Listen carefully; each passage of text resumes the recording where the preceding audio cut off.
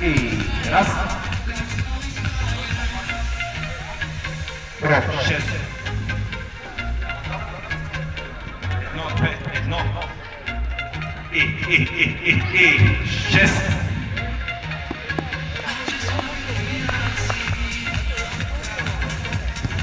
I jedno, dwie.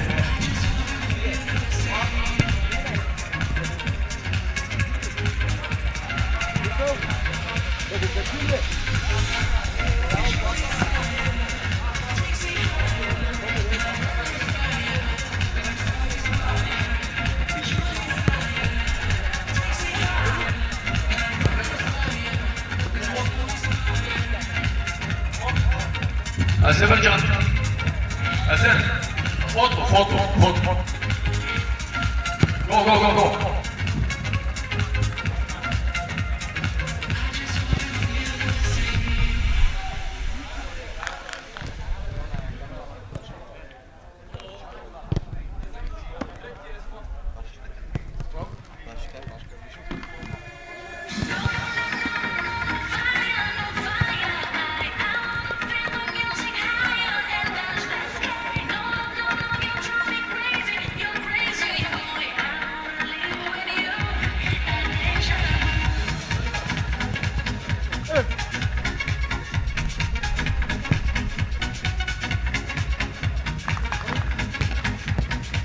Go. To Elada. Edo.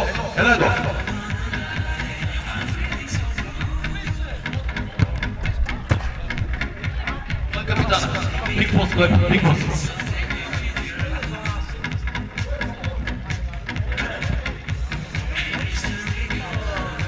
Foto.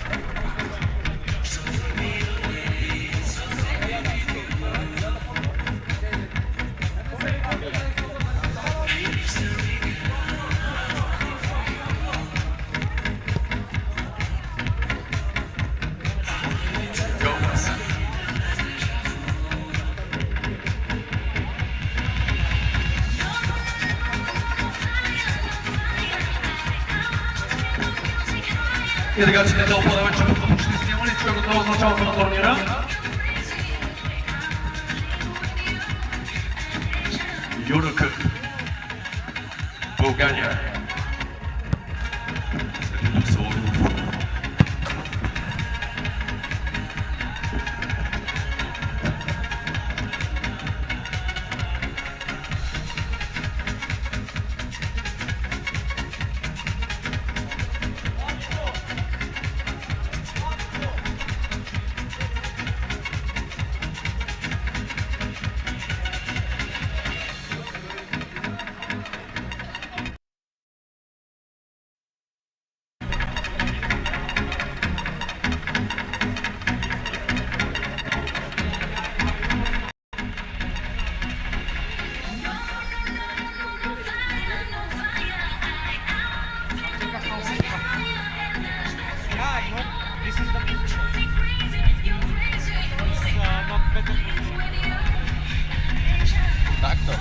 Later, two months ago, I sit here and see everything because I am a little here. You see,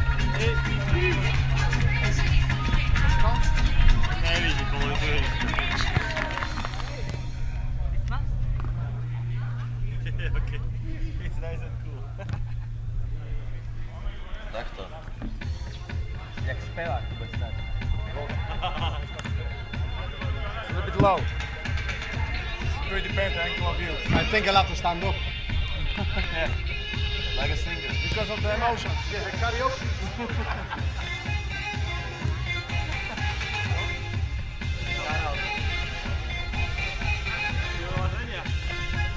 Ale nie, že komentator bude. Tak bude ale vedia. Ja som to neznal, že som politicky rozvedal.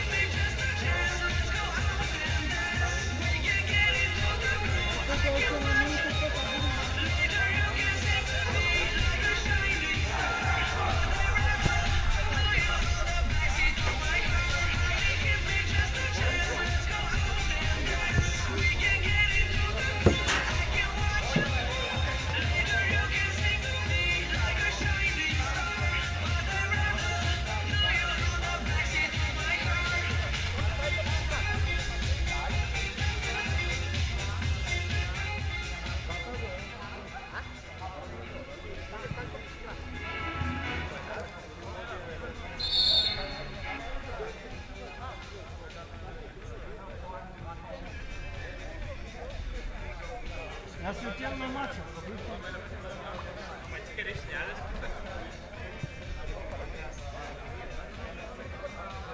Čemu je li se pri njegu, a kada razbiram?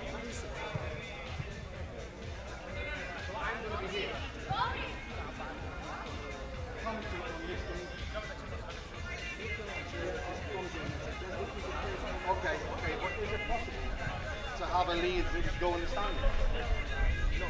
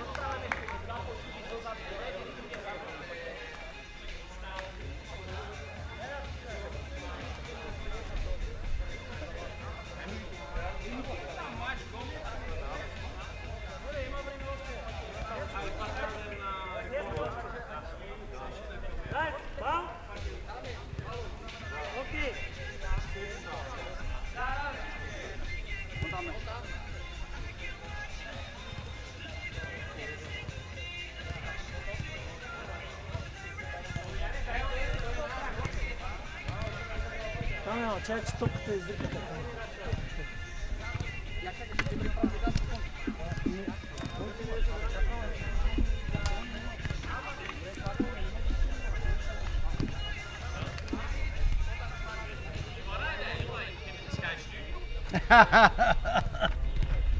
Just try to be organised, really. Where's the sun? You're not in the sun if you're there. No, Right, I so can there's stand yours. up, I am.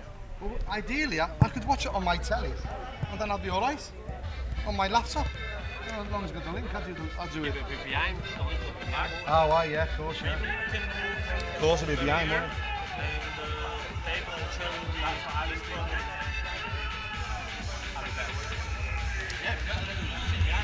Just. Ставайте добре.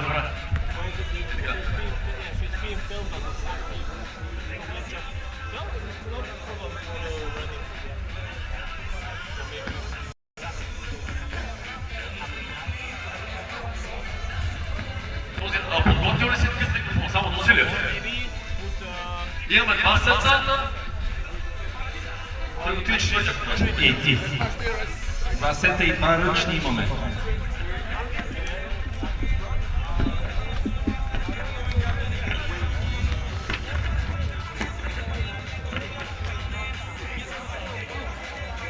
Už se neko presatkala jaka dizaja, dizaja. Uskakivajuća.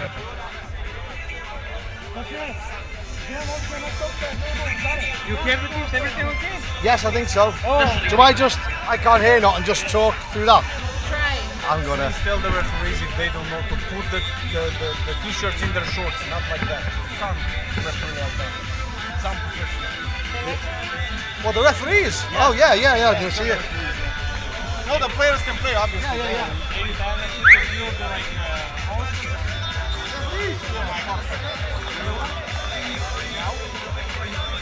you're maybe not free. Yeah, but now it's okay.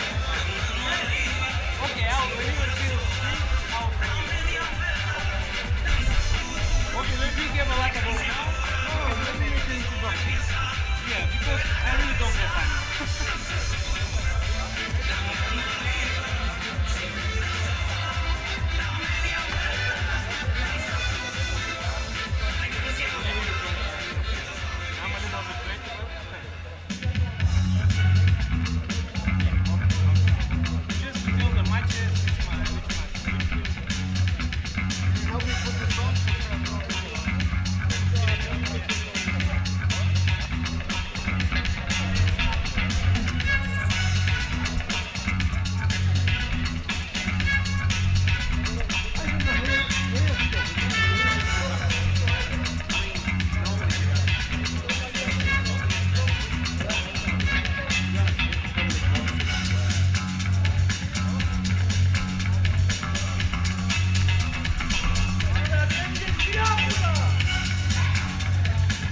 My words to myself before winning any comp is just got me ready.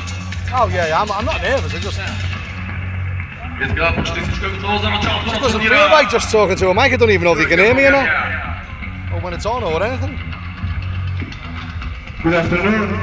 Welcome to the 2023 edition of the EMF EUROCUP, a tournament which is being held here in the lovely sunny beach, Bulgaria. So, this tournament is organized by the European Mini Football Federation in partnership with the Association of Mini Football from Bulgaria. We have 28 teams number 6, number 8. from all over the continent who will And what I'll do, I might be try, playing I don't want to like make fun of the names and say, today and look like I'm being until disrespectful. Saturday night when we will have the finals of the tournament. Zidis. So right now we are getting ready for the first two matches. Zidis. Okay. We Antonios. have Galactico Avantikis. Brasov versus Zangazu of Avanitakis. Azerbaijan on pitch 1. Avanitakis. Kolisidis. Kolisidis. Yes. While as on pitch 2 we have T.M.T from Greece Konstantin and Tsikas. Veska Olomouc of the Tsikas. Czech Republic. Dimistos. I We wish that won't be able you to say the enjoy names. your stay here and the whole Kostarisis. tournament, and we Theodoru. obviously wish a lot of good luck And, to all the Spiros. participating teams. Don't know. Τσιγαρίδας. Tigaridas. Yes. Tigaridas. Yes.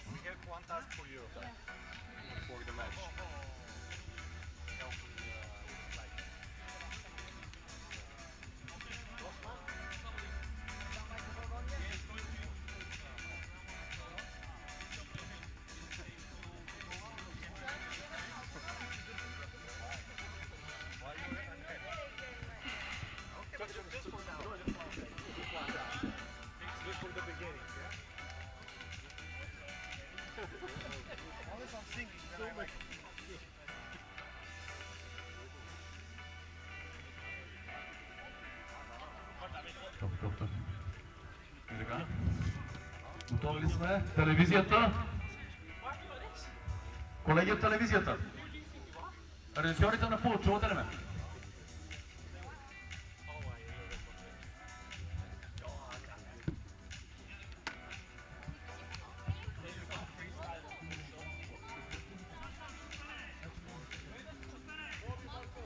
Сега прави секунди преди началото на турнира EuroCup 2023 година в България. Колега Диджей, готов с химна на Европейския мини футбол федерация. И така, готови? 1, 2, 3, старт! Усили, много, усили!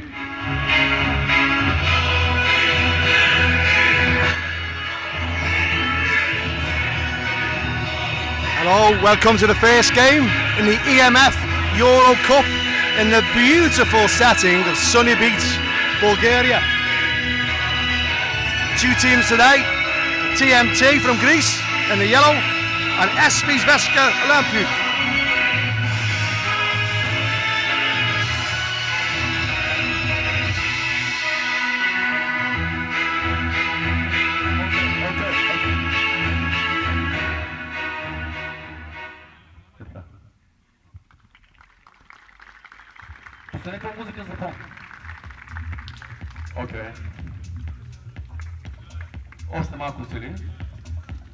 Today's referees are both from Bulgaria, Slavko and Lubina Rusev.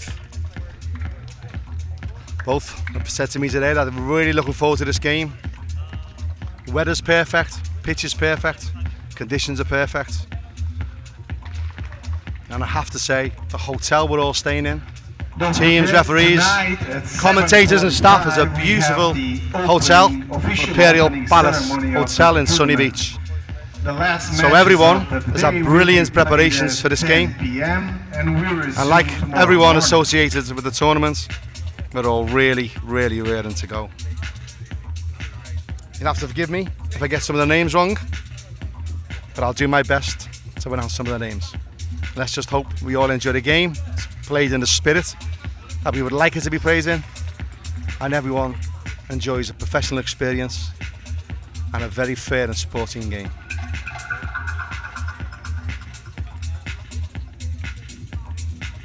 Formalities have been done, for those who are not aware, before every game, 30 minutes before kick-off, all the teams must be checked.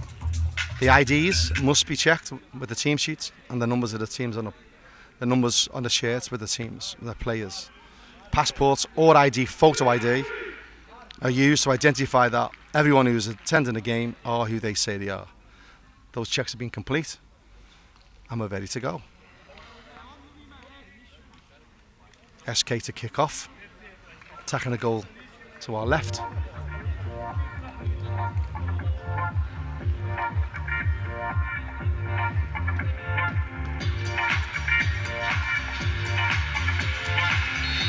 And off we go. Good luck to both teams.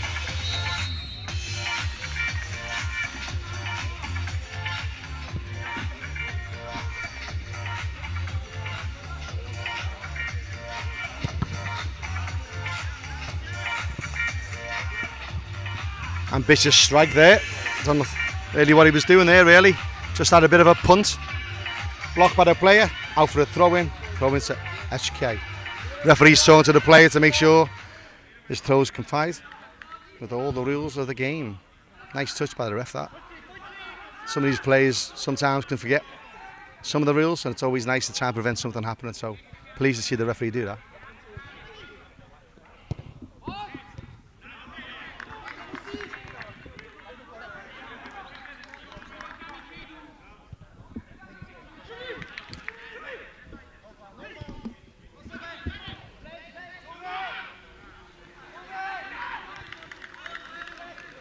Tricky little pass out wide that. He was lucky to control that and he did well to get it into the box. Keeper held it safely. It's back to the SK keeper.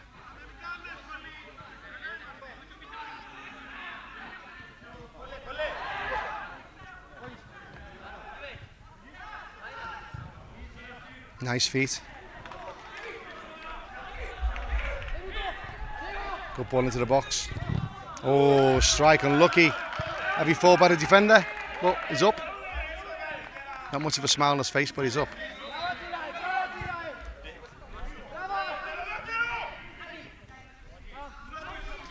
Yeah, this number 4 for SK seems to be playing a bit of a sweeper, deeper role, which is trying to open them up, particularly in the middle of the park.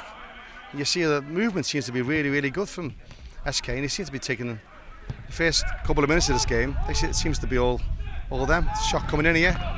Nice strike. Got his foot right round it. A bit too high. And we go again. Goal kick to T.M.T. Yeah, there seems to be a clear tactic here by SK to be playing deep, almost like a sweeper role, really. It's interesting to see that.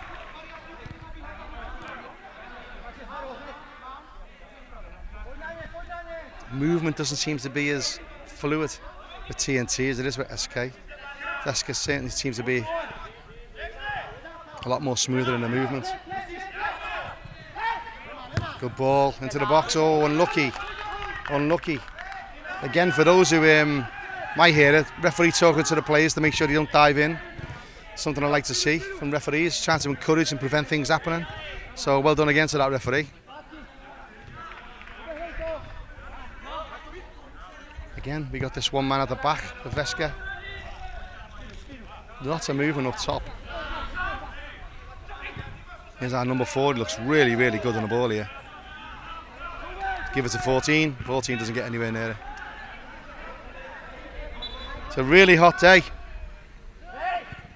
Today you might notice again the referees, it's a new rule we brought into the EMF, where to speed up the game, the referee will put his hand in the air and count out 5. Bit of a push there, but he got away with it there, T.M.T. Yeah, so you'll see the referees now, they'll be putting their hand up in the air, counting to 5, with the fingers and vocally, just to ensure that no one wastes time, which we all want a faster, speedier game. And again, referee doing well there.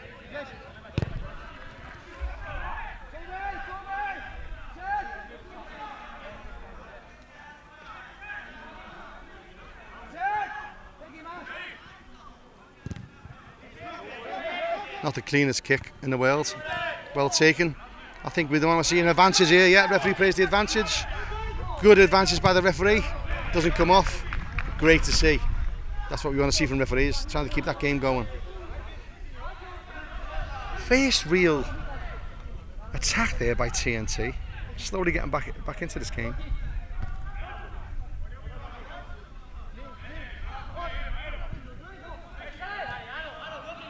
All the way back to the goalkeeper.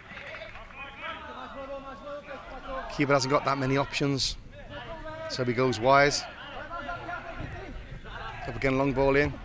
Easily clears up by SK Veska. He definitely seems to be a little bit more tactically aware and skillful.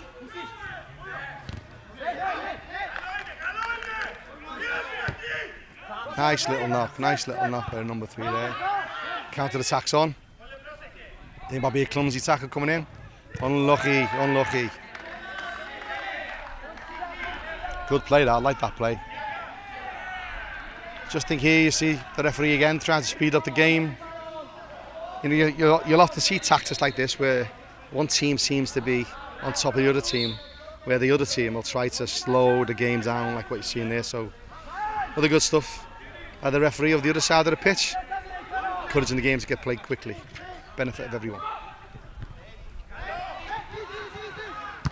First real strike of the ball, nice touch. Unlucky there by Theo.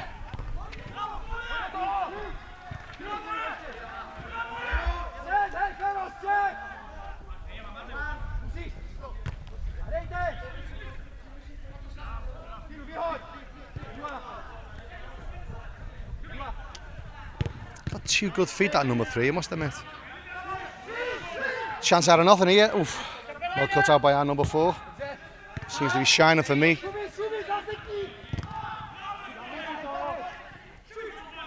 think he's going to have a pop. Bit ambitious.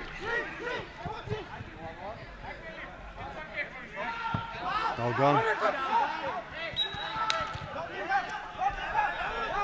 Great to see the player not moan too much there. I think he could have been unlucky if I'm honest. But great to see them just a little half out of the peel, get on with the play. No gesturing. No antagonising.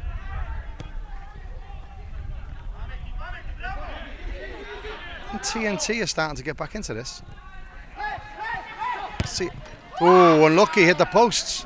First real chance there, a little bit of play in the middle of the park. Opens Veska up. First chance of the game. Unlucky.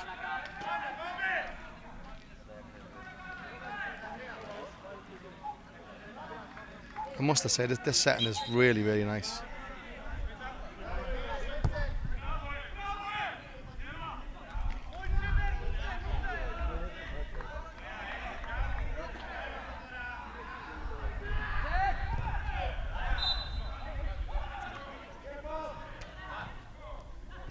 Good feet, good feet, good feet. Unlucky. Oh, poor touch there. And number 4, we've been praising him for the last 5 minutes. I think T.M.T are growing into this. Yeah, good spot by the ref that. Definitely a foul. Again, no reaction to the play, which is great to see. We often see these tournaments played in real positive top spirit, particularly early on in a game and particularly early on in the tournament. And this is playing out as previous tournaments have. You find out as we get to knockout stages, it gets a lot more feistier, but nothing really out of order. So awkward challenge there. Coming on to the goalkeeper. Goalkeeper in mini football is really important. You find a lot of teams use them, particularly when they have a flag goalkeeper and they come out later on. Really important for these goalkeepers to have really good feet. And then, as I say, that the goalkeeper goes and does that. Chaos, absolute chaos.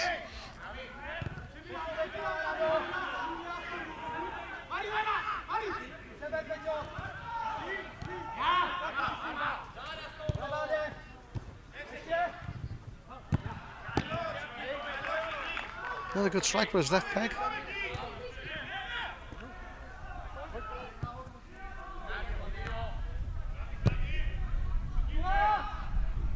Yeah, another ambitious.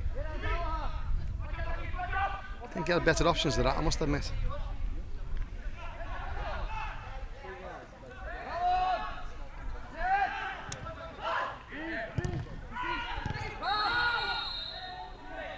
He's in. He's in. Is he in? No. Good save by the goalie.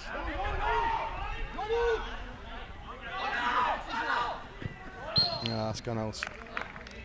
Gone out. Real opportunity there. Good save by the goalie.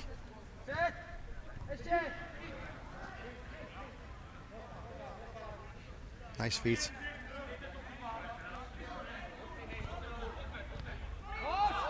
Oh, could be on here. No.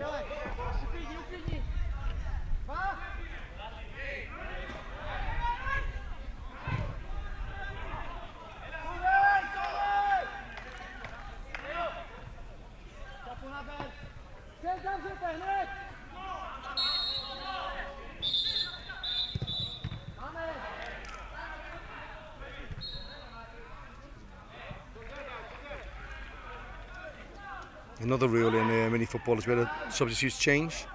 A little bit of confusion there, and the referee quite rightly corrected it, so the restart can be as per the rules.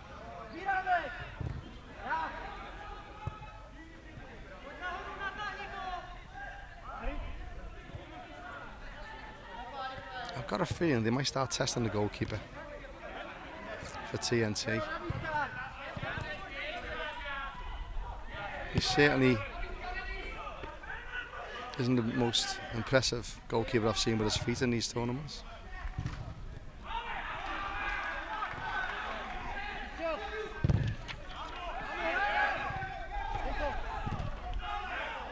But you know Alexandros, and he's a real top man.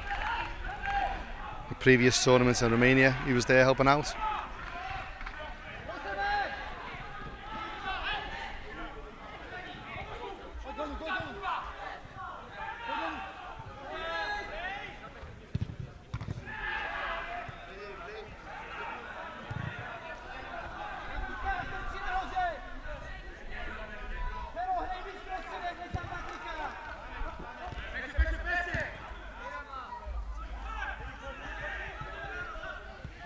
Yeah, T.M.T are getting a bit more organised now.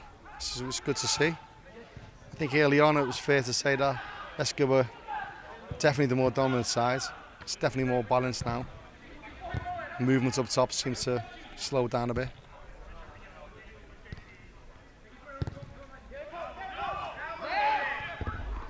And there it is. 1-0 to Veska. Number 10. Joga.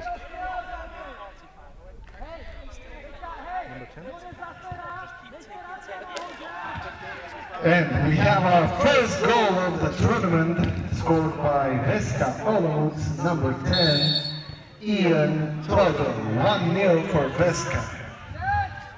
Yeah, so it takes the first goal of the EMF EUROCUP. A little bit of info we can tell his grandchildren. Sure he hasn't got any yet.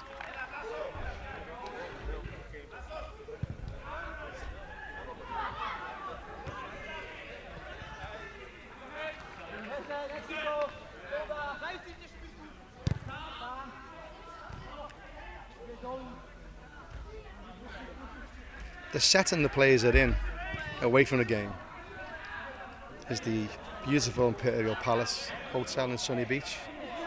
I advise anyone listening to look it up. The staff have been amazing. Facilities are absolutely top drawer. Food's been great. So it's a well-run hotel. Oh, I think we're going to go in there now. Well-run hotel, and I highly recommend anyone looking into that have a stay there when the summer reopens. Fantastic stuff.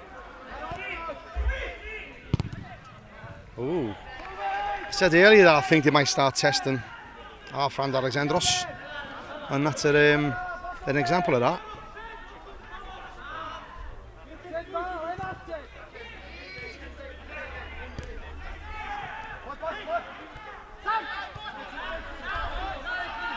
Yeah, I can just see a little bit of legs coming in already here from T.M.T. Number 9 didn't really chase back there when he could have. Ball gets absolutely ballooned over the bar. For those who are involved in football around the world will know that losing balls sometimes is something that happens quite a lot in mini football, no matter how good stand-up player you are. Gone long again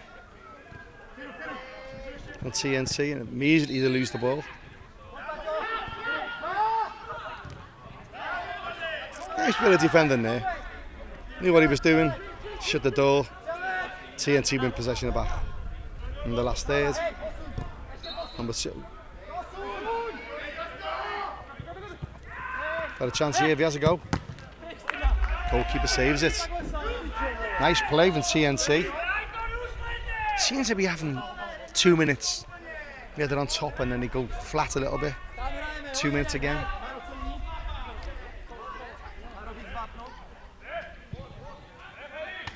All seem nice lads. Met a few of them in the hotel this morning. They're all as excited as the rest of us. All well prepared. And we just have a stoppage while our friend Alexandros gets his equipment repaired. And off he goes. Top man.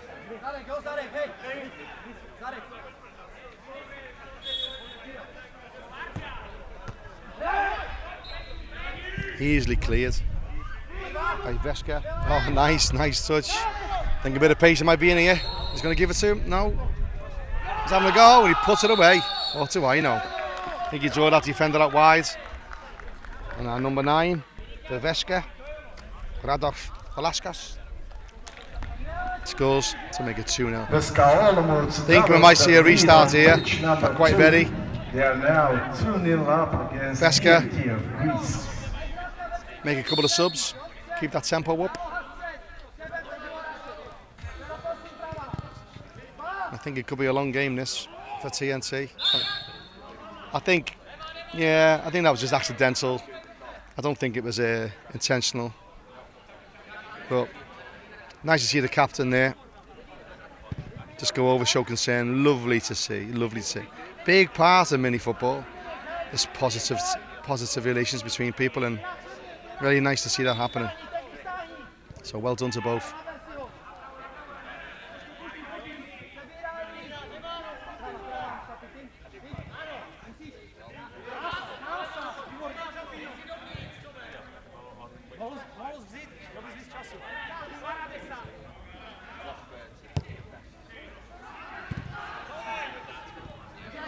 Bit sloppy with one back.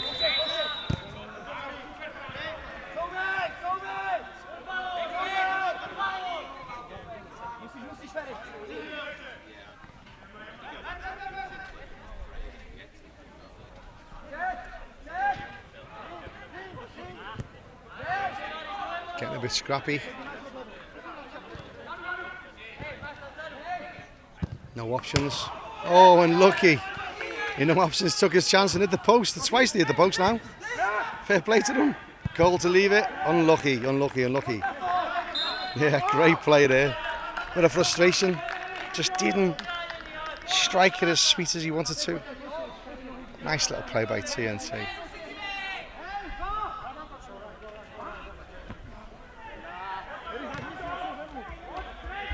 He's a big lad, him. I must admit. A little bit of naivety with the substitutions there. Made a sub when they knocked the ball in. He's a bit more tactily aware that, and when they're making the substitutions, unlucky there.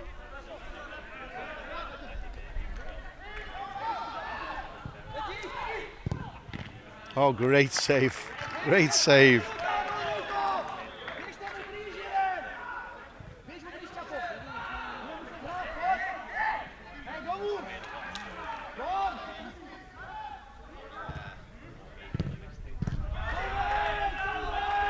I think both teams have had chances here where if he just struck the ball a bit sweeter, I think we would have seen more goals than we already have. I think the ref might give that, and he does. Not more than just a free kick.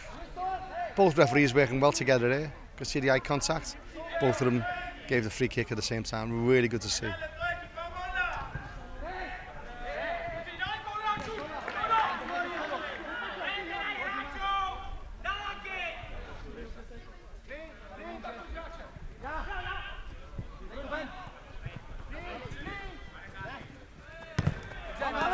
Nice feet there, well spotted by the ref, but unlucky. I think a back heel could have sorted his player out there, but he kept hold of the ball and it's gone off for a goal kick.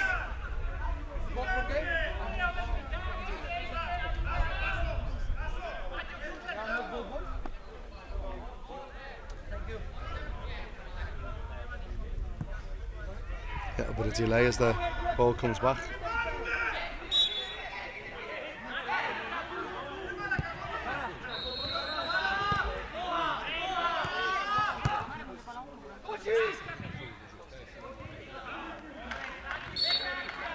There we go, half time.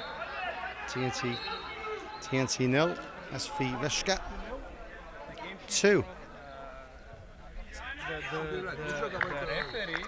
I think the benches will swap positions as what the rule we do. And I'll be back after the break. Czech Republic leads T.M.T from Greece 2-0.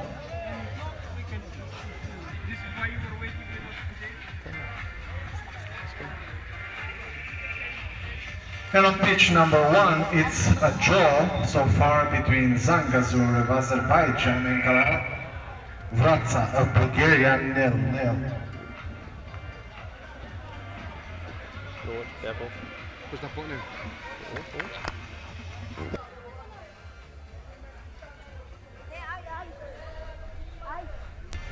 Don't forget, tonight at 7:45 we have the official opening ceremony of the tournament here in Sunny Beach with 28 teams participating.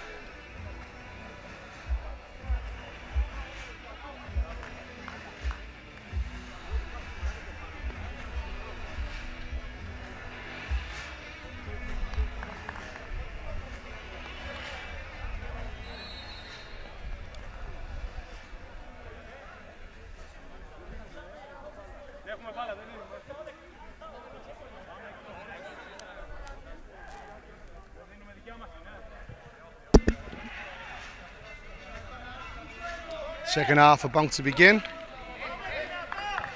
Good luck to two teams. I think an early goal from T.M.T might see this game change considerably.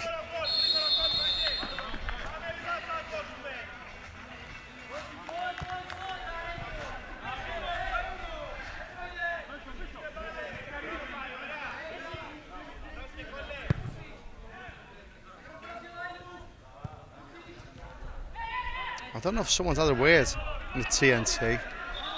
Definitely a lot more movement early on in this.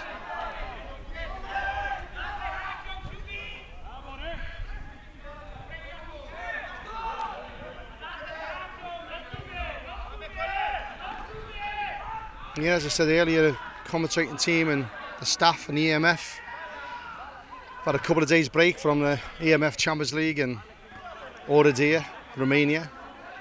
And they're very, very impressive. Antonio Alexa Arena in EDERA. A wonderful tournament run by Montenegro.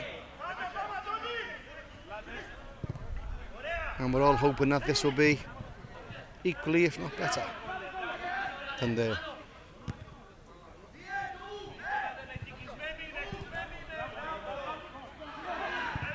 I think it's trying to overcomplicate it there, I must admit.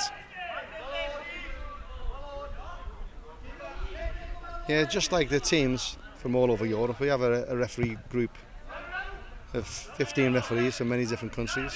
Some have never worked together. These two guys have, both from Bulgaria. Experienced in the game. And they're staying out of it.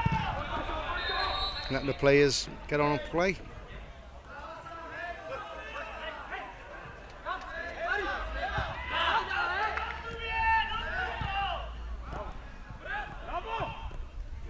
Oh, I think that'll get pulled. Well done, ref. Well done. Just enough to put him off.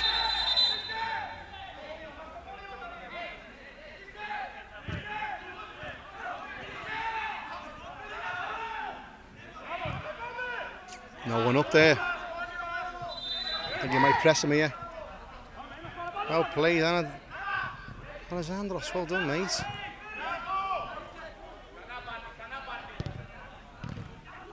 Oh,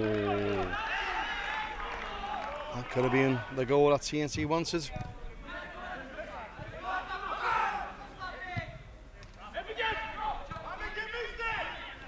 Oh, over it. No pace on that to put him in. Ball needed a bit more on it, really.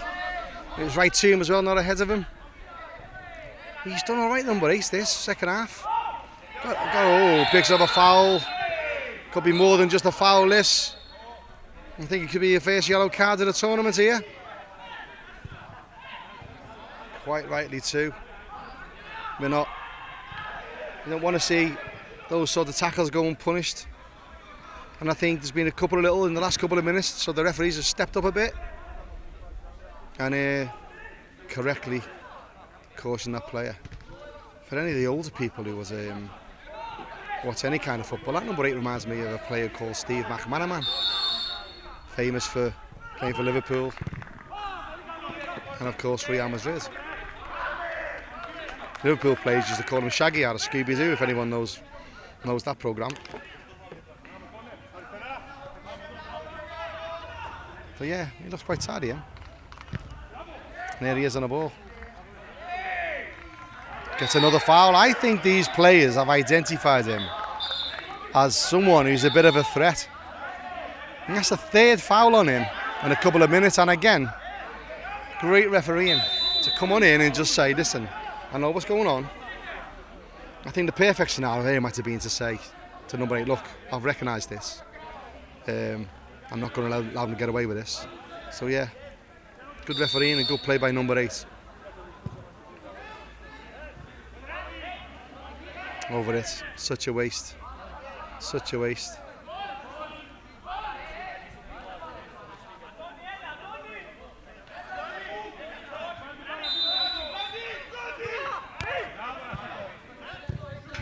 couple of little mistakes coming in here. And I think T.M.T getting a little bit wound up. Understand the frustration. I think that happens when you get beat 2-0 in the sunshine, and little mistakes like that happen. But they're far from out of this. And I think one goal, hopefully from our number 8, I'm taking a shine too, will change this game dramatically. The referee clocked a little bit of a push there. Number 10 taps him on the head.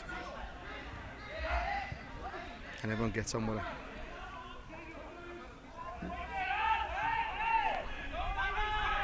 As you can see, very different tactics from Veska to T.M.T. But how the goalkeepers are playing. I think he's overstressed there, and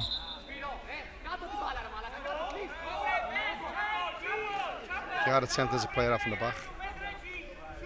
Again, nice to see. Where did you see that? See the opposition players helping an opponents up to the floor and giving an handshake. So lovely to see in football. There's not enough of that in football. So well done to those T.M.T players from Greece.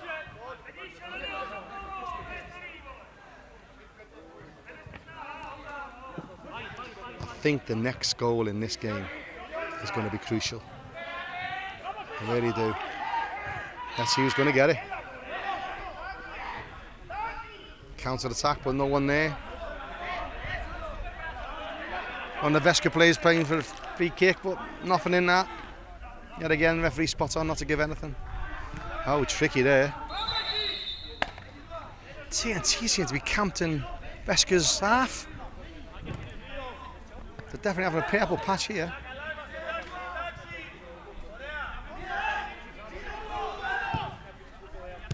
Oh, is he in?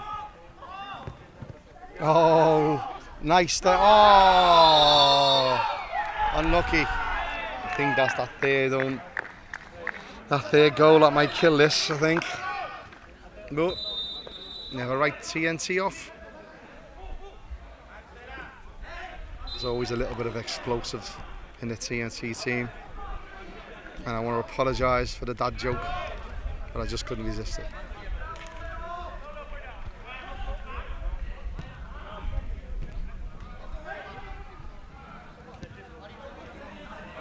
Yeah, honestly, I wouldn't write off T.M.T. There's still game, still up for it. Won a corner here. No, he's given a throw in actually, by mistake. See again, the goalkeeper was looking for someone to be up front, but no one was there. But he's in, he's got a left foot, he's gone with his right. Great finish, great finish.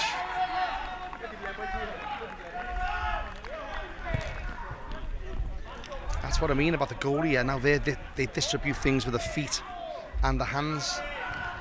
It's so important in mini football, having a keeper with good distribution, and he certainly got that.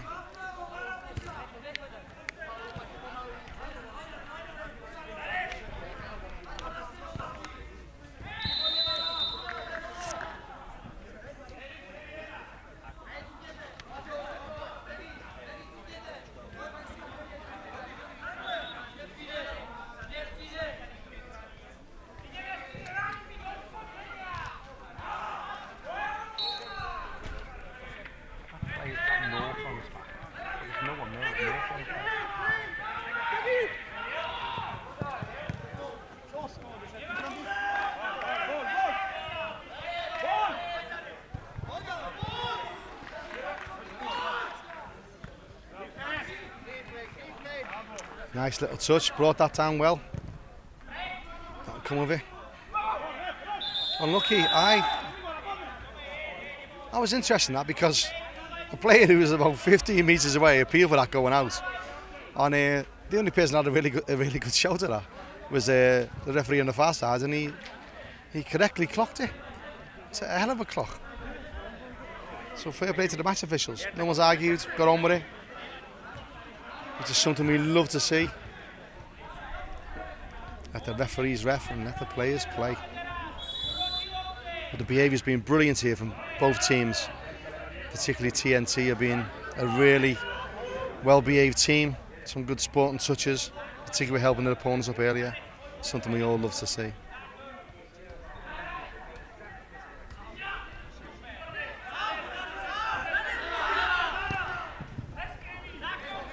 He's got a left peg. He has got a left peg. If he was right-footed, he probably wouldn't have took that. Nice finish. Nice goal. 4-0.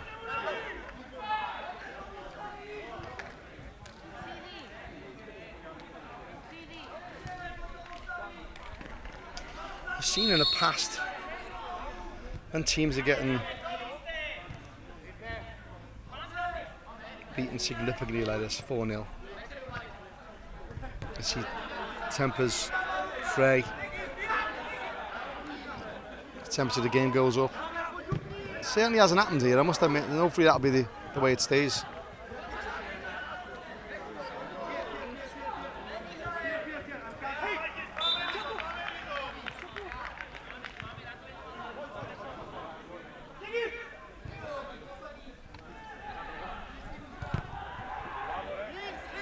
Oh, strong play by number 2. I like that. Go on, Berrier. Oh, unlucky. You know me fine when I'm commentating, I have a favourite on each team. Got number 4 for SK and number 8 for T.M.T. Really like how they play. Bit of a heavy touch again. Good eye tongue between the referees there. Making sure we got that decision But right. on pitch 2, Olomouc is very close to the victory against T.M.T from Greece. On pitch number 1, we have the first goal, and Zangazu is leading Galactic Brasov by 1 goal. Come on! to 0. Oh, good save by the goalkeeper. He is a big unit, mind. But first real chance for T.M.T this half, and goalkeeper did well. Oh, thought he'd get a free kick there, but what do I know?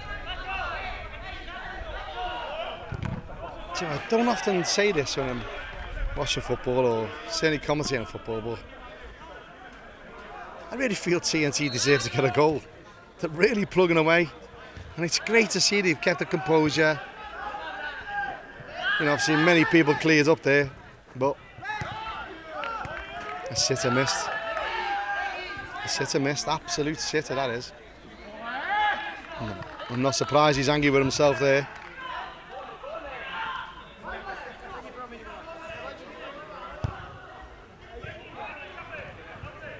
See again, tactics from T.M.T, long ball, up to that strong man up front. Couldn't really bring anyone into it. Still chasing with heart and drive, and lovely skill, lovely feet. Nothing come of it. And all chased down. Still 4-0 to SK.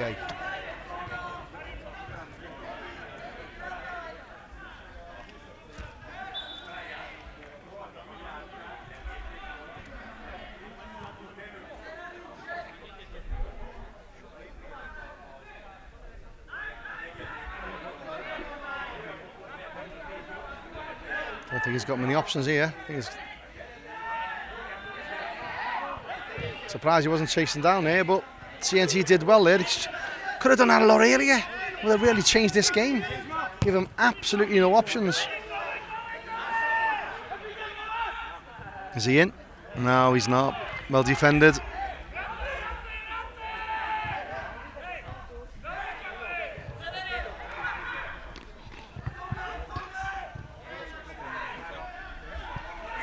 Teams like to win the first game of any tournament, and everyone knows get off to a good start is really important. And SK have definitely done that. Some good players in there, and I think T.M.T will be gutted to see that this isn't a closer game.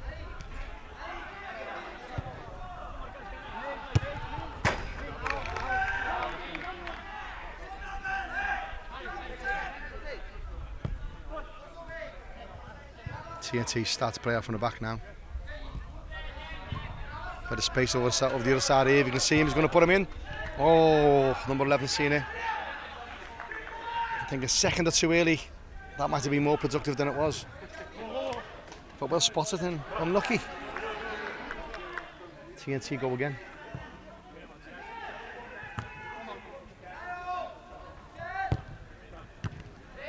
Still plugging away. Good football by our Steve McManaman lookalike there, number 8. Really like him. Do you know what? Really good to see that defender, number 46 for T.M.T. Never did anything untoward there. He's wrong-footed. Had to flick the ball over him. I've seen many players clear the attacker out there, so nice to see. Just got on with it, nothing untoward.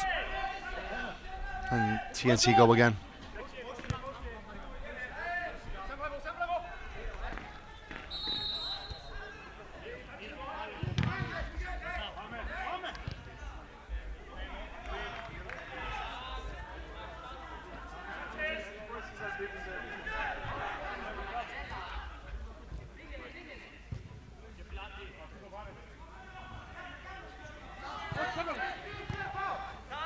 SK, the Czech team, have managed this really well, I would say.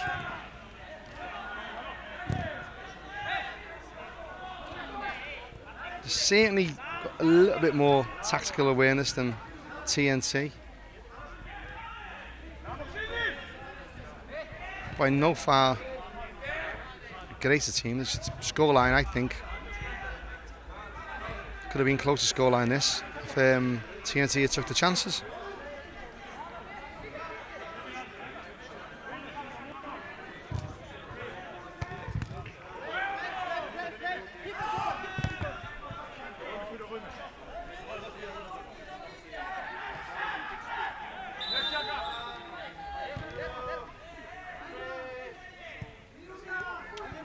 Might have heard a good referee there, counting down.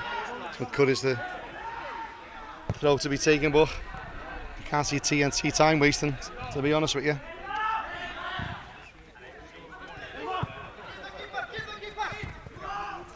Only one option up front. Only had to go alone. Unlucky. Lovely little play there, but really didn't have any options. I think Vesco might be just saving their energy a bit. A lot of games coming up over the next few days. I think it's wise for them not to bust a gut, so to speak, when they're 4-0 ahead. I think that's a wise move by the players there. They don't really have to exert too much energy in this lovely Bulgarian sunshine than they need to. So, no one bombed forward. Half a penalty appeal there. But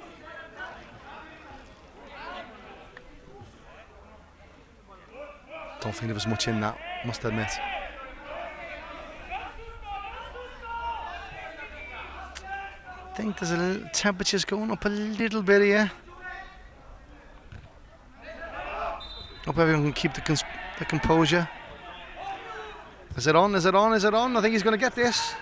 Good first touch. Unlucky. I think it was the better first touch, might have been more productive. Or a little cheeky dink. But nevertheless, they still got 4-0. T.M.T on the attack. Unlucky.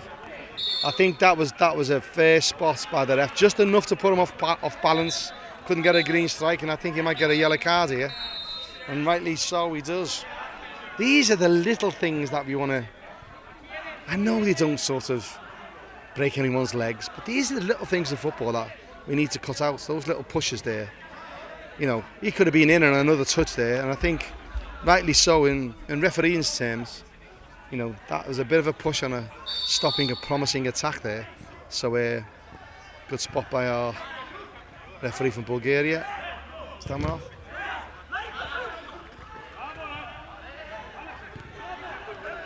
Pick up the second yellow card of the game.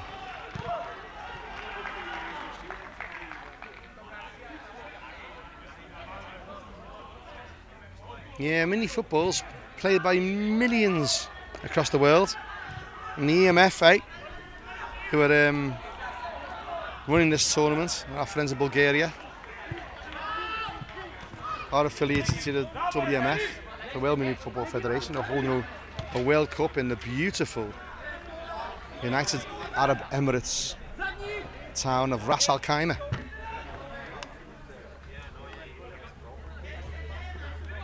In late October, early November. And between them, tens of millions of players play this form of mini football.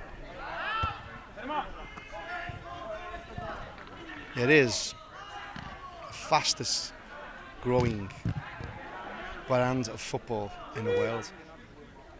And you can see why, can't you?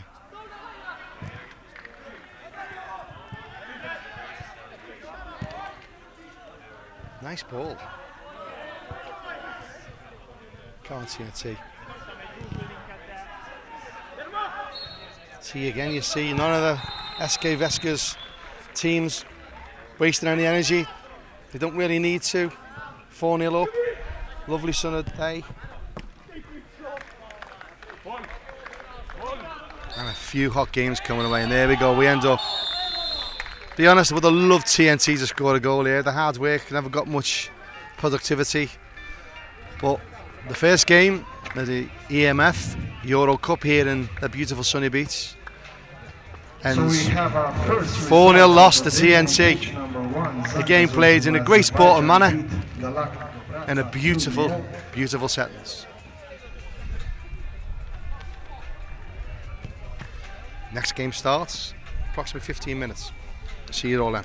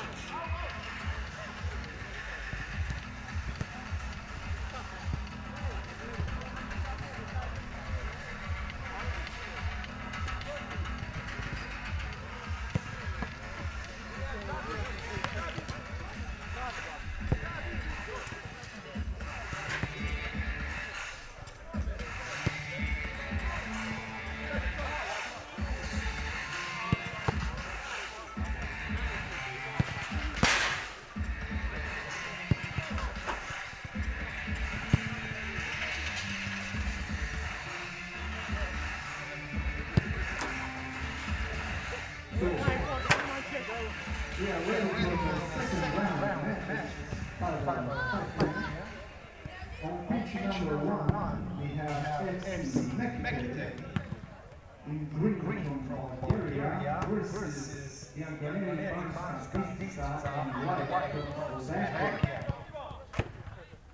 While pitch number 2, we are about to witness the match between Atletic Joga and white and blue, which has quite a few tendencies fans, and Airnergy from Hungary in green.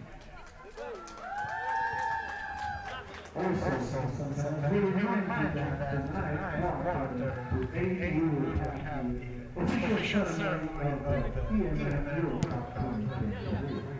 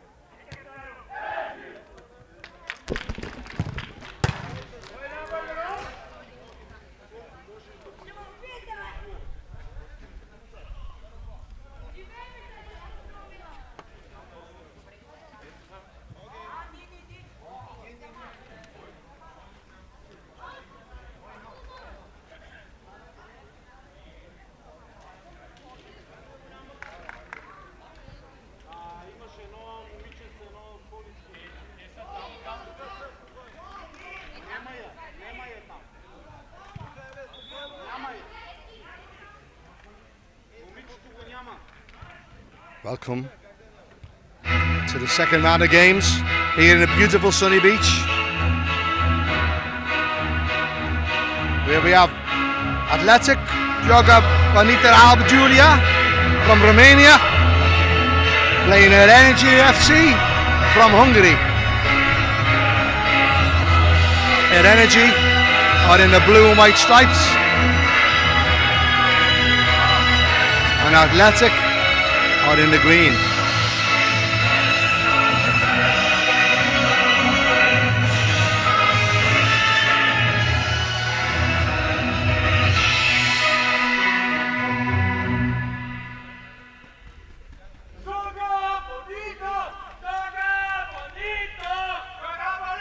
As you can see, Joga Bonito.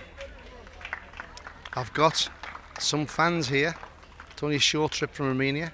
We made the trip ourselves from the EMF Champions League in Oradea. Short trip. Fantastic tournament. And this has certainly got off to a good start. In the previous game, the T.M.T losing 4-0 to SV Veska.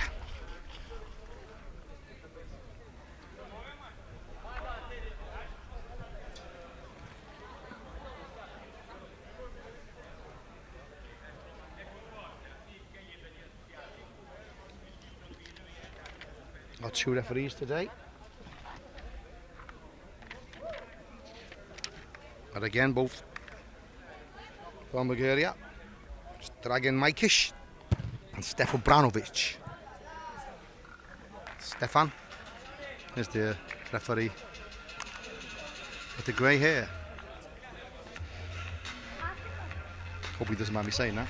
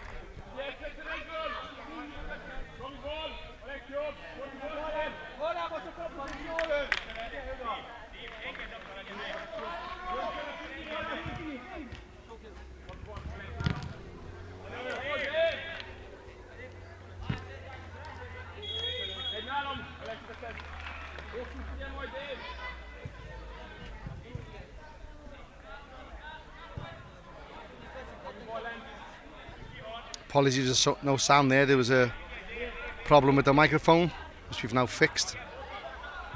So the game is underway.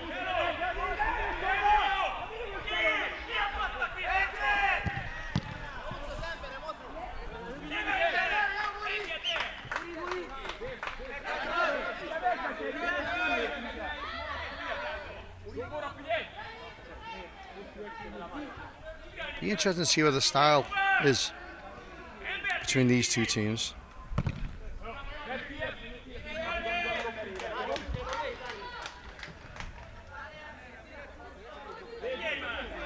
Hungary normally provides some excellent teams. Real strong teams.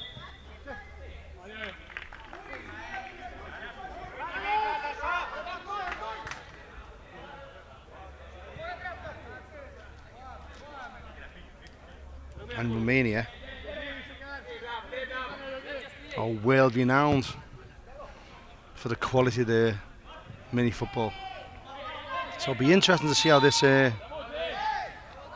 balances out. Slightly different response to before from when we had T.M.T earlier. First real foul of the game. captain has a bit of a pop. Let's see how this develops. The referees have been informed to crack down on poor behaviour. You do want to see the games managed, but again, we want it to be safe for everybody and enjoying this environment.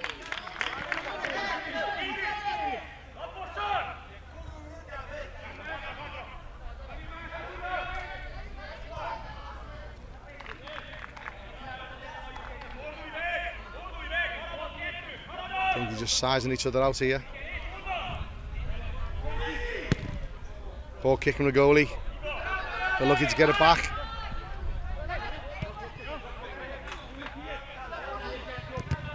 That's Bonito.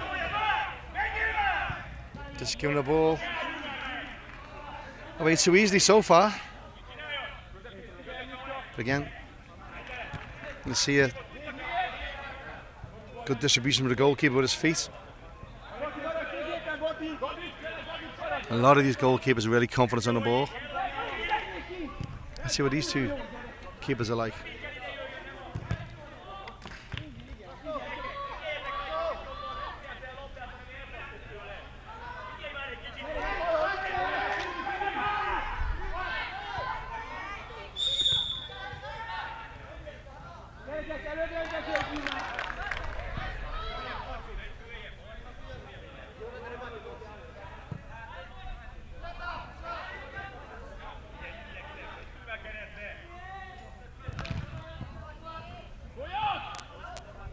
Game's just not settling down.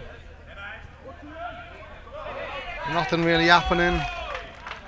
Lots of poor little passes and touches, which is unusual for teams from these two countries. They've normally got excellent first touches and excellent distribution. There'll be a little bit of nerves from both teams here.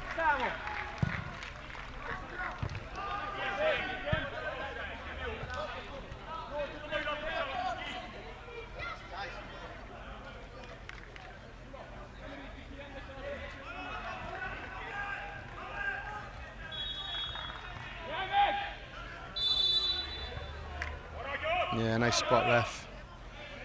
They can escape quite quickly when they go into the corners there. So wise refereeing to shut that down and get back out playing. See what I mean? Great distribution from the goalkeeper there. Poor first touch. So it's Banska Bistrica 1, Mekete 0.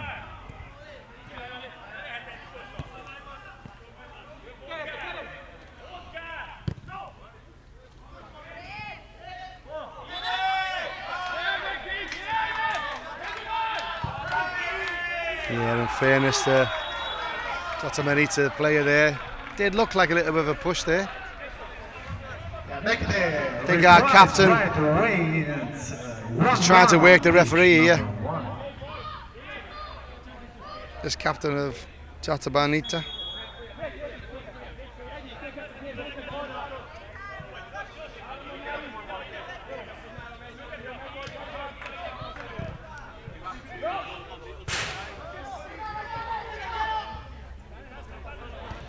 Again, teams just sizing them out here. No real play development.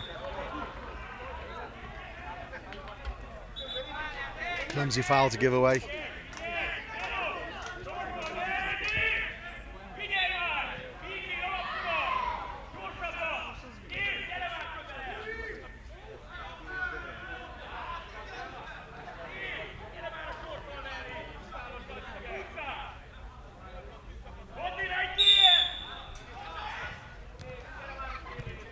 Oh, lovely set of play.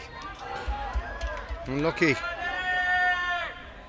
Clever little routine there. They've obviously worked on that one. Quick counter break. So only got one ahead, only got one real option. Ran himself down the cul-de-sac there, really. I think he could have done with just starting again. Maybe bringing in a captain there.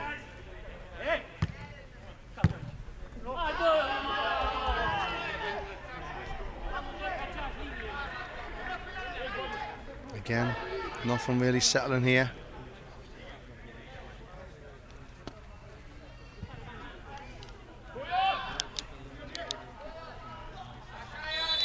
got to give that one. Again, nice touch from the opponents. Standard of sportsmanship's really at a high level here, which is wonderful to see. It's a lovely touch. Starting to play both teams now. Maybe the nerves have settled down a little bit. Some good play there. It was unlucky.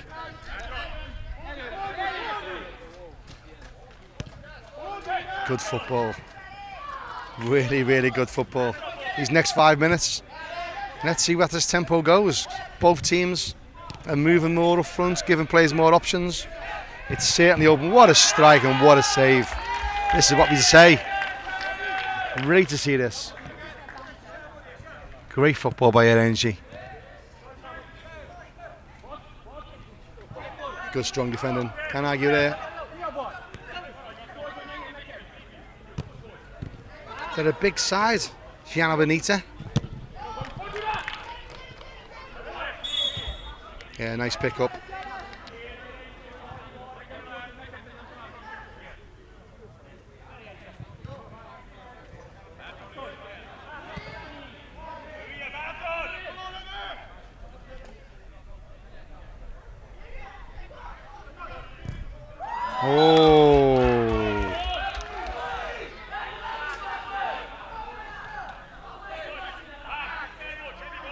Bit of frustration between each other there. Basic mistakes gives away a corner. I think that was a routine that wasn't going to come off. Great touch. Lovely left peg, this lad. Clever defending there by Airnergy. Oh, he looks dangerous. Heavily strapped on both knees. I hope he survives this tournament because he looks a really, really good player. Alexandru Kirkov. Bonito. I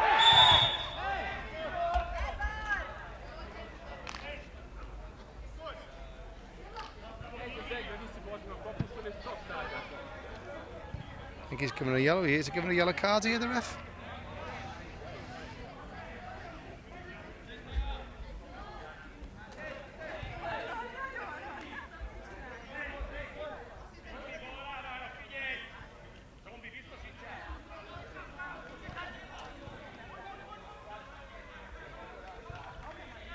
Yeah, I think he's picked up at persistent infringements. Little foul, little nudges.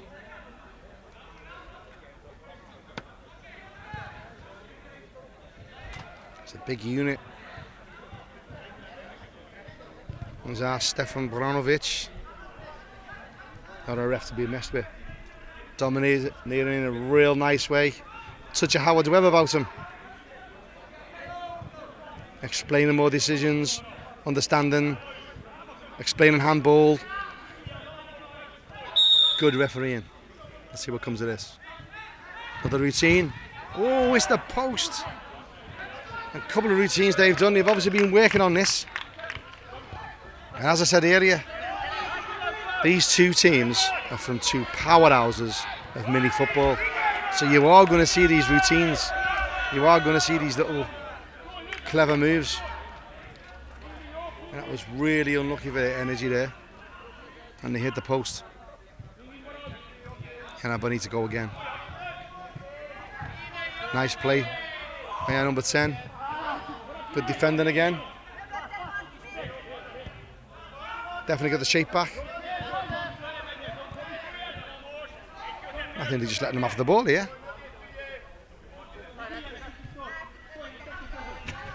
Just a quick reminder of the scores from pitch number 1. It's 1-1 between Nekite and Bianconeri Banca Bistrica.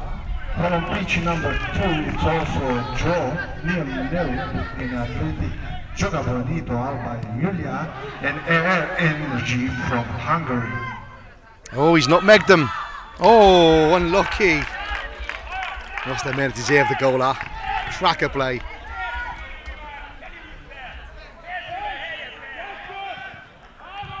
See another routine there. He's going to score here. Oh, what a save. There's 3 routines Airnergy have done here have been really, really impressive, and they've been unlucky not to be 2-0 up here.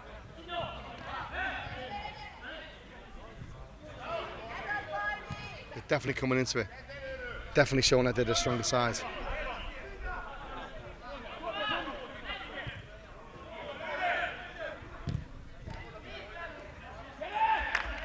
No one up to release to for that quick release.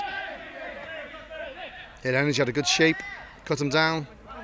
He's got to do the sweeper keeper roll. And again in this hot weather, I don't think you see many players pressing him down. He's definitely looking the option. He's going to go deep to one of the corner flag, I think. He's having a pop. And a goalkeeper might have. Oh! That's brilliant from number 27. That goalkeeper was going to have a go there, and the Airnergy, that would have been a hell of a chance because the goalkeeper would never have been back. He just tapped the ball while it was in the air. Fair kick, no problem with that.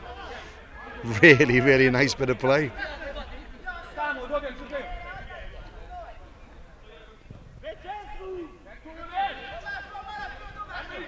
He's what we would call in the game cute.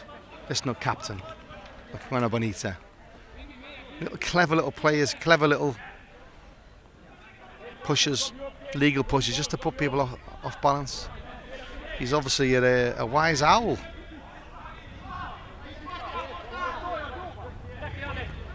That's our number 23, Daniel Lupsan. Got two options in the corner flag now. This might open up a little bit here. He's going to go there. I think you might see a little bit of set play here. Quick ball across. Oh, seen that coming. That developed quite early on when the goalkeeper has it. And you've seen the captain move towards it to give that overload. They use it really, really well. I'm not sure he meant it, but it's in the back of the net. And really, let's be honest, that's all that matters. I think that was against the run of play, you know. I think Airnergy were getting on top there. When Bonito, 1-0 up.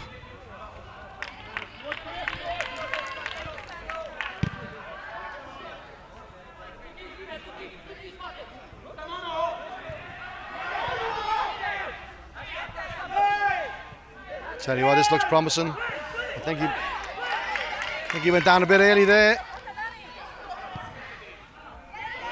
What's he got? Oh, I think he needs to release that a bit earlier. For a team with that standard, that's a chance. It's a wasted chance.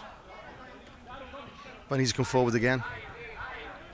Good little tight play. They're brilliant in these little tight places, these players. They really can get out of it.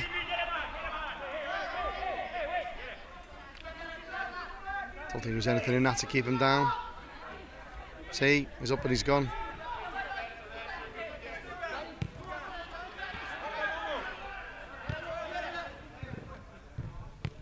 Yeah, Airnergy just playing it between them. Probably go back to the goalie here again. Trying to move up front and pull people out of shape. But the sweeper keeper's trying again. There's not much movement. It's movement up front, but Bonito defending really, really well. Yet again, playing like a sweeper. I think he might move forward a bit here. Some space in front of him. I think he could be a bit braver here, the goalie. A good 10 yards in front of him there. Just reluctant to come out of his penalty area. Caught out by Bonito. Oh, could that be a corner?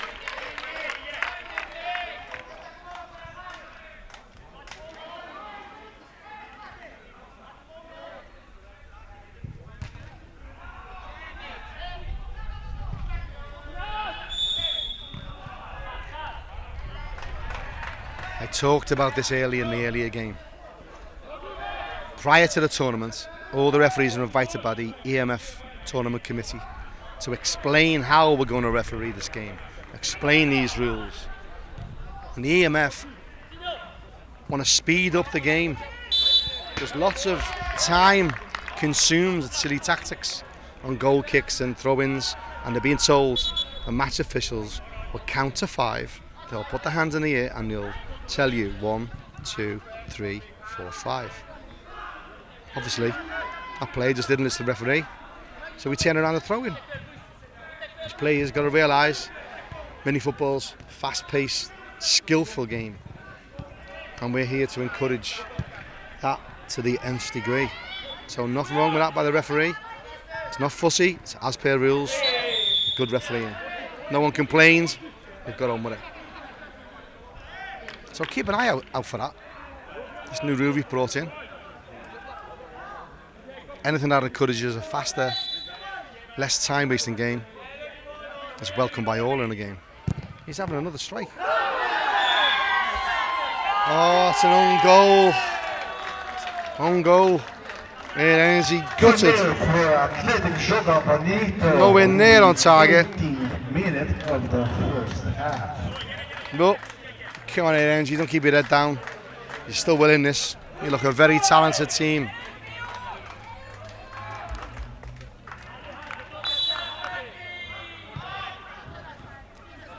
I think Bonito seems to be a bit more experienced. Seems to got a little bit more in the locker in open play.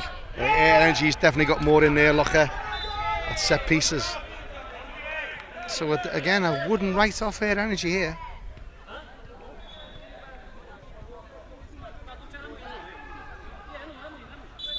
It's significantly different in the taxes to the goalkeeper. That's why I wanted to mention it here. He's been coming out a lot, whereas Airnergy goalkeeper hasn't. And in fact, the first goal came from a moving by the goalkeeper, coming out, pushed wide, started across the box and went in. But Airnergy goalkeeper seems to not want to come out. He doesn't seem to want to come out of that box and penetrate a bit more. Poor ball there, body shape all wrong. Looks like it was delivered to the wrong foot as well. Lost control. Bonito back in play. Here we go again with the keeper. He's got a nice left foot, this goal he has. Confidence on the ball. He's a big unit. See the options coming here. This is what I love about mini football.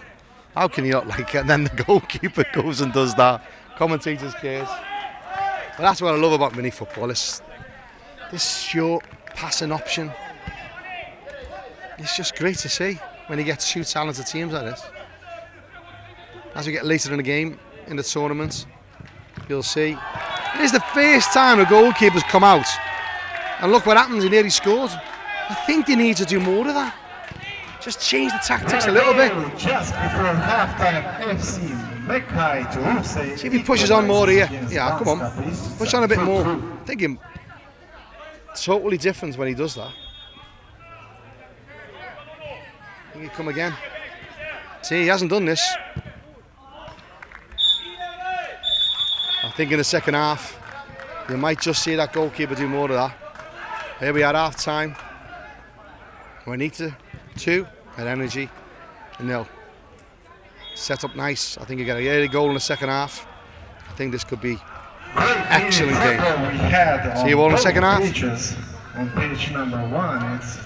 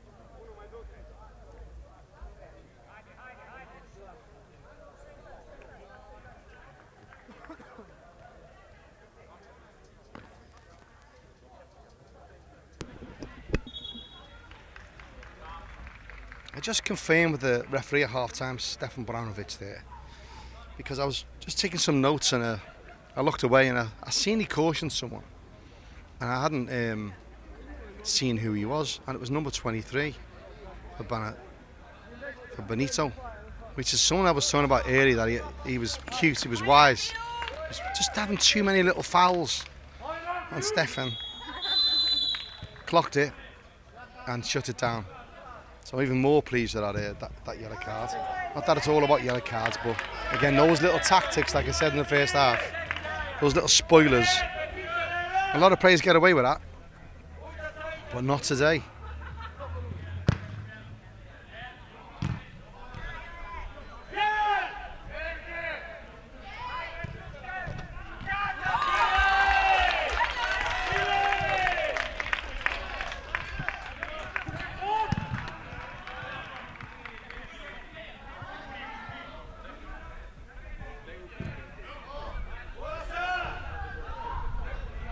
Bonito won a big tournament last year. It was 93 teams were in it. These guys came out on top, and if I'm honest, I can see why. Real tactically aware, good on the ball. Goalkeeper's really important to them, clearly. A big unit, and there's our number 23, already being booked. Having a bit of a pop. I think you might find he might pick up some yellow cards in this tournament. And if any of his friends or colleagues are watching this, just let the referee. Particularly when you're already on a yellow card and you have a go with the referee. Not the wisest thing in the world. That was unlucky. Really unlucky. I had a good view of that. Unlucky by Energy, and there they go on a counter-attack. Oh, no. Yet again, at 23.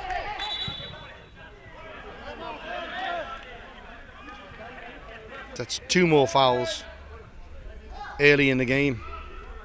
And I think he needs to just think about what he's doing. He's still pushing and shoving in the penalty area. Obviously forcing him to push it back, which is being picked up. This is what I was saying early on about how wise he is. He's tricky, this number 23.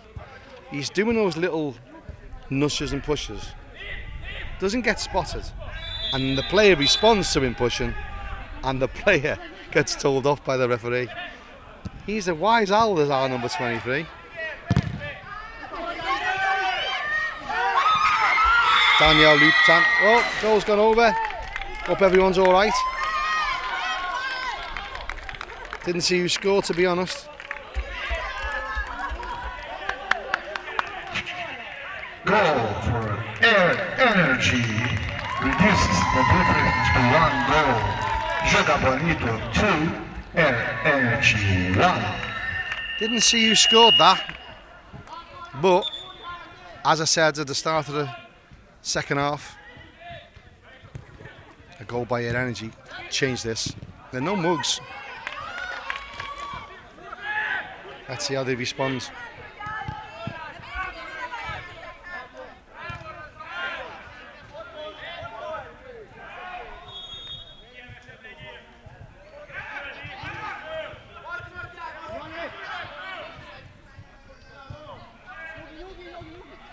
I think this keeper needs to push on a bit here. A lot of grass in front of him. Good ball. So he laid it off, now he's kept hold of it. And there was an option on there. Seen it a bit late, but it's come through. Unlucky. Yet again. Goalkeepers being productive. Big part of mini football. This ball, he's gone. Ooh, that was unlucky again. Oh, was that handball? Or had it gone out? It had gone out.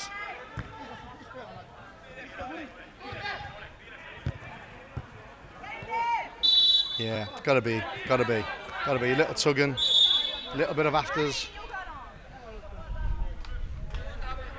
I think he might have been upset by something he said. Oh. I think they both accept a little bit of a telling off there.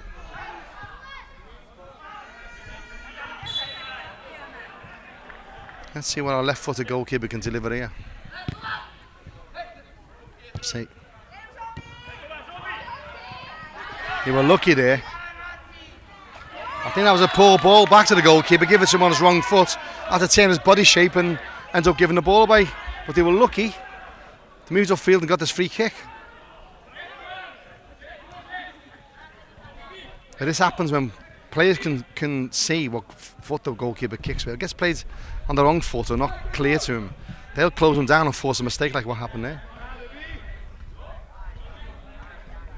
2 on a post. See a shot coming in here.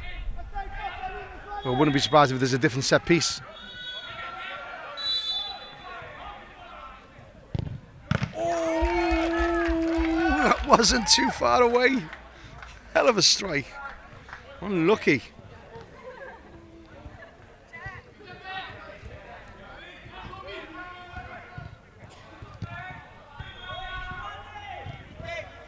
Good press and force the mistake.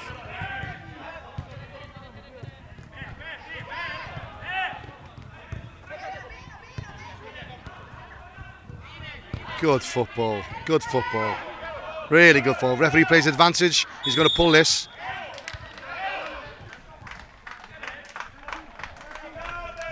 I think the referee thought someone was shouting at him then, and he was going to sort the trouble out if he don't want any of it. Well, he realised that the coach was having to go with one of his own players. A bit keen to get involved there, so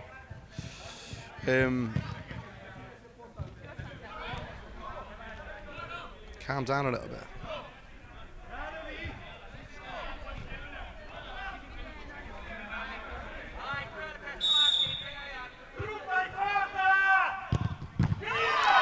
Great save and a great strike. 2 goalkeepers showing the skills there. Lovely to see. Countered a bit Airnergy. I think you might see a foul on the card here. Yep, rightly so. Rightly so.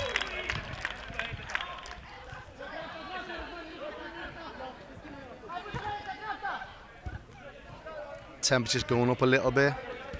I think Bonito know the Airnergy have got it in them to come back in this game. And I think they're just using those little wise tactics like I mentioned earlier, just stopping the momentum, stopping the play. Giving free kicks in the areas that aren't exactly dangerous. But this is mini football, and free kicks in any area is dangerous. But again, I can see a set piece coming out here. There's a lads out wide. They got 2 in the wall, which fills up space. Oh, he tried it. He did try it. He did try it. I think they spotted that.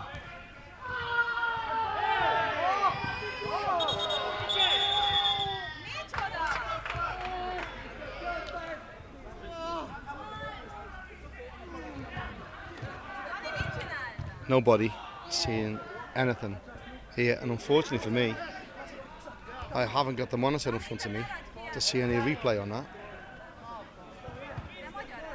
But he's a hell of a strong man. Hell of a strong man. And I think if he was clean on goal and someone put a hand across his face of that, I think he'd keep going. So make of that what you want. He's a good player, I must admit. I like how he plays. I don't like that sort of play acting, really. He's a big man, big tough guy. Don't think that hits him in any way, shape or form. Oh, he could be in here. Oh, he could have took a first touch, put him in. He didn't. He's got to. Unlucky. He covered that. Thought he could have released that earlier. But again, the talent of these players can make a chance out of nothing. Good play to cut across him there. Totally shut him down. Oh, poor release. He's got to release this quickly. Oh, a bit too quickly.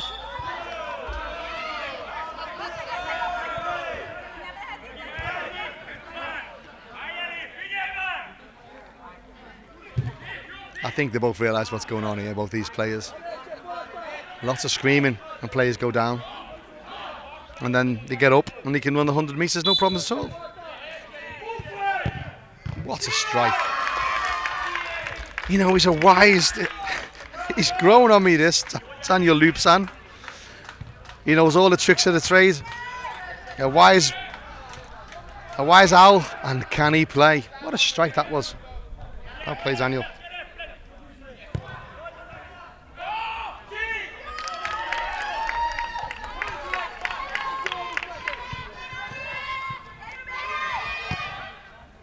Good ball square wide. Got to bring him back. Looking square again. He does. Not much options. He might have a pop here. No shut down. Oh, confusion. Who wanted it? Might see a tricky foul here. Told you. Could have played advantages. Oh, he's gone the other way, the ref. Gone the other way. You have saw something I didn't see.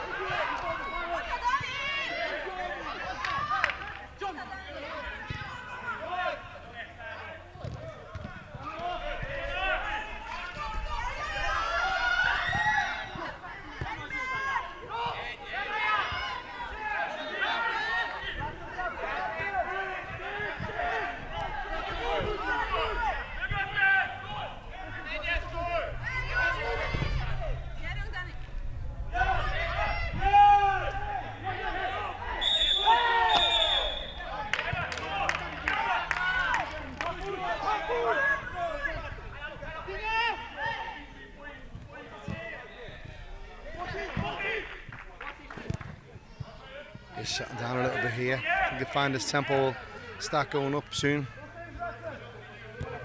Goalkeeper comes forward again, giving those options out. Almost like a fly goalkeeper. Lovely touch. Nothing in that. Good defending.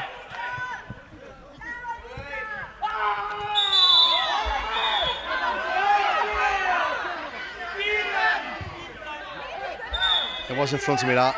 It was a yellow. It was a yellow.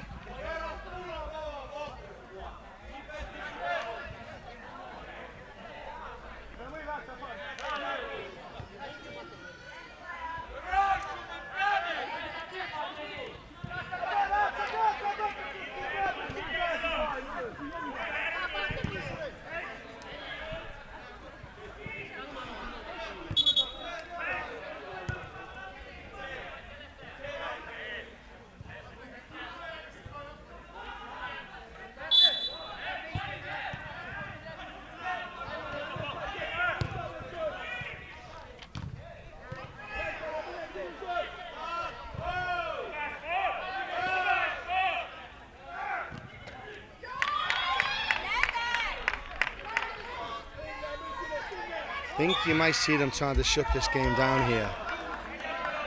They don't want Airnergy building up a tempo that gets them back to the game. Every little stopping the play. I think you might see the percentage of fouls go up here.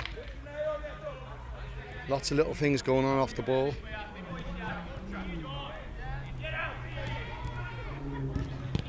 Movement seems to be much more up front, like we've just seen there.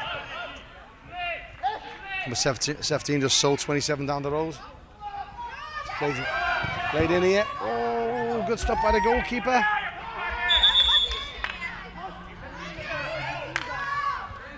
This is what I was saying. These little tactics to stop the tempo of the game. And the team's chasing the game like that. They want it to be in play. They want to keep the tempo in play. They want to keep the tempo high to build momentum and get back in the game. And Bonito is stopping Airnergy from doing that. Clever little tactics. That was a lovely switch of play. Is he in? I think he's going to keep going.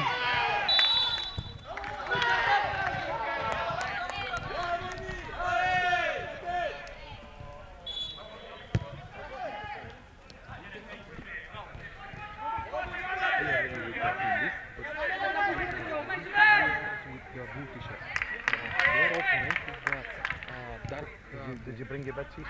Yes, you take a yellow and Where the bed? yes, here. Okay. Change. No problem. Here, until it's 100%.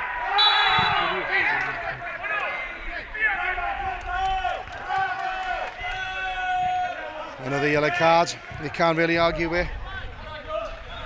Goal for Maliakas Russe, 3-2 against the Bianconeri Banska Bystrica on pitch number 1. While on pitch number 2, Joga, Bonito, Alba, Iulia still leads Airnergy 2-1.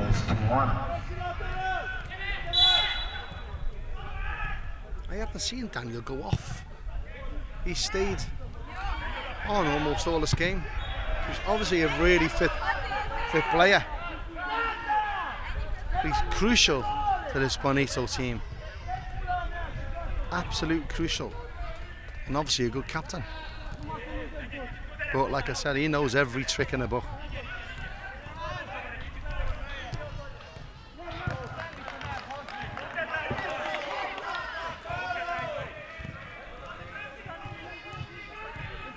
Really, really talented players on this pitch today, representing Hungary and Romania.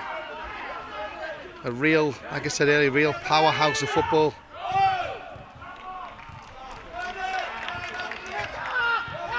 They certainly know what they're doing. There's no doubt about that. There's Daniel on the ball. Good pass. Gets covered by number 13.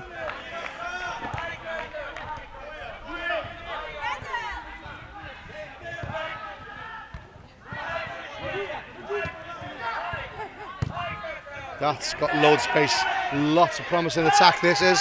Oh, well cut out. So you gained it back. Oh, great defending. He's going to have a pop here. Corner to Airnergy.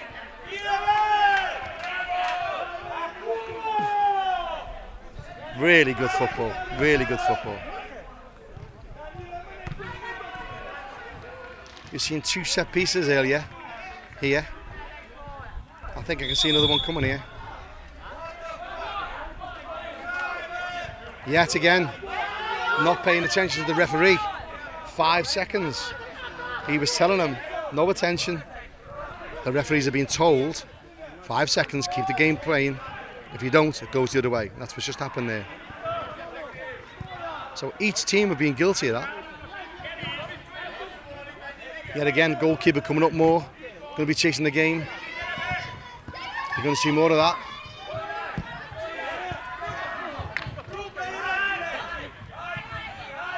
That'd be a cheap foul. That'd be with him.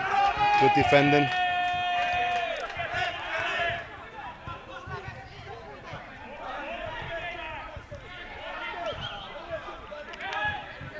Still 2-1.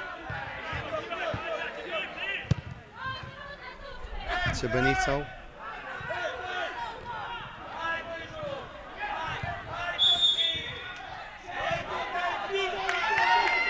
Spotted by the referee. On the far side, ball going out of play.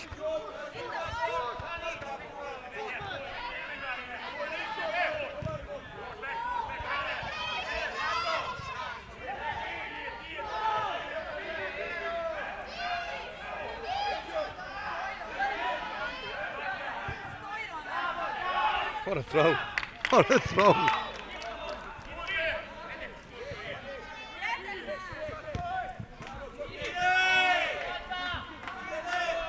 Gradnja not giving up hope that they get the equaliser here. They've got every chance to. As I said, real talented players. You've got a goalkeeper going more forward than an outfield player here. Again, you often see that. Unlucky.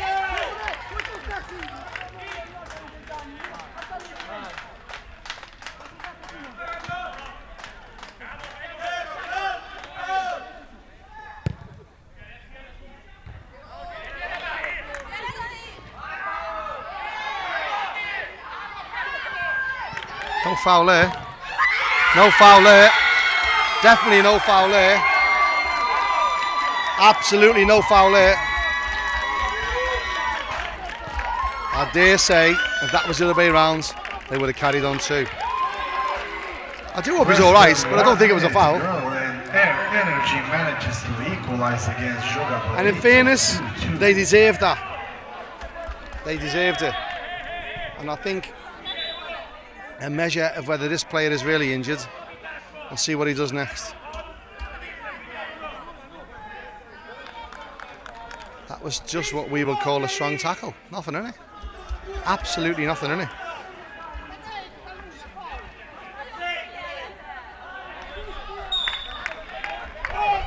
A late equaliser.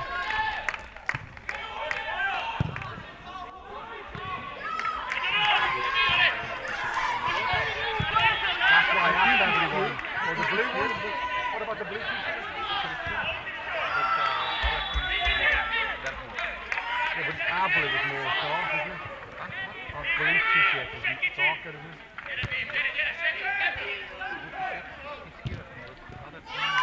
So what is it? No, I know.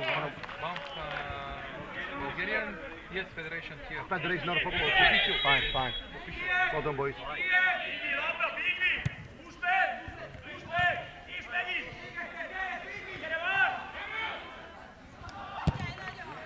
What a strike again. Both goalkeepers been absolutely amazing in this game.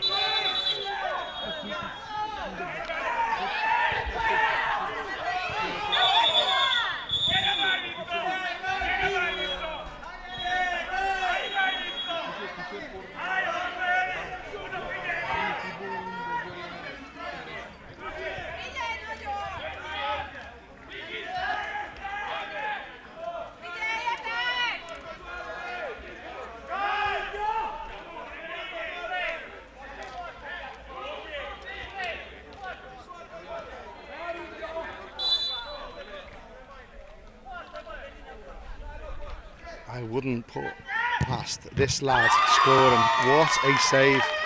I'll tell you what, if anyone needs any benefit of this game, it's the two goalkeepers. Absolutely brilliant work by both of them. I think that's going to be the final whistle. Tell you what, that's the right result there. Excellent game to watch. Two technically gifted teams here. I can see both of these teams going a long way. Some real experience out there, some real tactical techniques, and a great game to watch. Game finishes. Bonito 2, Airnergy 2.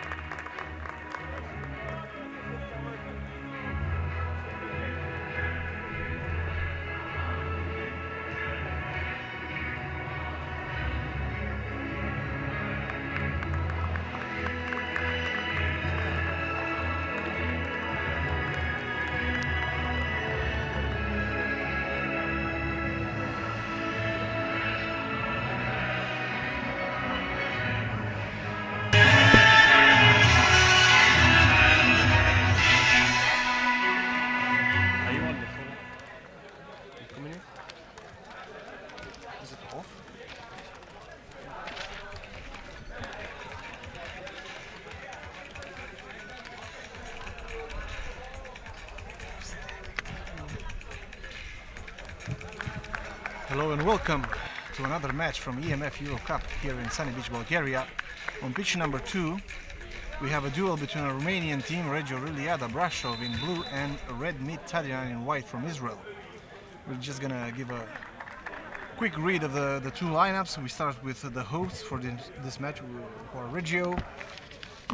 They're playing with number 1, Dragos Nitsu, number 26, Andrei Stefanucci, number 29, Ionuț Visha, number 93, George Choran, number 10, Paul Isaac, number 21, Eric Zanto, number 91, Sergiu Hajduk, number 18, Cătălin Dragomir, number 8, Mihaița Petre, number 9, Sorin Rebergia, number 11, Raul Dumitrovic, and number 20, Marius Băltățeanu.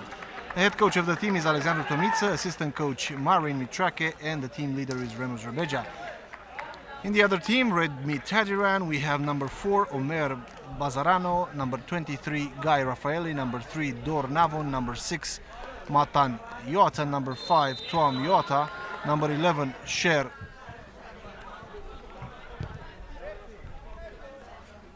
Maran. Sorry, just 1 second.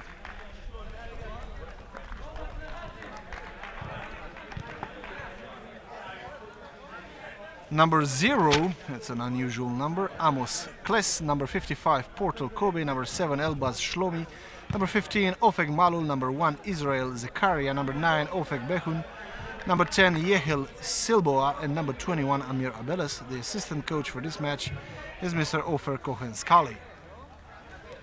This match is refereed by 2 Bulgarians, and in a second or two we're gonna get underway here in Sunny Beach.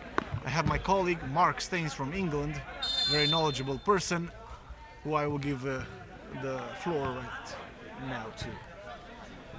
Yeah, it's a great venue here in Sunny Beach. Game 6 of the opening day. The teams really look like they're enjoying themselves in this amazing venue. But come Saturday evening, we will only have one winner. Any early guesses, David, to who you think will be the main title contenders? I think it's too early to tell. We've seen so far some really good matches, as Reggio Liriada here has the first opportunity to score. And it's 1-0! We got off to a very, very flying start. Check the batteries. This one. Number 8, Apetre from Reggio Brasov.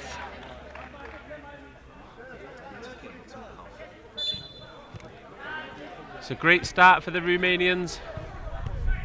How will the Israeli side respond to that? Yeah, Mihaita Petri is the scorer, 1-0 in this flying debut to the match. I was saying earlier, we've witnessed some great matches so far at 4 o'clock and 5 o'clock, the first matches of the tournament. Just now, the game between Joga, Bonito, Alba, Iulia and Airnergy from Hungary finished 2-2, a great encounter.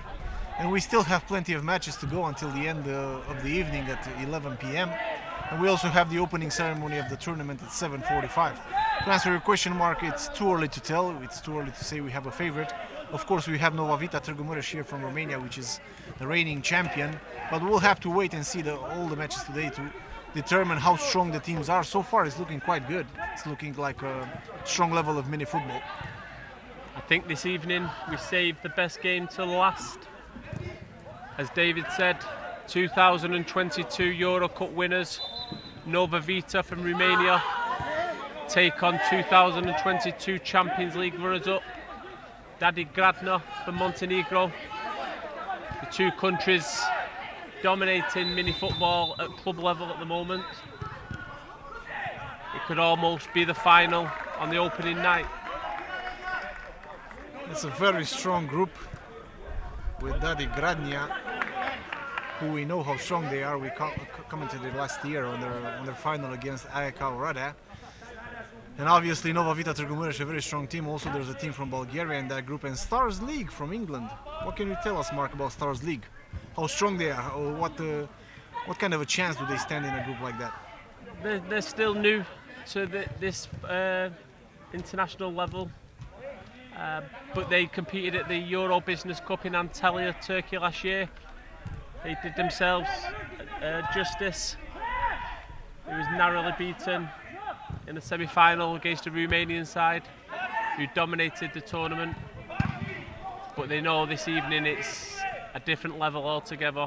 This elite European competition attracts teams from all over Europe, and they're going to have to play better than ever before if they're going to get out of the group. Yeah, I was going to say that they managed a very good performance in the Business Cup, but it's a whole different story in the Euro Cup, as we see another chance for Reggio Liriada.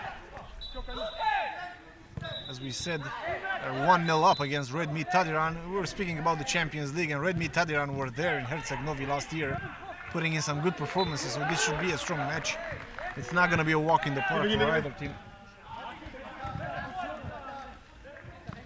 Yeah, as you said, Red Meat Tadiran have experience from last year, but they got off to a disastrous start. And they could have been 2-0 down a minute or so ago. They've yet to create a chance, and it's going to be interesting to see Dragoș Nițu, the goalkeeper from Reggio Liriada Brasov, which was declared the best goalkeeper of the national championship this summer in Bystrica, and he's been recently called up to the national team for the World Cup in the preliminary squad. It's interesting to see how well he fares here. We have to say this is the first international tournament for Reggio Liriada Brasov. They've become a very good team in Romanian mini football in the previous years, including this year, which got them the best results ever. They won the Super League, one of the Super Leagues in Iași, and then they finished third in the national championship. But this is actually their first participation in an international tournament. We have to say, as you mentioned before, that the tournament started at 4 o'clock. Tomorrow we have the second and third group matches, the second and third round of the group matches. On Friday we will play the 8 finals and the quarterfinals, and obviously on Saturday we will finish the tournament on a high with the semi-finals in the morning and the final in the evening session, while everybody's leaving Sunny Beach on Sunday. We have to say it's still very nice weather. The teams can enjoy their mini football, but they can also head to the beach. The Black Sea, the beautiful Black Sea is here. Some very good conditions for mini football. The hotel, the pitches are great. Using FIFA quality balls, Select, which is really, really great. And the level of competition should be strong this year, as we see 28 teams battling out for the trophy. Coming back to the match, we can see that Red Meat Tadiran is trying to apply some pressure in the Romanian half, but they've yet to create a chance.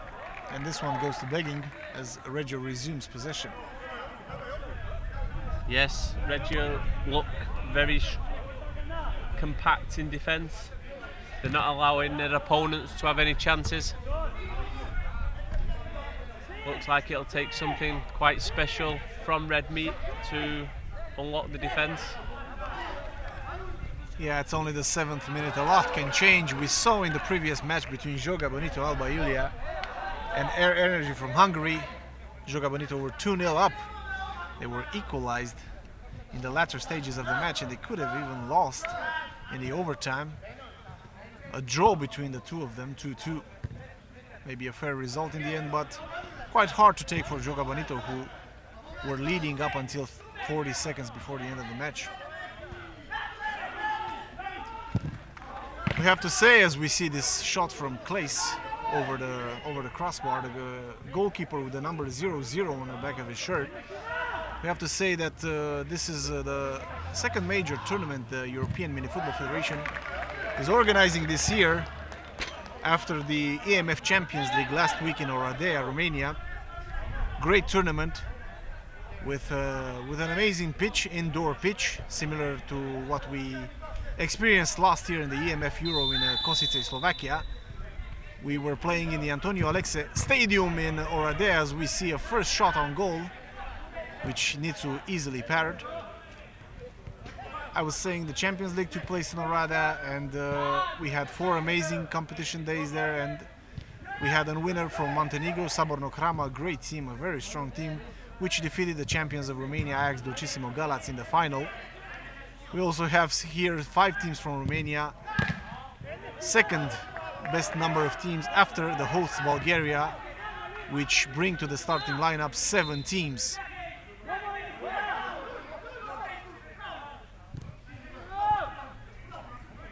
Mark, what did you make of the level of mini football in the Champions League?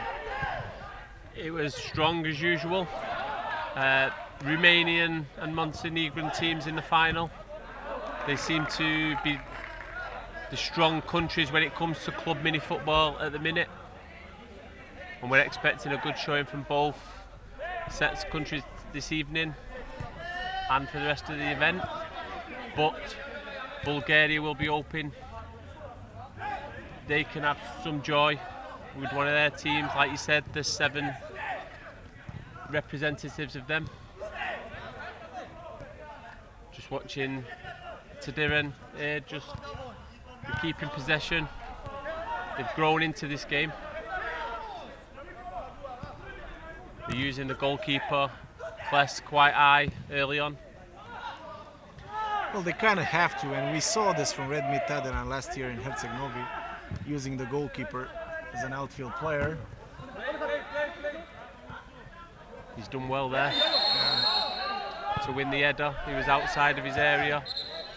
Quite bad foul from Dimitrovic, but it's too early to show yellow cards. The referee is just giving him a spoken warning.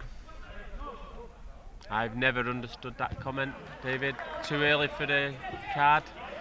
If it deems a card, surely first minute or last minute. For sure, but you as a referee have to go with the spirit of the game, not always with the laws of the game. You got a sense if the game is tense, then you can show an early yellow card.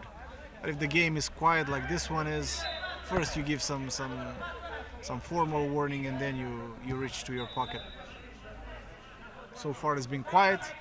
We've only had like 1 foul, so no need for the referees to overstep.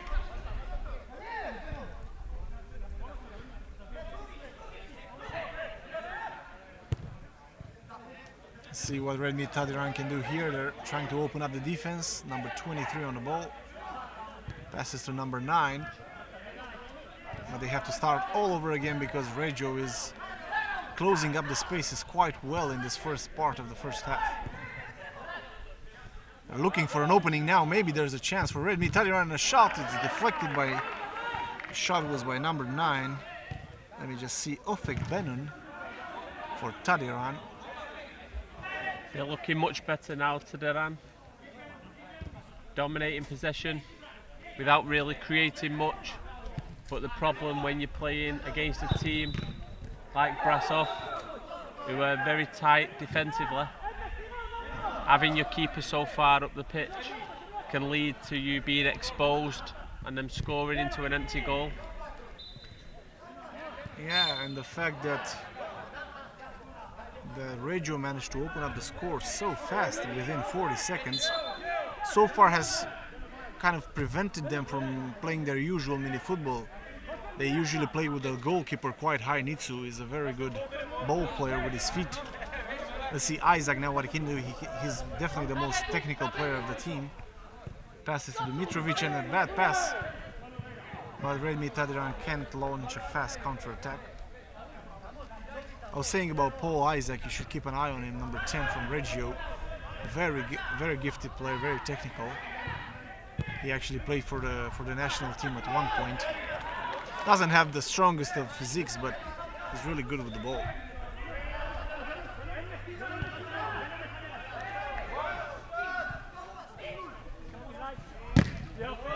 We're seeing the referees enforcing the new rule made by EMF.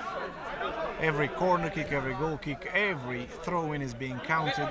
If it takes more than 5 seconds to take one of these set pieces, the throw-in is given to the opponents, the corner kick is transformed into a goal kick, and if the goalkeeper stays in more than 5 seconds on the goal kick, it's an indirect free kick for the other team. Do you like this rule, David?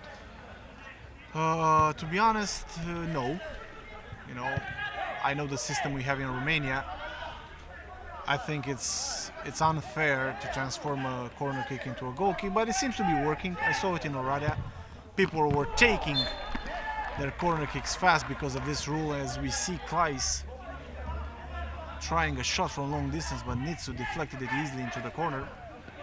I was saying it's working so far. It gets the game to be more fluid. It gets players to not waste time so often. So if it has a good implementing, then that's what matters. Implementation.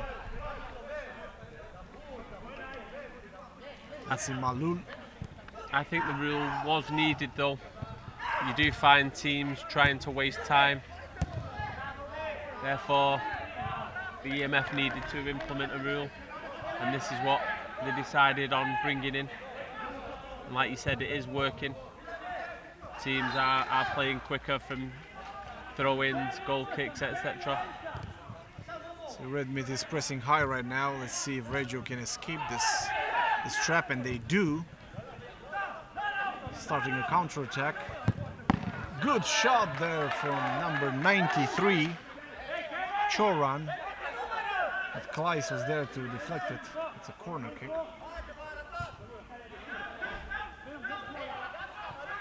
As we enter the 15th minute of the first half, let's see Isaac now. What he can do, he loses the ball. Katsoa managed to recover it.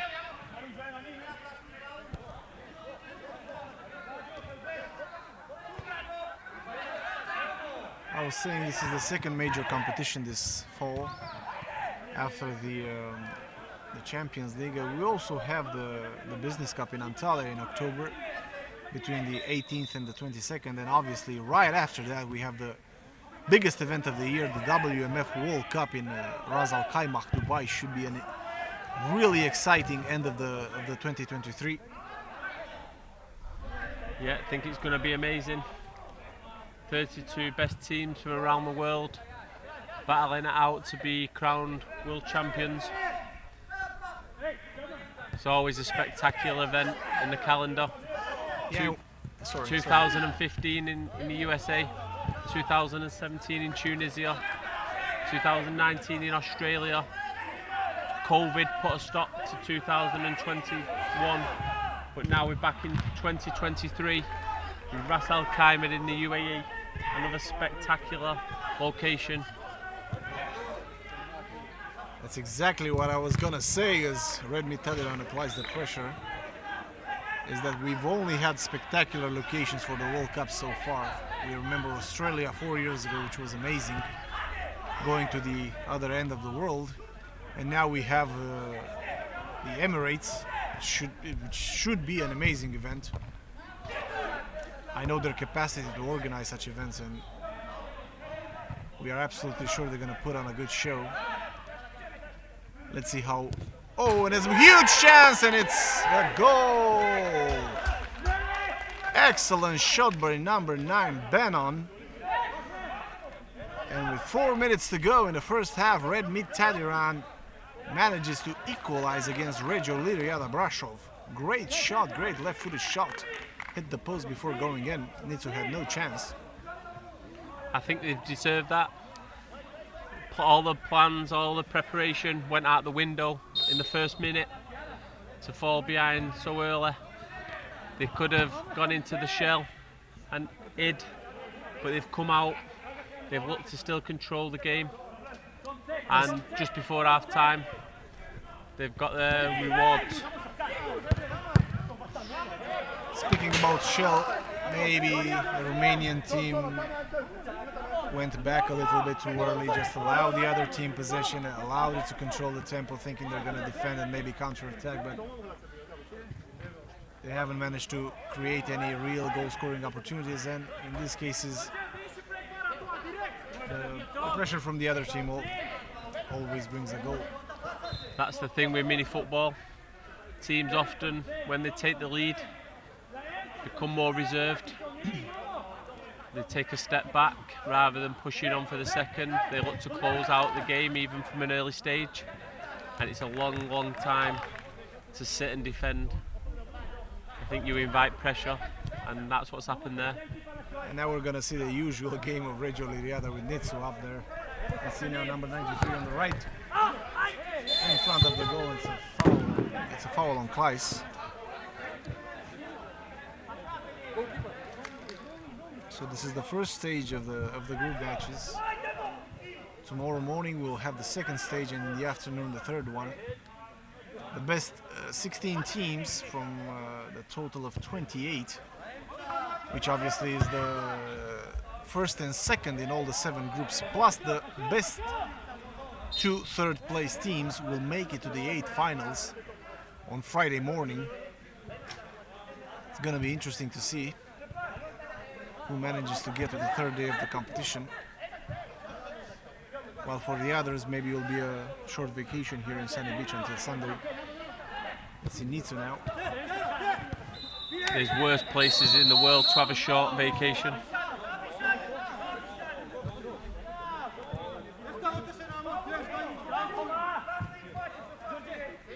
Yeah, but I'm sure all the teams would like to make it to the final stages of the tournament. Let's see a sit piece, an important sit piece here now for Reggio.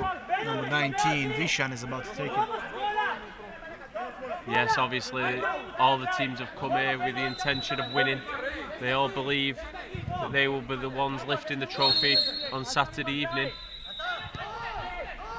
But like with any tournament, there can only be one winner. We've entered the last minute of the first half. It's still 1-1 as Reggio Liriada is trying to find a goal before halftime. Great shot by Vishan.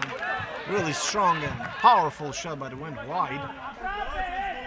This is probably going to be a draw at halftime, which seems about right, judging by their play. Yeah, definitely. And what you said would happen has happened.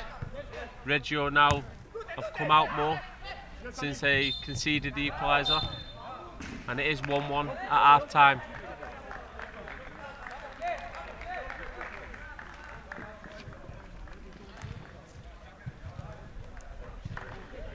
Join us for the second half after the break.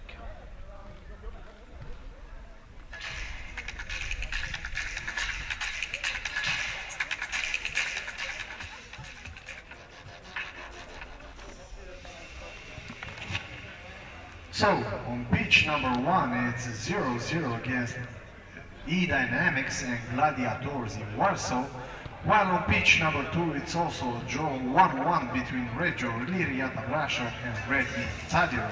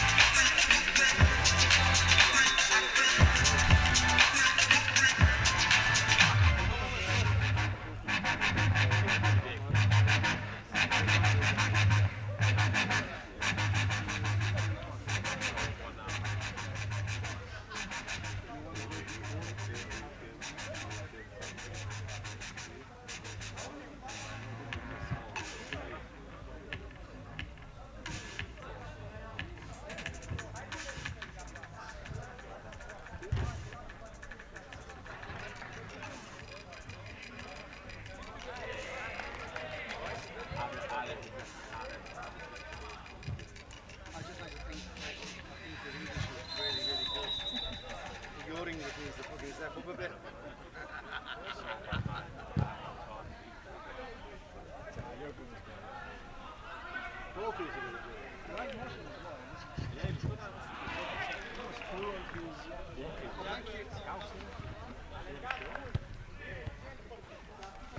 are we doing about din-dins?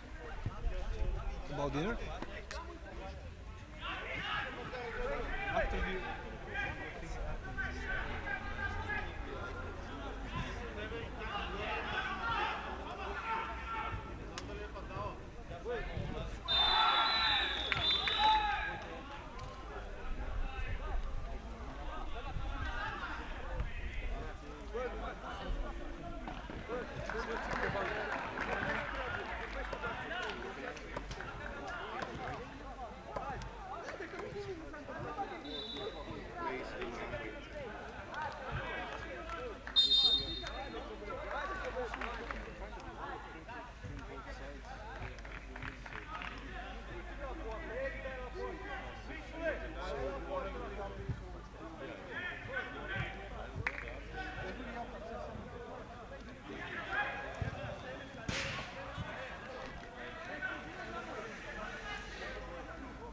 We're about to get back underway for the second half, here in Game 6 at the EMF EuroCup.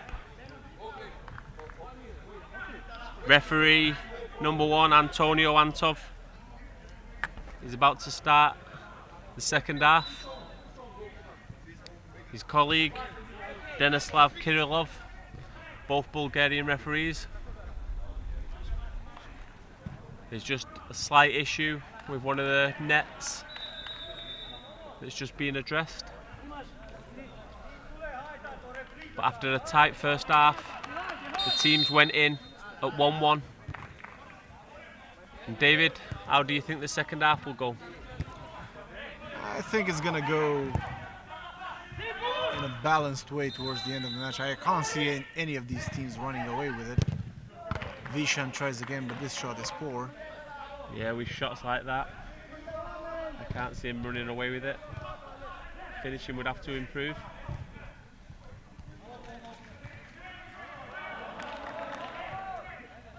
Both teams still seem like they're playing within themselves. You know, it's a first match. First and foremost, you don't want to lose. That's probably the biggest rule for the first match in a group stage. You don't want to lose. So a draw is better than nothing, but I'm sure both teams will try to find at least one goal in this second half, as we see Reggio with their usual play with Nitsu up. It's a flying goalkeeper. Let's see if he tries to shot. No, he loses the ball, and now it's a great chance for Tadiran to score. The shot is poor, and Nitsu manages to block at the last minute the opponent. That was a great chance for Tadiran. Started with a mistake from Nitsu, and now at the other end, another good chance, this time for Reggio. It's number 8, Petre, captain of the team, who was blocked by Kleiss. I'm sorry, Kleiss. So it stays 1-1 despite the big opportunities both teams had to go one up. Yeah, Nitsu caught on the ball then for Reggio. Nearly cost his team, managed to recover. This is the danger when you play with a flying goalkeeper. Any sort of little mistake can become a great opportunity or even a goal for the opponents. But when it goes well and you use your goalkeeper effectively, it's a great tool. Yeah, you basically have one more man on the attack, which counts highly in mini football. Let's see now what Tadiran can do with this. He loses the ball, but Reggio can't do anything with it because Choran misplaces his pass. I remember in England we had a mini football coach who wanted to start the game with an extra outfield player in the goal. He didn't see the point of only doing it when you was behind. If it was so effective, why not start this way? So he won that match? He won many matches. He was a good coach, one of the most well-respected coaches in English mini football. The thing is, when you're playing against a weaker opponent, sure you can use that tactic, but when you play against a powerful opponent, it's a two razor blade, you know. It's very dangerous to play like that. Let's see Tadiran now. shot in the side netting by number 9, Benon. Yeah, the goal scorer. Little clash there off the ball, involving Benon.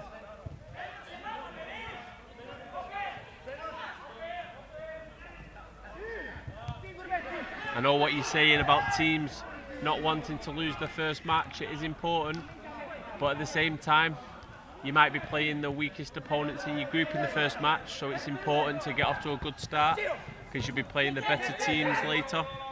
Well, in this case, you know, Red Meat Tadiran knows a Romanian team is always strong, so they know who they're up against. And I've spoken to the Reggio manager before the match. They know Red Meat was in last year's Champions League, so obviously they're a strong team. So they respect each other, and that is pretty obvious. I don't think we've seen more than 2 fouls in this match. Even though it is an amateur sport on the whole, the teams really do their research. They're very professional in their approach, so they will have both watched each other, looked to find where they can capitalise on their opponent's weaknesses.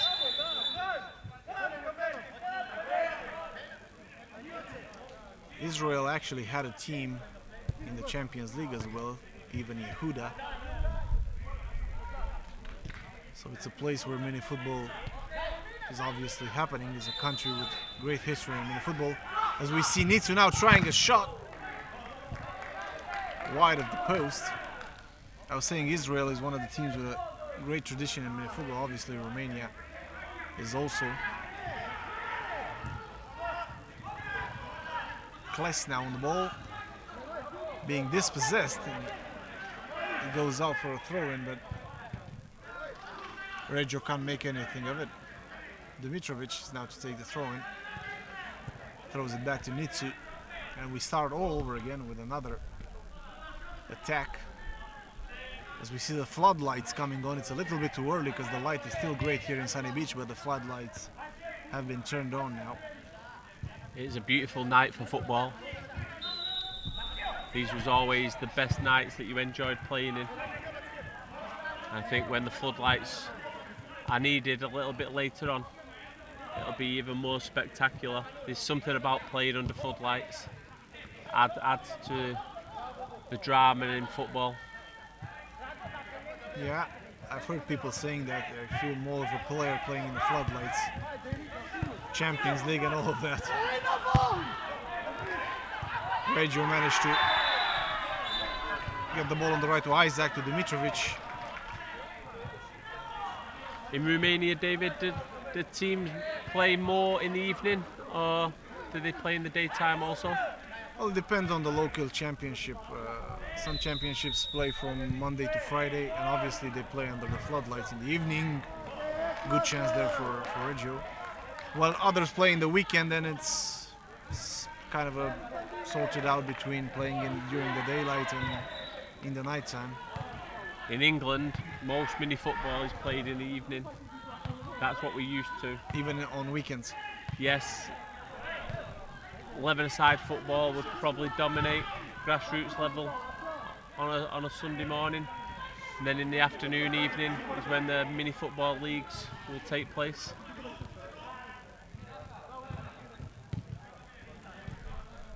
But speaking from experience, I have found it in the past difficult to play in the daytime. You're used to playing in the evening. Maybe that's just an excuse. It is, probably. Because as a team, you gotta be accustomed to play also in the daylight. All these tournaments, they happen during the day, during the night. It's highly concentrated number of matches throughout the 3 or 4 days which the tournament takes place. Back to the game. Tadiran have the ball, but nothing is really happening at the moment. It's very cagey. Both teams want to win, but definitely don't want to lose. They're just waiting for that one chance, but most of them are from long distance at the moment. No! That was a tactical free kick there from Raffaele. Also a mistake from the referee. He should have played the advantage rule. Obviously, Reggio is not happy with that decision. Even though the Israeli player got a yellow card, the referee should have played the advantage rule. There's a great chance for Reggio to score because Kles had lost the ball and was way out of position. A long shot could have brought Reggio the second goal, but as far as it stands, it's still 1-1. Yeah, sometimes you just wish the referee would just wait that fraction longer.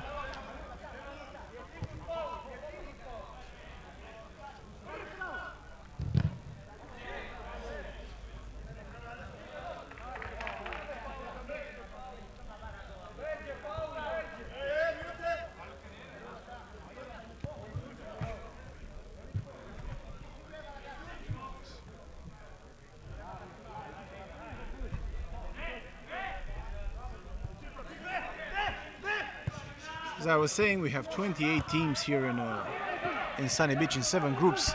As we see a chance now from Reggio, the ball goes flying over the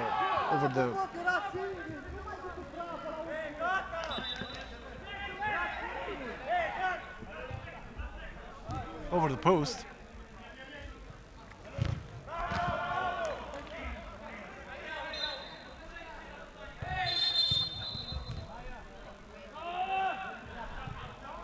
It's actually a throw-in for Red Meat Tadiran, taken by number 10 Gilboa. Kles now sends the ball back to Gilboa.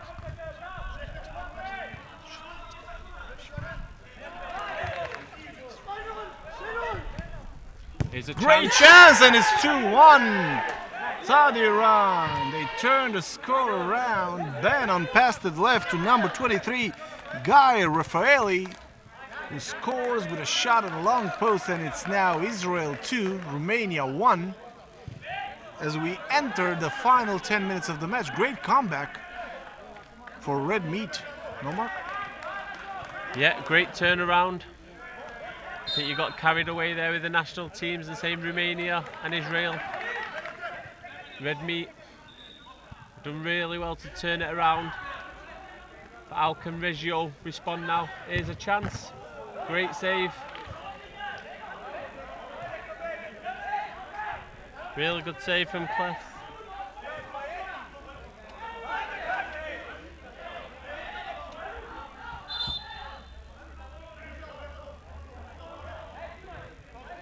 Throw in now for Reggio, and it's a good pass, and it's goal!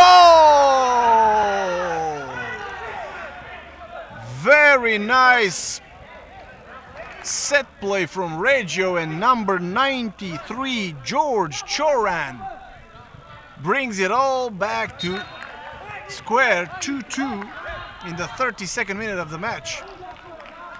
Red Meat had a good advantage, but they couldn't hold on to it. A simple throw-in created the second goal for Reggio.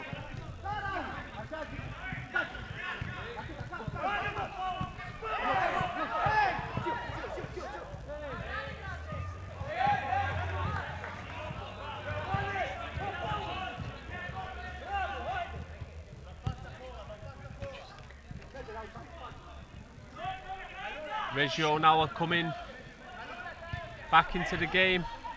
They're falling behind, they responded very quickly. Now can they go on and win it? But there's a chance here for Red Meat. Hooks it over the goalkeeper, but it runs wide of the post. As I said, playing with a flying goalkeeper is always dangerous because of shots like that. The keeper gets caught out, and if the shot manages to catch the frame of the goal, then there's nothing he can do about it. But Reggio will keep on playing like this with Nitsu up to Dimitrovic to the left. Shot by Dimitrovic, hits his own colleague, the scorer of the second goal. Choran goes out for a goal kick.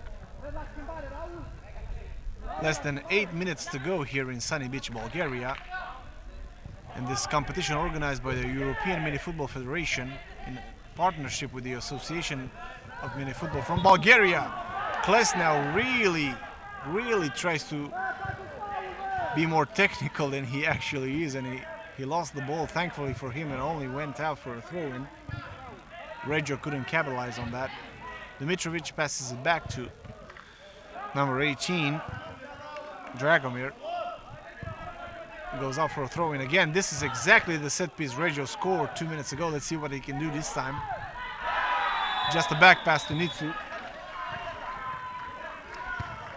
It's finally balanced at the moment, David. Who would you put money on at this stage? I'm not a betting man, but if I were to bet, I'd bet on a draw. But let's see. Still plenty to go. Dimitrovic shoots and Kles manages to parry that shot. As things that get heated up around here, number 5 from Red Meat is quite angry, although the foul wasn't that rough. The referee's intervention is firm and I think maybe a little bit too firm there.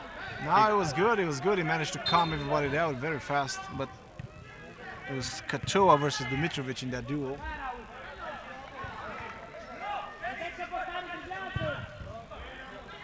Kles now on the ball, the goalkeeper from Red Meat. Pass to the left, the ball goes into the opponent's third, and it's 3-2 for Red Meat Tadiran. Such a simple play finished by number 6, Matan Katoa. Such a simple string of passes brings the ball to the back, to the far post to Katoa, who was left alarmingly unmarked there and managed to put the ball into the back of the net. I was saying I would bet on a draw, but Red Meat Tadiran wants all the points from this match, and they managed to go 1-up with 5 minutes to go. It's an interesting one because it has been quite a tight game, yet we've had 5 goals. Doesn't seem like a 5-goal match.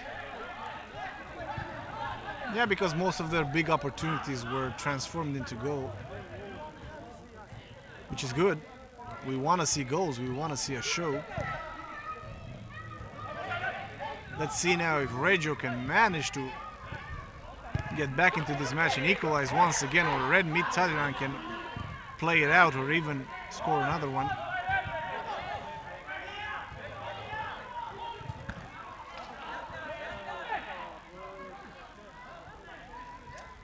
I was saying this competition here in Sunny Beach, organized by the European Mini Football Federation, all the games are live broadcasted on the YouTube channel of EMF. We got 2 pitches here in this stadium, which was inaugurated in 2021. A chance here again. We could have squared it across goal, but he couldn't. They caught them, but that's an excellent recovery of the ball. See now what they can do. They keep on to the possession, which is everything they wanted actually. Reggio had a good chance to counter there, but they lost the ball.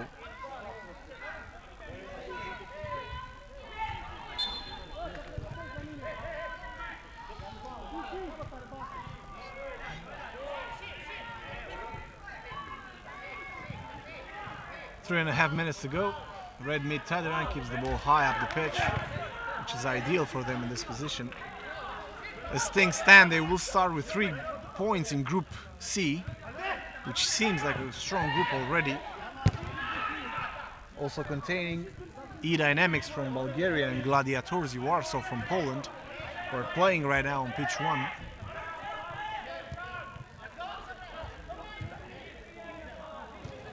All the information about the tournaments, all the results, all the standings can be found on the EuroCup website, EMF EUROCUP, and on the Facebook page of the European Mini Football Federation. Let's see Dimitrovic now.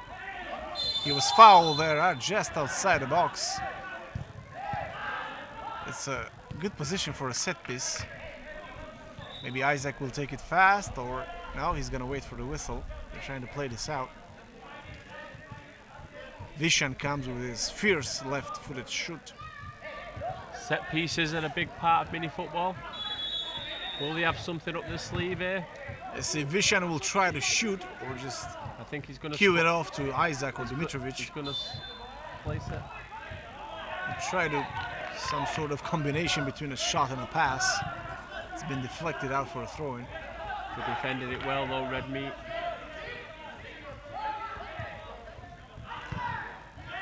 Mitrovic now.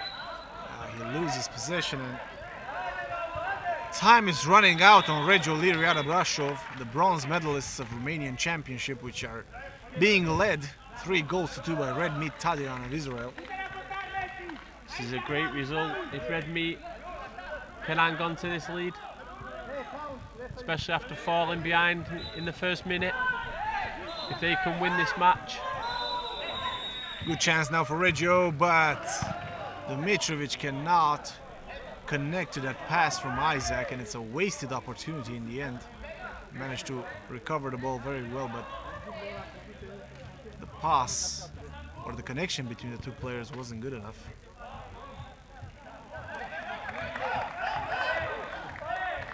Kless now on the ball, he sends it long.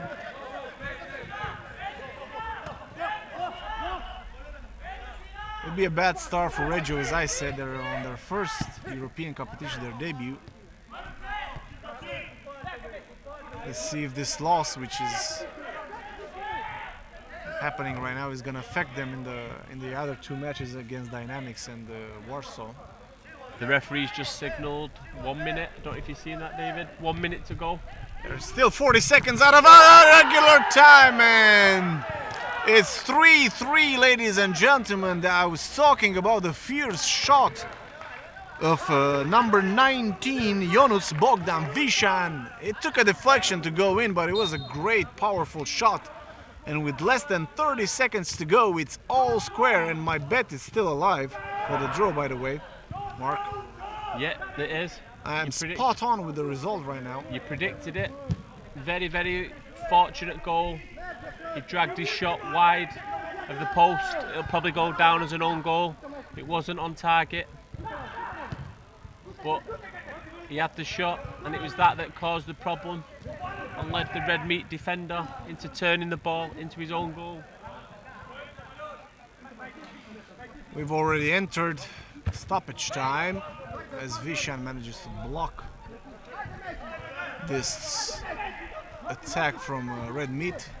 It seems like Red Meat is gonna try to find that winning goal, or they're just gonna hold on to the ball and be satisfied with the draw. We'll find out in a few seconds.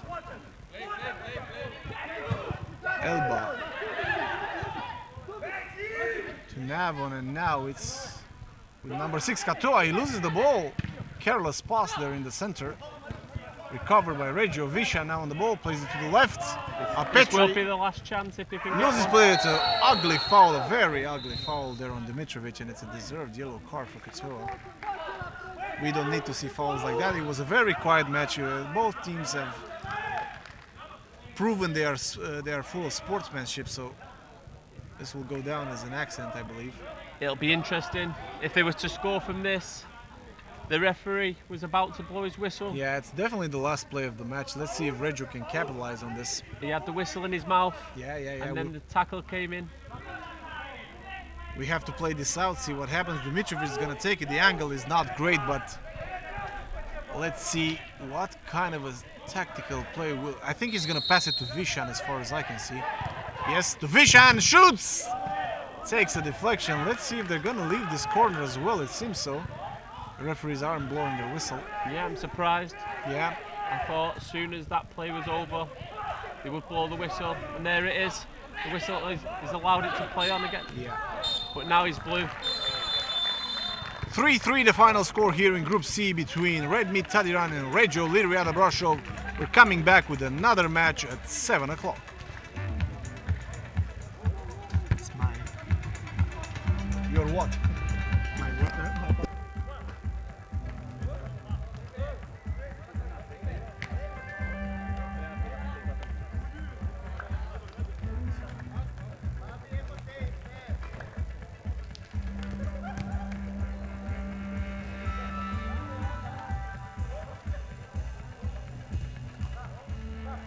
The results from matches 6 o'clock between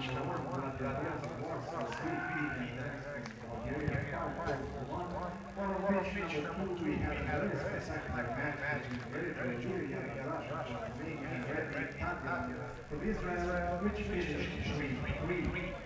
We are now having the matches 17 and a half, and we will have opening ceremony of tournament at 15 minutes. 8.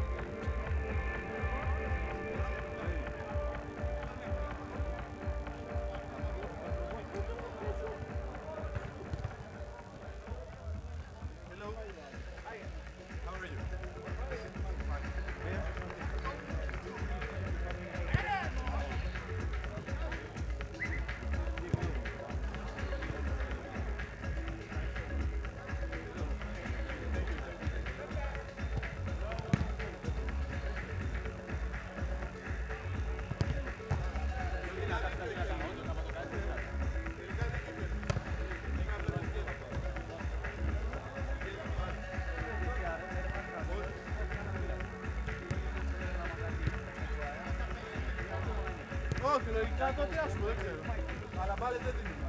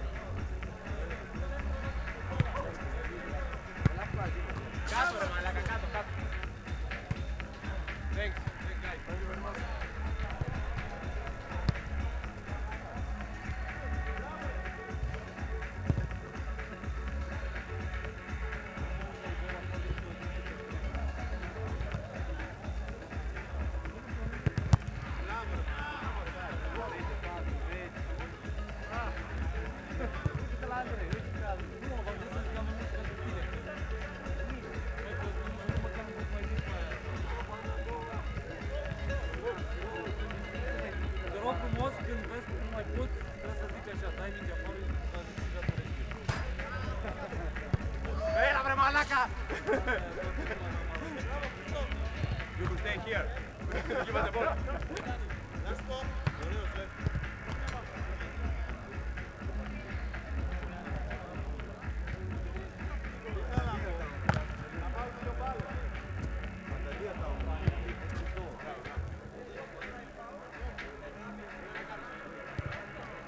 No problem. No problem. It's good. Who says when I'm online?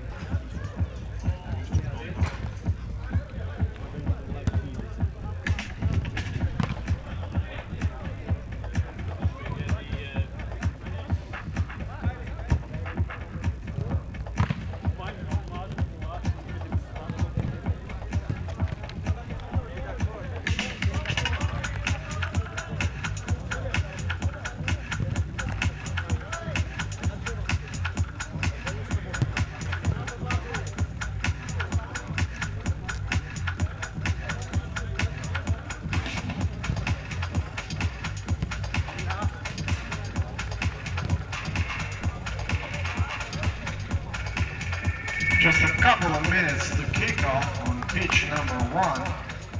We have a Group D match between Fresh Foods Stara Zagora in yellow and Internjestrekom Tiraspol in red and blue.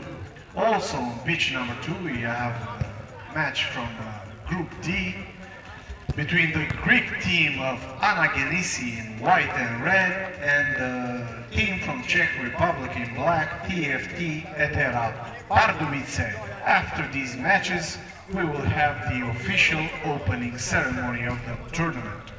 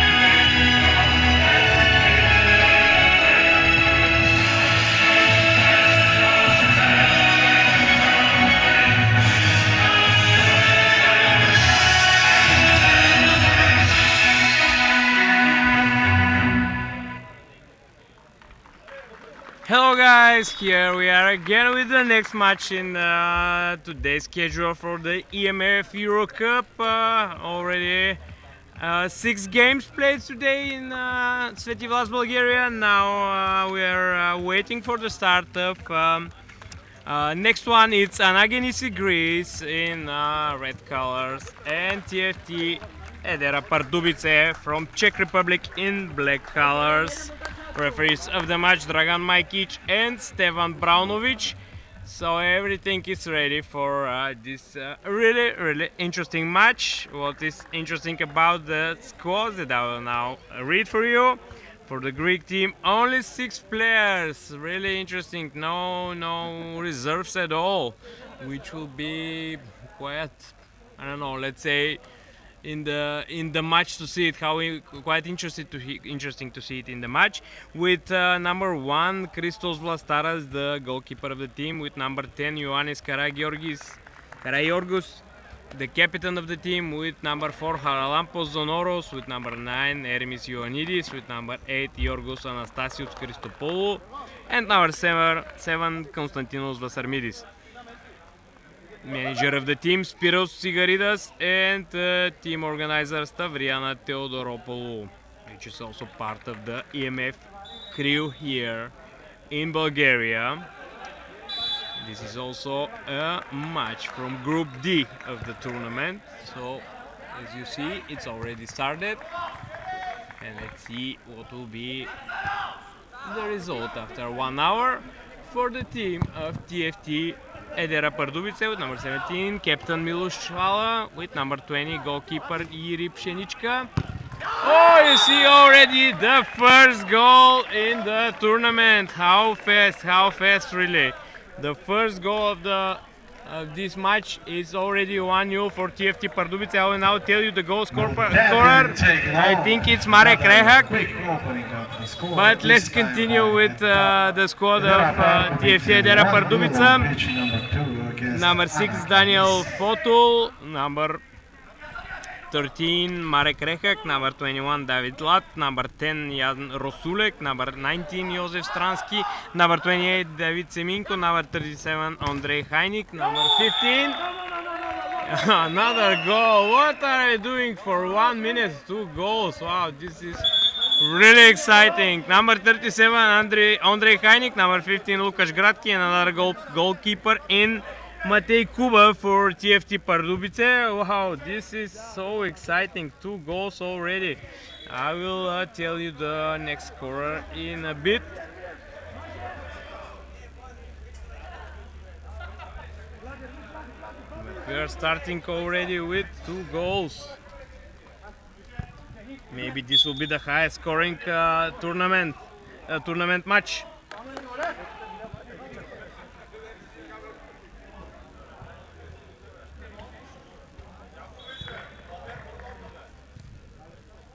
So first goal, yeah, number 13, the fatal number 13, Marek Rehak.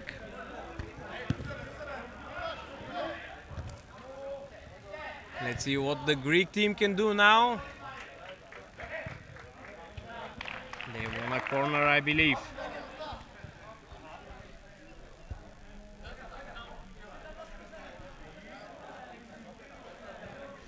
Still waiting for the second goal scorer. I didn't manage to see correctly who scored it, but we'll know in a little bit. So again, T.M.T. Pardubice, EDERA Pardubice in attack. Great result for the Czech team.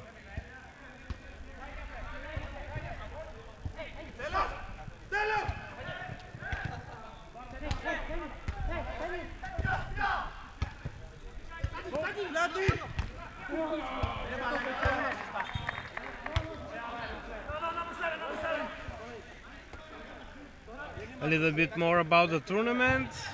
For a first time in Bulgaria, the EuroCup, the first European mini football tournament at all in Bulgaria, on such a high stature.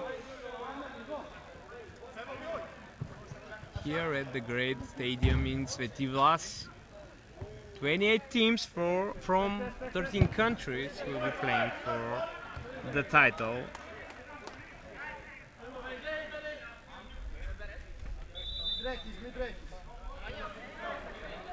And it looks like the Greek team will have some problems after 2 early goals, no reserves. But let's see if they have the character to make the turnaround.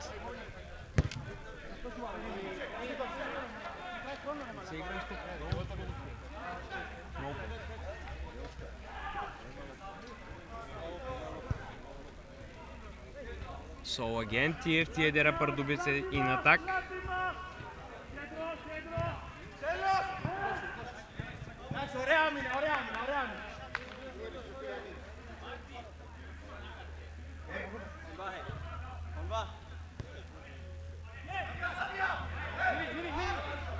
High pressure from the team in black.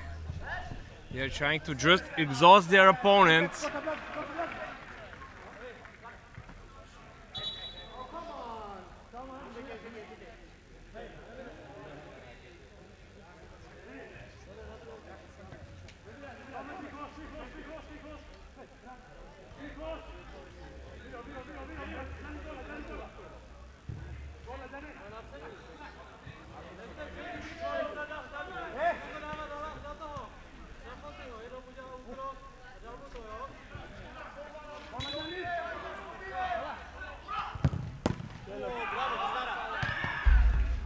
As I understood now, the referee has said that the second goal doesn't count because of a foul, so we continue with the result 1-0.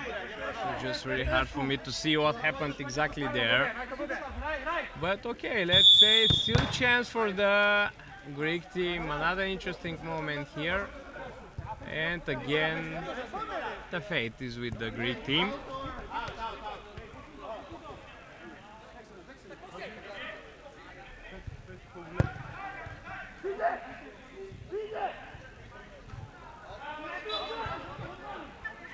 It's time for Anagennisi to feel better, to feel more comfortable in this first match of the tournament. You know, the legs are a little bit stiff when you start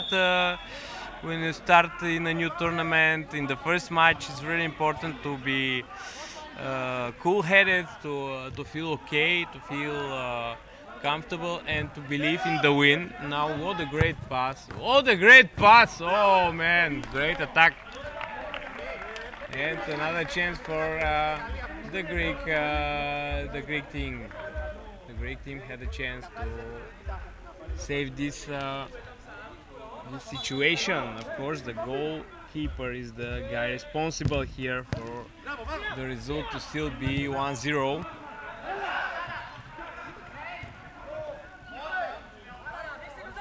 Christos Vlastaras, the hero in this situation for Anagennisi. But EDERA Pardubice are continuing. Interesting clearance here in the corner, a little bit like Phil Jones, this guy there, the number 4, Charalampos Zonoros. But another attack for the T.M.T EDERA Pardubice. They look so energetic compared to their opponents.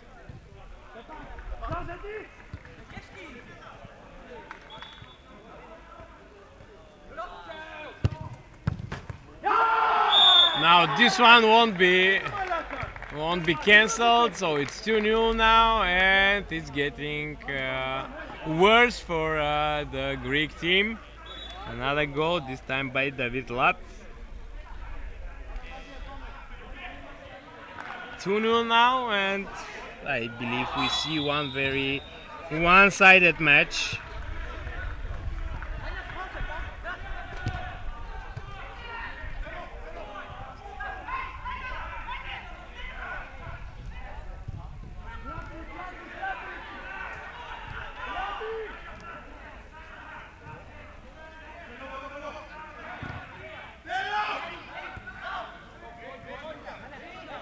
They are continuing. Oh, this time the chances with the Anagennisi team, but another fast, strong attack from the team in black. So I doubt that this will be the last goal scored by them.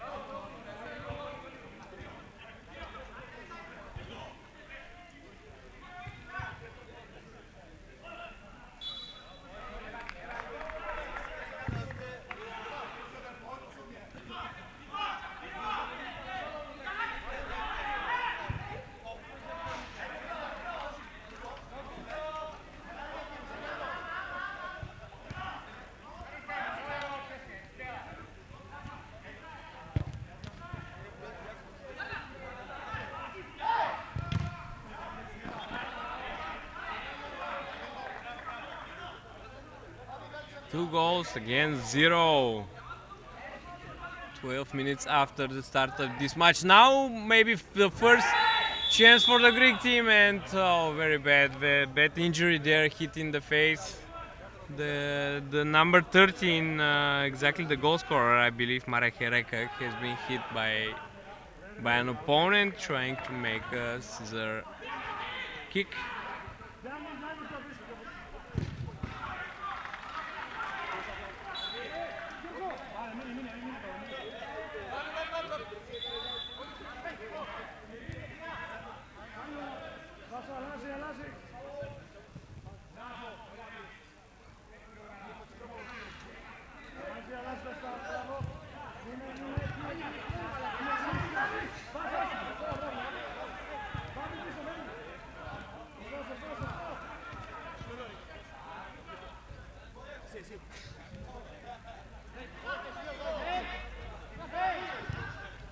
The team in black, T.M.T. EDERA Pardubice, is in a total control of the match. It will be really hard for Anagennisi, which of course came, I spoke with them, they came really happy just to be here, to feel the atmosphere of the European tournaments. So I believe they will have a good time here in Bulgaria no matter the result. They also have, of course, 2 more matches. Maybe they need a little bit rest. Is it this a goal? No, the referee says no goal. Wow, great goalkeeper is Christos Valastaras. I believe he saves two goals, 100% situations. But EDERA Pardubice are continuing. You see, guys, this is the difference when you come with 11 players against 6 players. It's really difficult to 12 players, sorry. So in fact, two teams here. Everyone has a reserve, so you can stay fresh during such a competing tournament with so much good teams. I believe the teams here are very equal.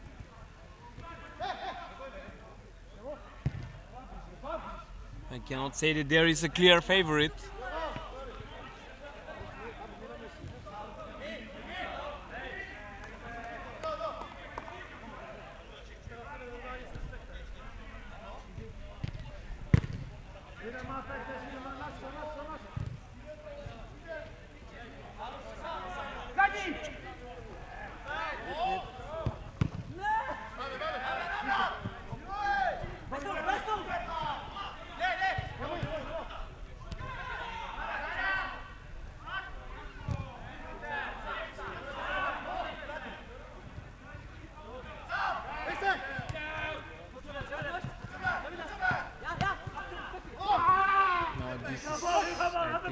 No foul here, or advantage maybe advantage here.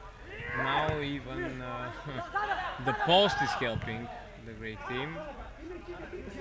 They're just not moving fast enough, to counter any attacks of the opponent.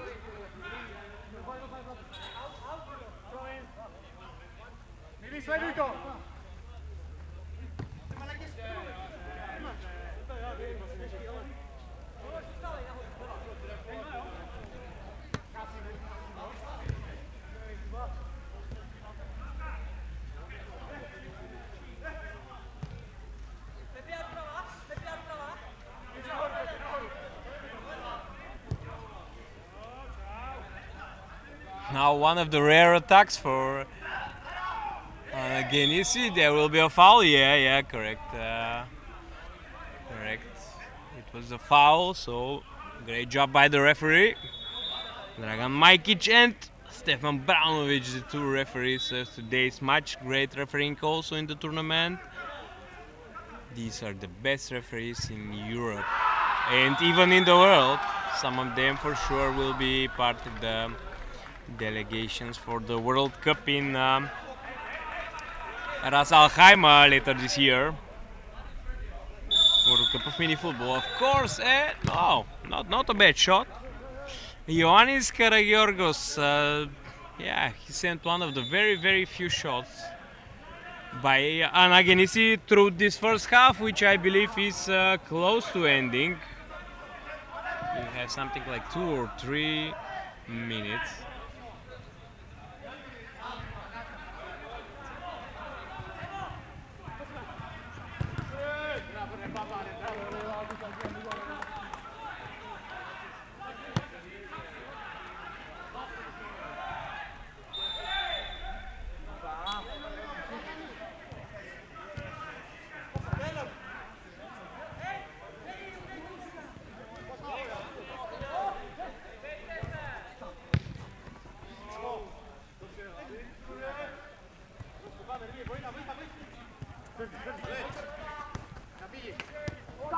Oh no, this is a big goalkeeping mistake, but after all we cannot say anything to Christos Vlastaras. He saved two sure goals, and now another goal by David Lat, so it's 3-0 in the end of this half. I think maybe a minute and something.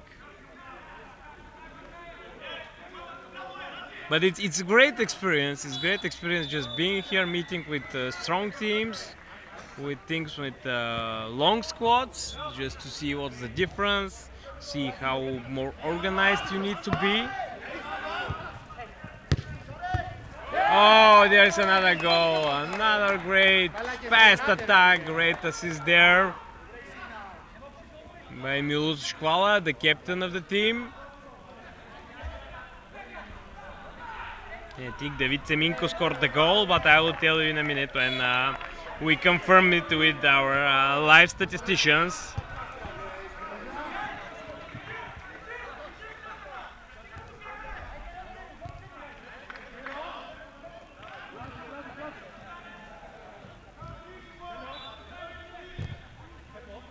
Four goals. Wow. It wasn't exactly a derby, but it's a good experience. You either win or you learn. That's how they say it.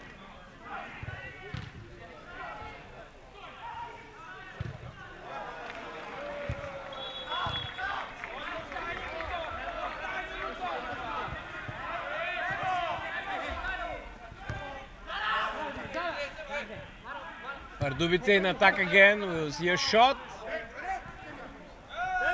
Just playing like a cat plays with a mouse before it catches and kills it. David Seminko, exactly. He's the goal scorer for goal number 4. So yeah, one of the one-sided matches of the tournament.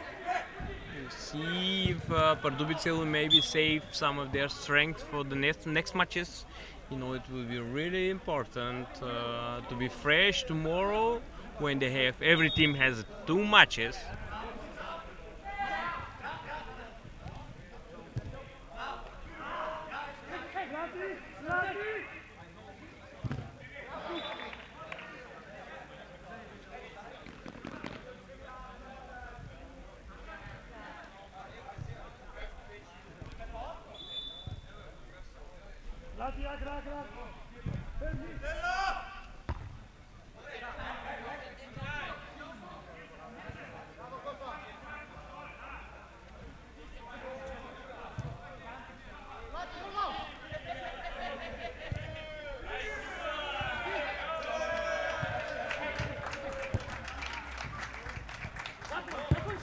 Oh, this was close to goal number 5.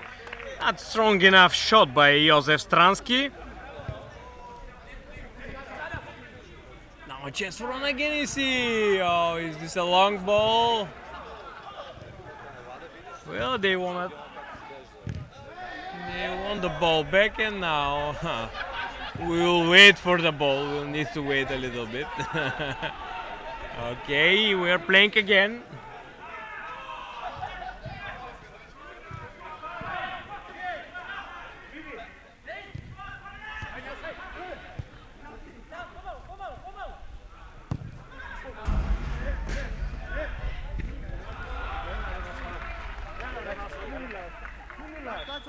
I think T.M.T. EDERA Pardubice are really just slowing down a little bit.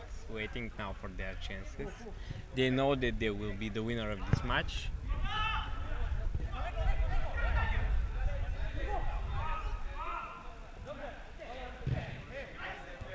It's a big fight for every ball here on pitch number 2 here in the stadium in Sveti Vlas, Bulgaria. Sveti Vlas and Sunny Beach, which are hosting, of course, the EuroCup 2023. Great nightlife, also great weather, great beaches.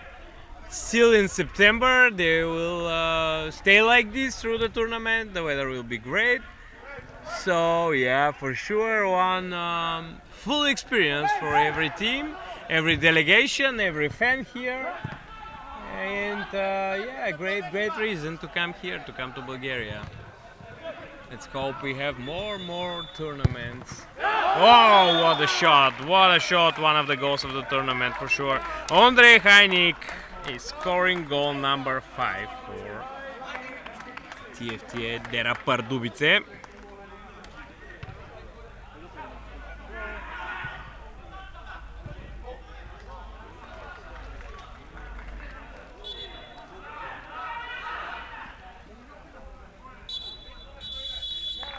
And this is the end of the first half. Precious breaths, few precious breaths for Anagennisi.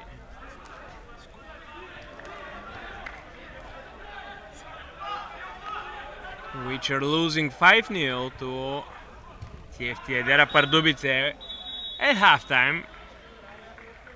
Halftime on both pitches. As you know, pitch number 1. We are broadcasting live all matches from the tournament. We'll be ready and back in a few minutes with the second half of this match. The Greek team of Anagennisi 5-0.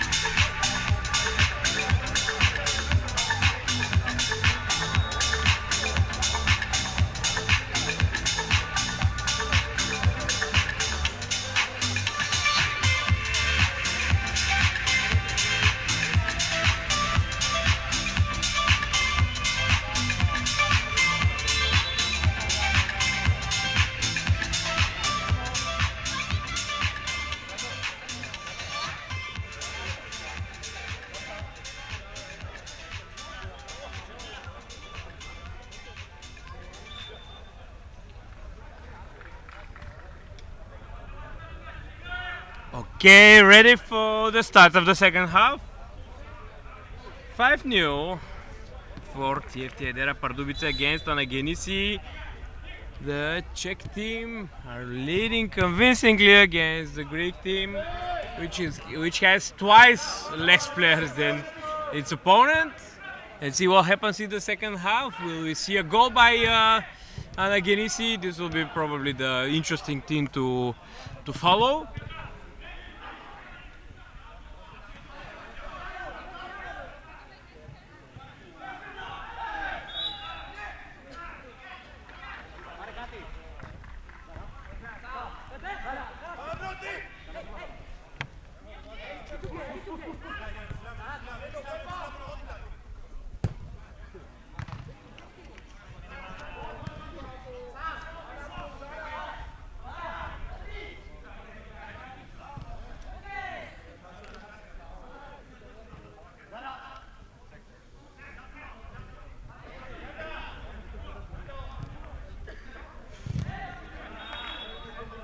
Okay, different half, same picture. The ball is really close to the penalty field of Anagennisi.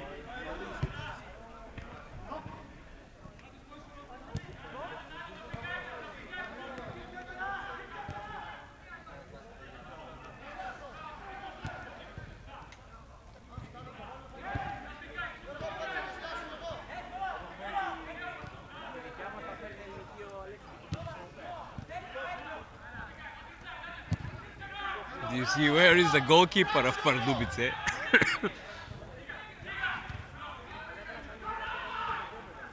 In the half of the opponent. Now he's getting back, of course they lost the ball, but you see that they're just enjoying themselves right now.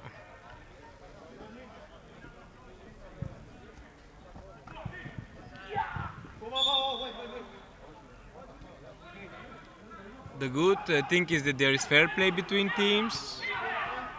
I respect them a lot for this. This is the true spirit of mini football and, of course, EuroCup.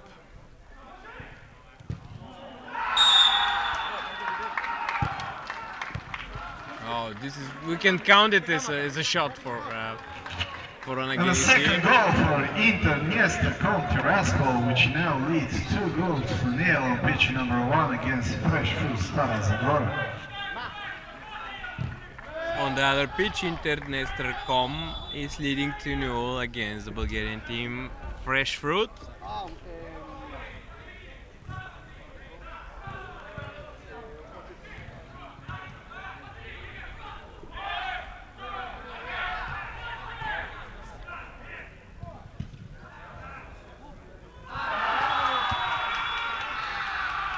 I believe by the sound, I don't know if you're hearing, but it's already 3-0 on the other pitch. It's quiet here, of course. Looking by the result, it's totally normal.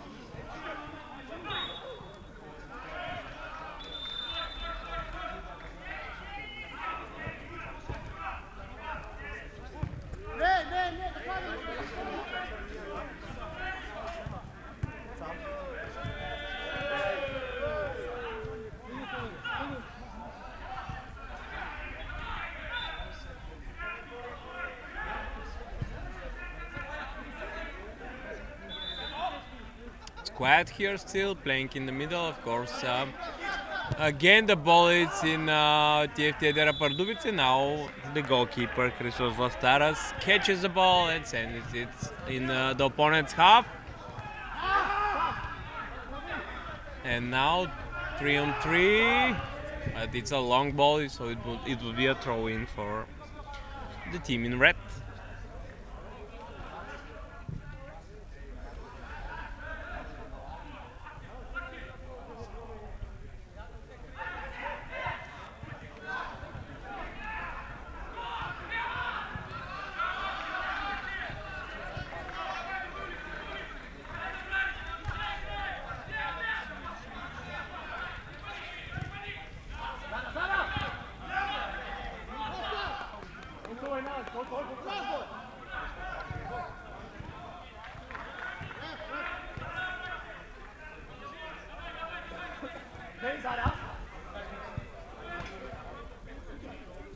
No goals until now in the second half.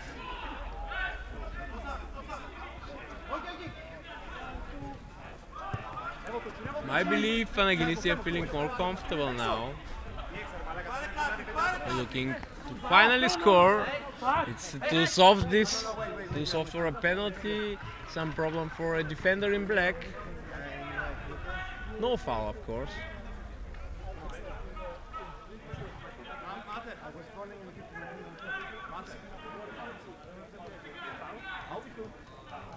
And a corner, or no?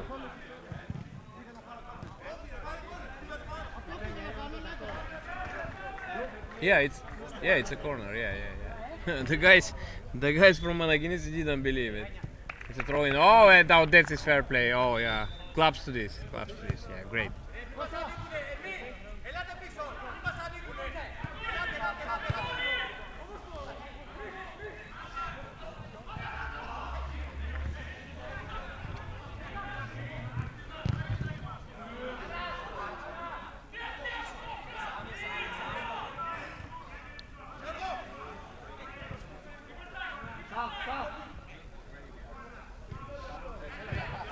It's getting darker here. We will be playing until I believe 11 in the evening. This is when the last match will end. We are on schedule, which is also great. Tomorrow we will see so many matches, guys. On these two fields, we'll be playing from 9 in the morning until again 11. Another foul, I think. Exactly. The defender there helped with his hand to win the ball.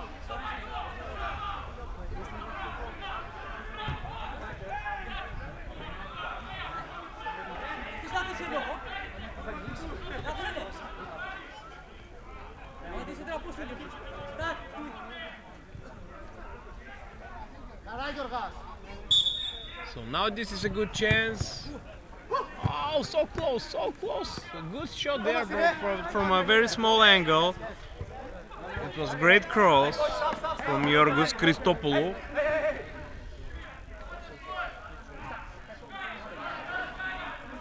And now Ioannis Karagiorgis will be crossing from the corner, but a fast break and another goal for T.M.T Pardubice. EDERA Pardubice now 6-0, first goal for the second half. And the lead is getting bigger and bigger. But yeah, they are very fast. This team is so fast on counter-attack. They scored maybe half of their goals this way. And yeah, continuing to do it.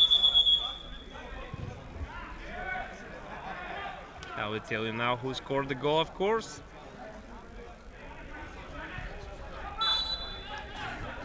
Just to confirm it with the statistics team.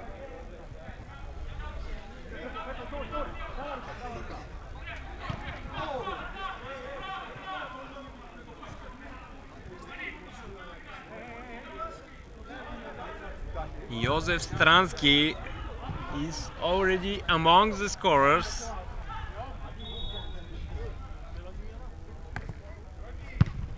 Five different guys scored for the team leading in the result.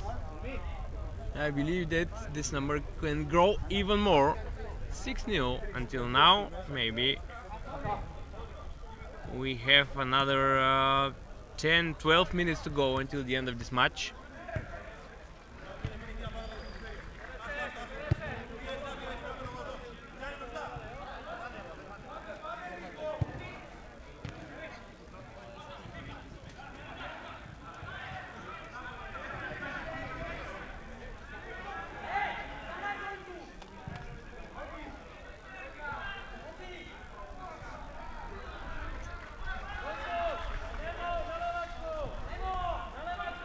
Darkness falls here above us in the stadium. Darkness falls also for the Greek team.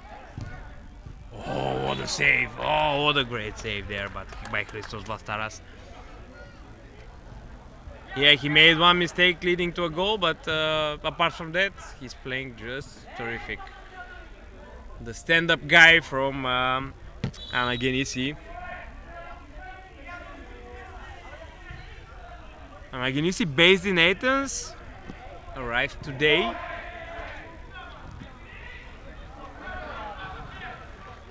They said some of their players are on, I don't know, on planned vacation, so they needed to leave the tournament. And some of them are sick, but yeah, it's luck or bad luck.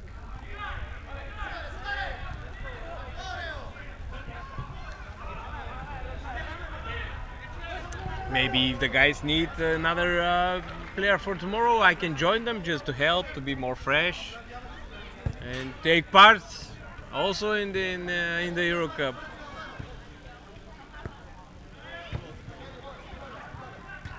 Of course, I'm just joking.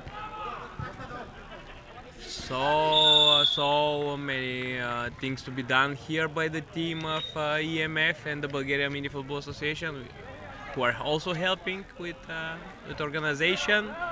It's just massive.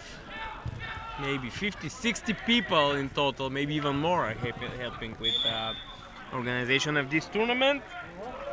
I hope teams are happy, and I hope this is not the last time, but the first of many when Bulgaria will be hosting such a tournament.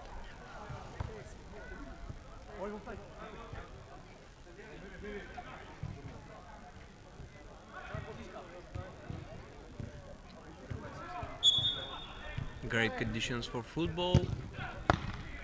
It's a little bit cooler now. Good pressing by Anagennisi in the corner.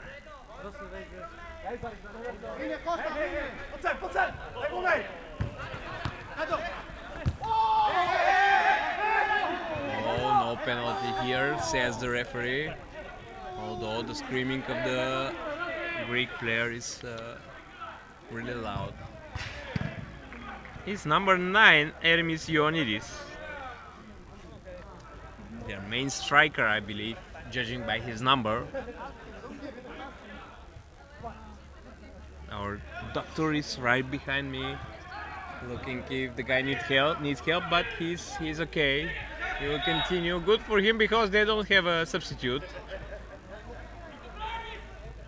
Like I said, I can join them if they want tomorrow.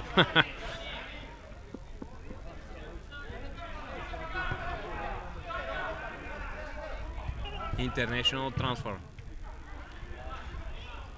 T.M.T. EDERA Pardubice looking for a 7th goal.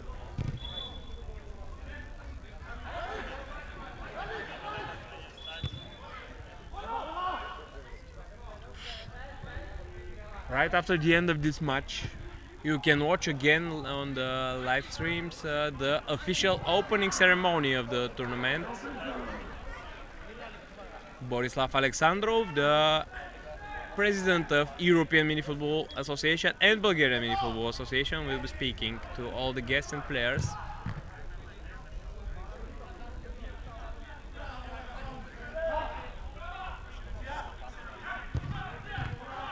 And of course the main ceremony, which will be brilliant and just breathtaking, and you'll be able to see a lot of photos, will be the ending ceremony of the tournament on Saturday evening, when there will be a lot of fireworks, happiness of course, and yeah, it will be just great. Very positive experience. Let's see who lifts the title, of course.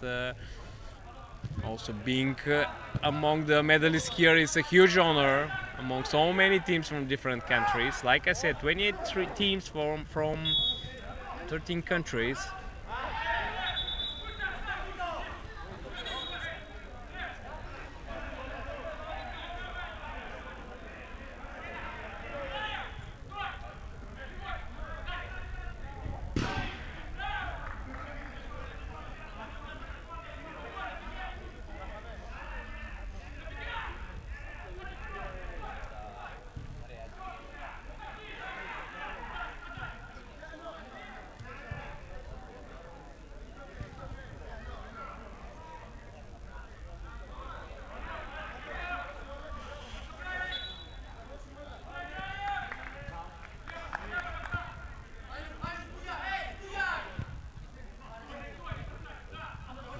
attack. Oh, another great save by Christos Vlastaras, denying a shot by Aleš Budil. He's not among the goal scorers, so yeah, for sure he's trying.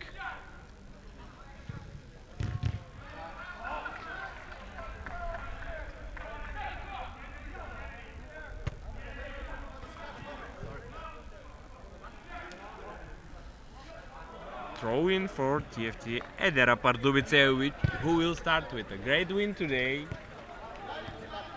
We have the best possible start and will feel really good for tomorrow's games.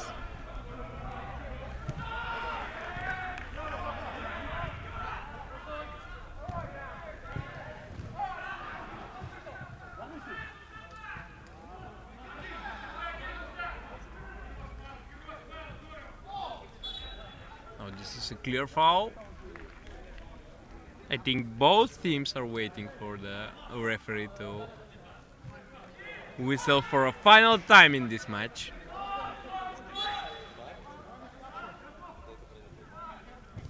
But we still have some, like, I don't know, 5 minutes maybe until the end. The referees will know for sure.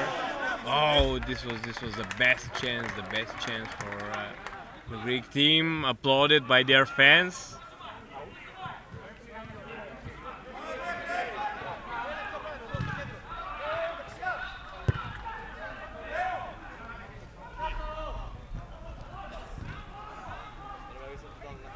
And then a chance for T.M.T, but they couldn't score there. Another ricochet.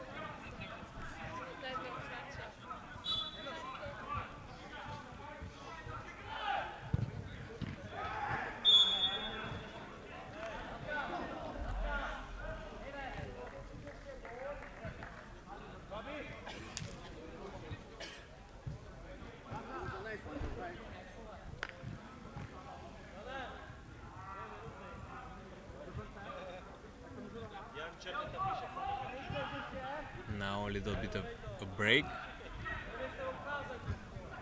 Let's see when we will continue.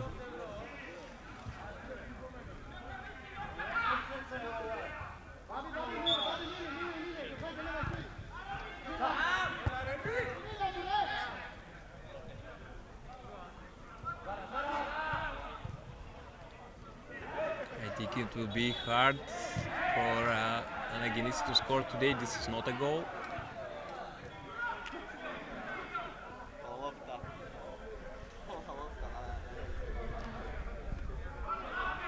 Maybe 2-3 minutes until the end.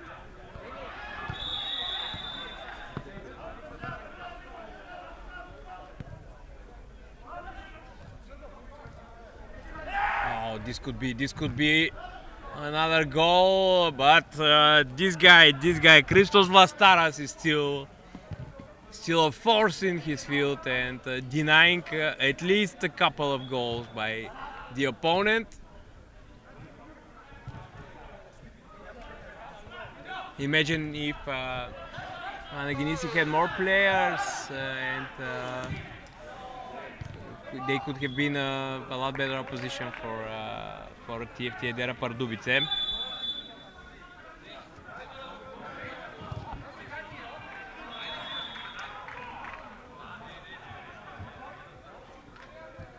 Also, great hotel is the one hosting all the teams here, with all inclusive, with great pools, a couple of pools.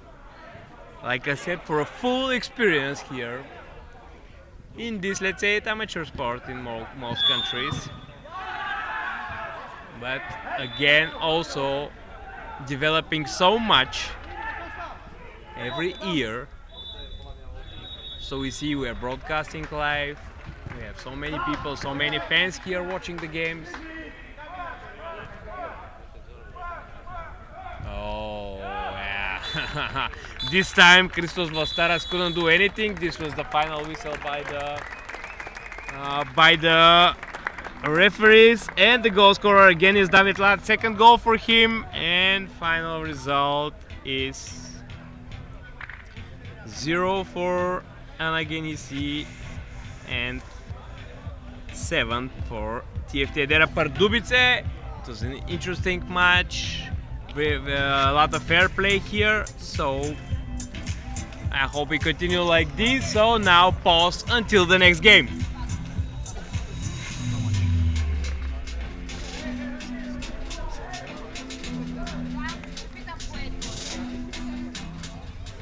So pitch number 1, Inter Brasov beat Fresh Fruit Stara Zagora from Bulgaria 4 goals to 1. While on pitch number 2, EDERA Pardubice destroyed Anagennisi 7 goals to 0. We will now proceed with the opening ceremony of the EMF EuroCup, and then we will have some more matches for you at 8, 9 and 10 p.m.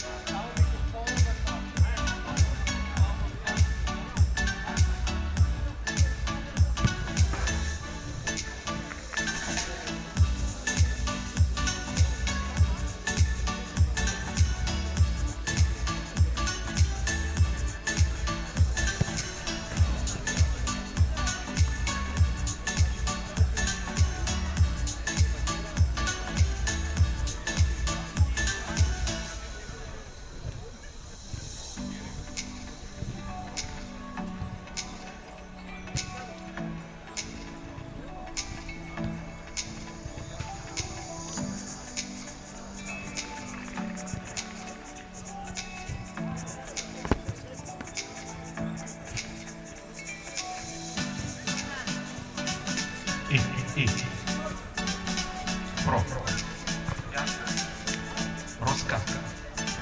Кажи само на право. Окей, право.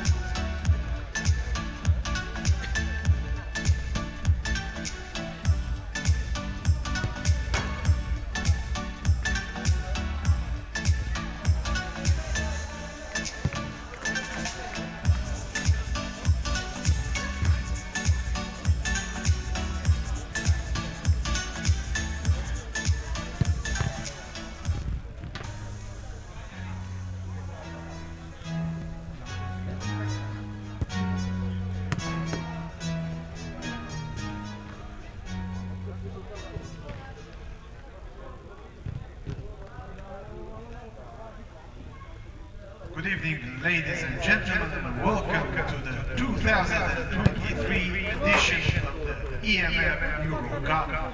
This is a competition which reunites teams from all over Europe here in the beautiful sunny beach, Bulgaria. This is the second major competition organized by the EMF this year after the Champions League in Oradea. We started the games today at 4 o'clock and we will still have some matches now in the evening session.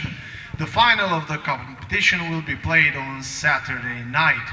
I will now give the floor to Mr. Borislav Alexandrov, the President of the European Mini Football Federation, also the President of the Mini Football Association here in Bulgaria. Good evening, ladies and gentlemen. It's a great privilege to welcome all of you here in one of the most beautiful and picturesque sea resorts along the beach, along the Blackside Beach, for the European Mini Football Federation 2023. I would like to express my thankfulness to our hosts, the Sever municipality and the mayor, Mr. Nikolai Dimitrov, for the great hospitality and all the preparations. You can see that we are surrounded by a lovely nature and a very nice sports environment. A massive thanks to all my colleagues from the European Mini Football Federation, as well as LOC, Bulgarian Mini Football Associations, and everybody involved in this event to make it happen. Also, I would like to mention two project managers, one on the side of EMF EUROCUP, and from our side, the LOC Rostislav Chanev. I'm absolutely confident that all of you are gonna make the best efforts to perform on the best possible way, and I'm sure that we are gonna face amazing emotions throughout the next days. Enjoy the beautiful event and make the best of it. You play. Good luck.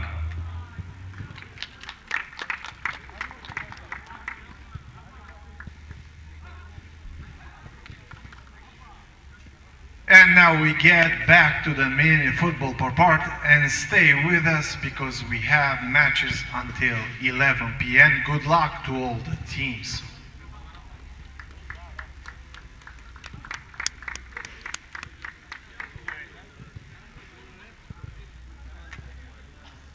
How you doing, you alright?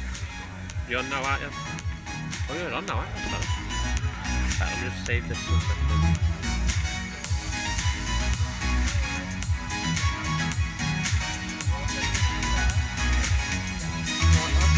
Alright, all good. One more to go for tonight. Yeah. Are you alright though? Yes, I'm mate. I've got one more after this, haven't I? Yes. One Wayne should be coming back to take over from Dan. And that's it then. Food's on till 10:30 back at the hotel. I'll miss it though, won't I? No. Your last game's at 9. So you can get... okay, yeah. So where's the coach pick up from? I think that. Where does the coach pick everyone up? Is it just outside? The bus? Yeah. There isn't the bus or what? No, I'm saying where the lads are asking where he picks them up from. 8, 9, 10. Like that, just outside there. Yeah, just outside there. But out the back there. As soon as my 9 o'clock game finishes. Have we got a 9 o'clock? Exam 9, haven't I? 8 and 9. Do you want me to call the driver? No. I'm with David and the man. So we have two new matches now at 8 o'clock on pitch number 1. So the local team of Atletic in red and he's just saying will he get back face to the the hotel team of FC Balkan Mix from Austria. He cannot, and on pitch number 2, Borussia Sibiu in yellow is facing FC Arges Milton Keynes in blue. Yeah, I just told him, thank you.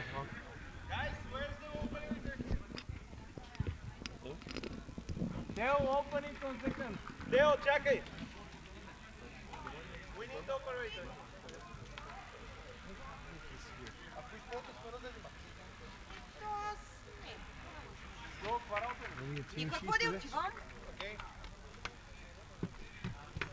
Team sheet for this game.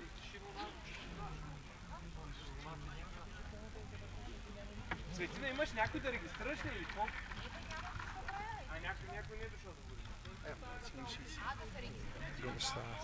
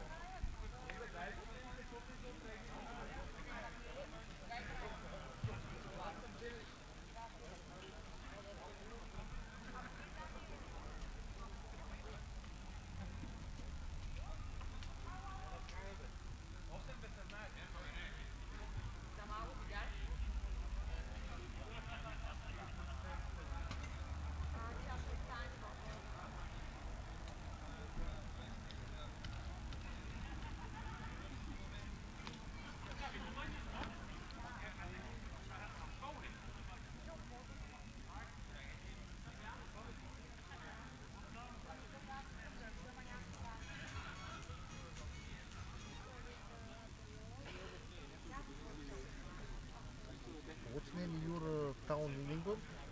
Weston-super-Mare. West. Yeah, W-E-S.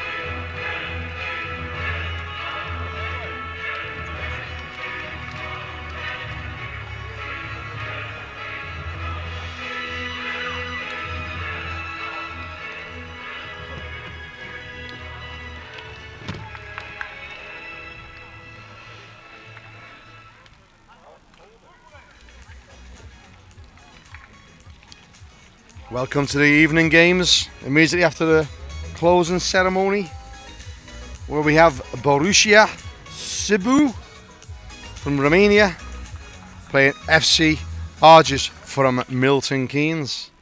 Be interesting to see the difference in the teams here with regards to how they play in Romania and how they play in England. It'd be really interesting to see how this game pans out. Our two referees are from Moldova, very experienced guys, and they said to me before the game they're really looking forward to refereeing a game involved with English teams, because they haven't done English teams before. They've done Romanians, Hungarians, every other European, but they've never done an English one, so they're interested to see how FCR just set up. So good luck to everyone.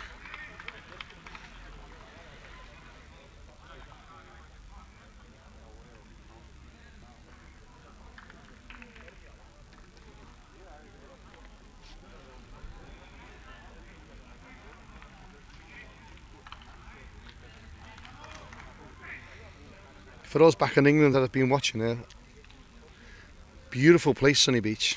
Highly recommend it. Everyone's staying in a hotel called the Imperial Palace Hotel. Absolutely superb. All looked after us so well, really hospitable. Any little tiny problems, and it's all fixed. So highly recommend the Imperial Palace, Sunny Beach.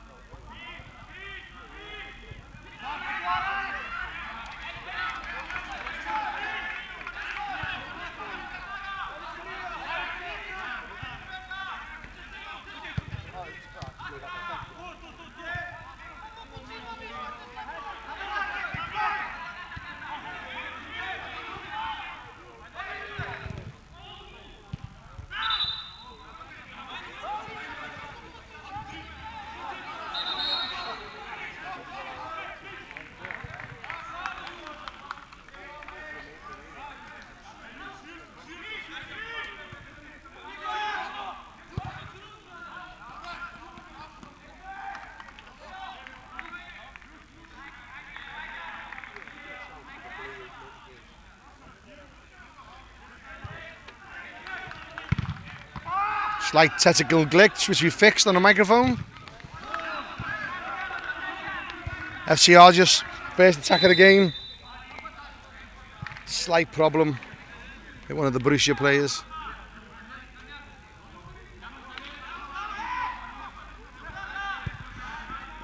He's a strong referee. It's Catalan from Moldova. You definitely don't want to be messing him around. That's a nice little chip in. Cut out by the Borussia defender. Oh, goalkeeper's body shape's all wrong here. He might get closed down. And he did. And the ball goes out for a throw in. You can see as the ball comes to him then he never had real control of that.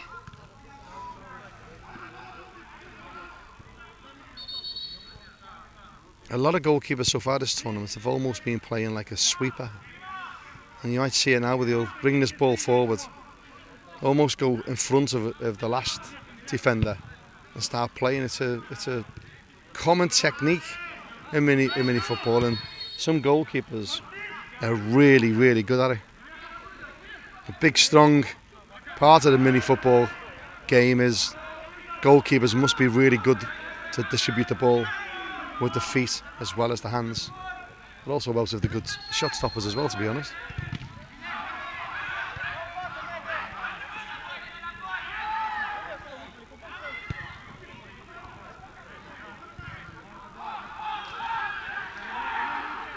Bit slow tempo here, which is unusual. Not much movement up front from Borussia. FCR just very organised. Very organised. I think these are going to be a tough team to break down.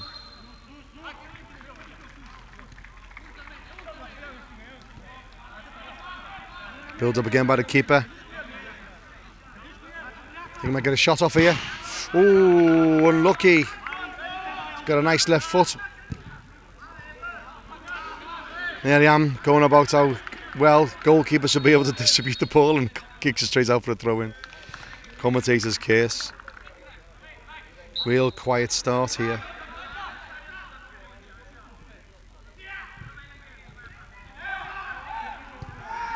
Obviously, for those knowledgeable people in the game, you can see Borussia playing in the same kit as Borussia Dortmund, which is unusual.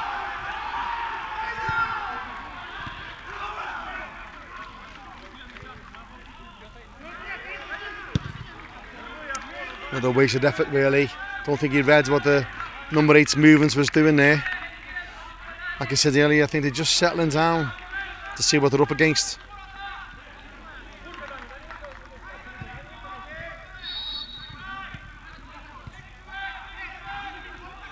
Oh, strong.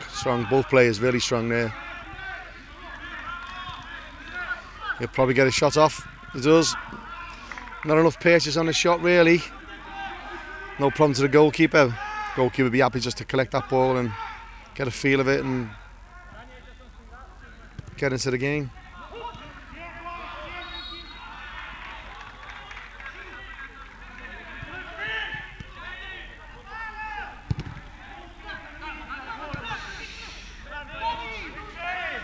Wrong option. Wrong option.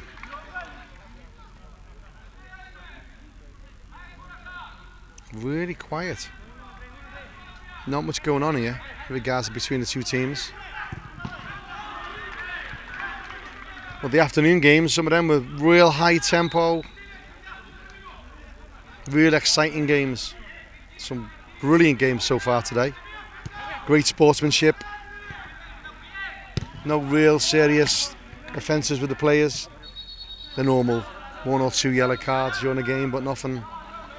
Some really good sporting incidents where players have helped each other from the other team, and been really good to see. Ooh, that was definitely a chance wasted. I think that's a let off for FC Arges there, if I'm honest. See what happens here. Strong defending. I'm surprised the referee never played advantage there. I think just a moment really to wait. I think he went a little bit early there, the ref. But nevertheless, strong defending, but still a foul.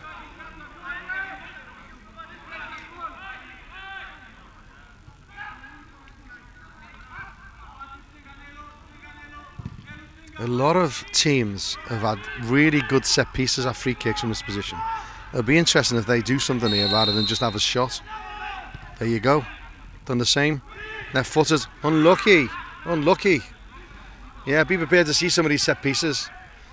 Lots of teams are doing some really good set pieces that resulted in goals, and I think a bit more strength behind that ball will give the goalkeeper a bit more trouble. Borussia going stealing yards, and referee quite rightly called him back.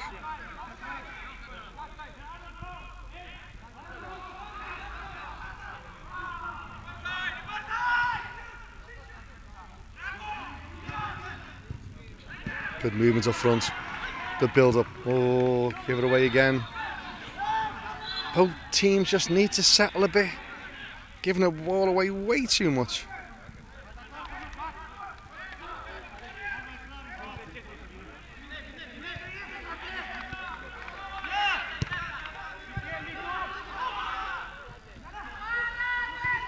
Oh, this might be a chance. Oh!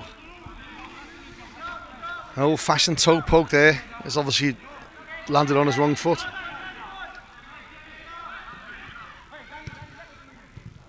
For those who may not know, there's a new rule the EMF have brought in to speed up the game. You'll see the referees put the hand in the air when there's a stoppage, a goal kick or a throw-in, and they'll be counting to 5. They'll be saying it as well as showing it with the fingers. This is to speed the game along. In the past there's been time wasting by players in these scenarios, and to make the game better, the EMF introduced this rule to get the game going again quickly. That creates a better environment for everybody involved in mini football. So if you see the referee with the hands up, it's not an indirect free kick. They're signalling 1 to 5 to get the game going again. You might see it here now. There he goes. That's what they're doing, just so you know.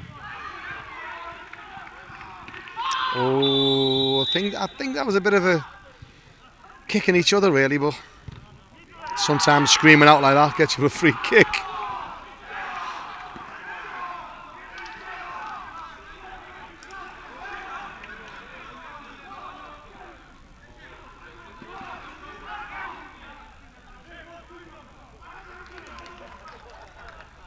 Again, I'm wondering, this might be a bit too far out for a set piece. He might have a strike and see what happens here. Looks like he's facing up with a left foot. He is. Unlucky.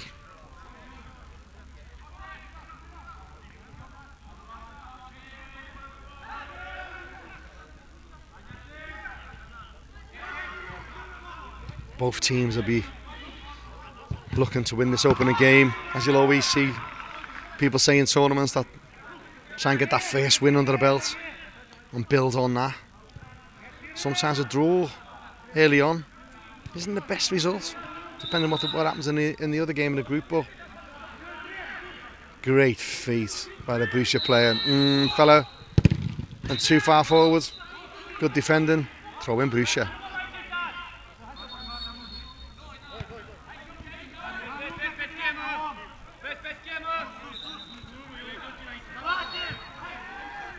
That's a hell of a strike. Good throw. More poor defending this, but he kept his eye on the ball all the way there to him. In fairness to him, the number 6 for Borussia. Put it away. 1-0 to Borussia.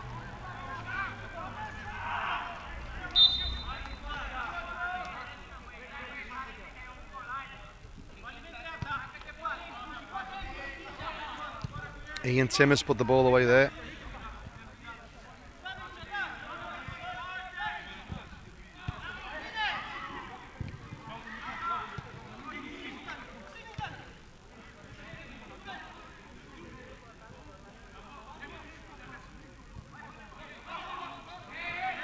I think the referee might give this.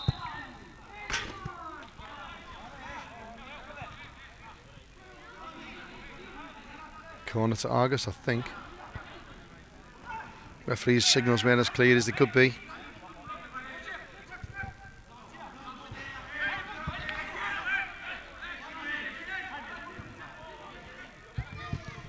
Really good pressing by Borussia, forcing these mistakes, forcing these errors away, coming away with the ball.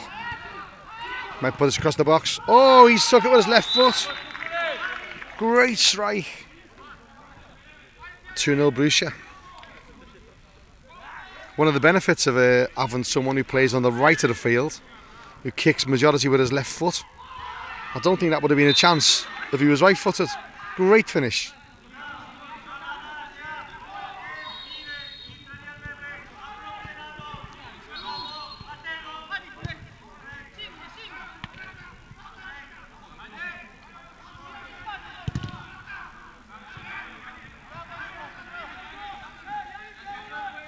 Wasted shot, really.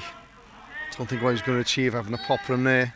Playing on the outside of him, he could have used them and pushed on. In the box, Simon Scrabby's having a go. Oh, that's gone right into Rose's head.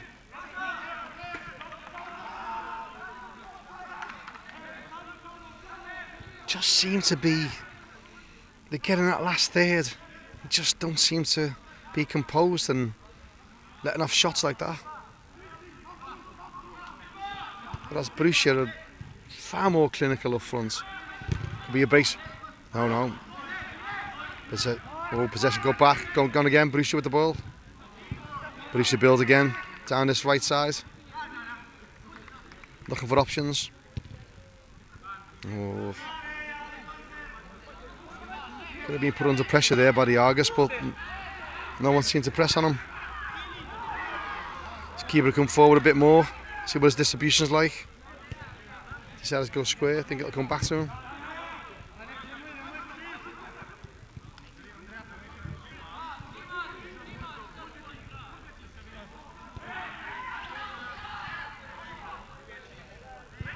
Of course, we've come from Romania, EDERA in Romania, from last week's EMF Champions League, which is a rounding success, and a wonderful arena, Antonio Alexa Arena and EDERA, which incidentally is a wonderful town. Couple of days break, and here we are again, going again in the EMF EUROCUP. Quality teams in the Champions League, won by a team from Montenegro,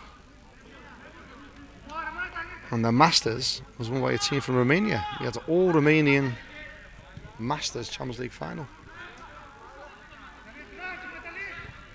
Great talent. I'll say before, the Romanians really are dominators of world mini football.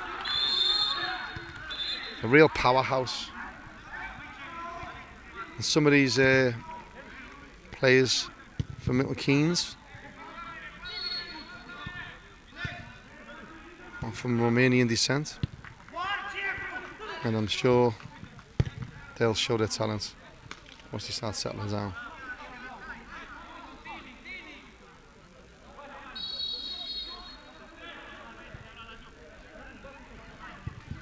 No real urgency from Borussia. 2-0 up, taking the time. Oh, that's a mistake by the goalkeeper. Oh, hell of a finish.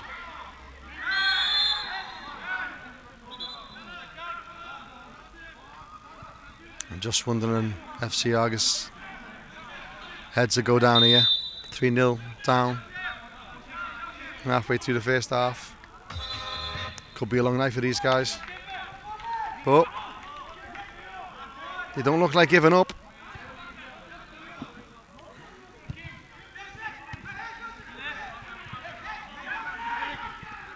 Getting hassled, absolutely hassled. Good defending.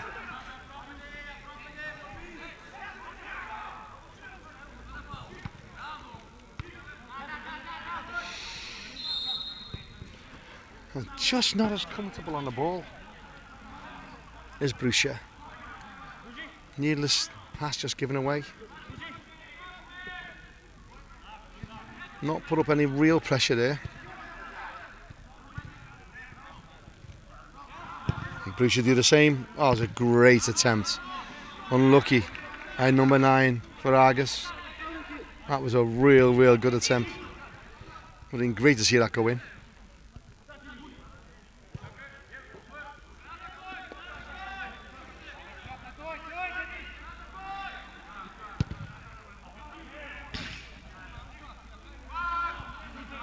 Lots of wasteful balls this half from both teams. Possession unnecessarily given away.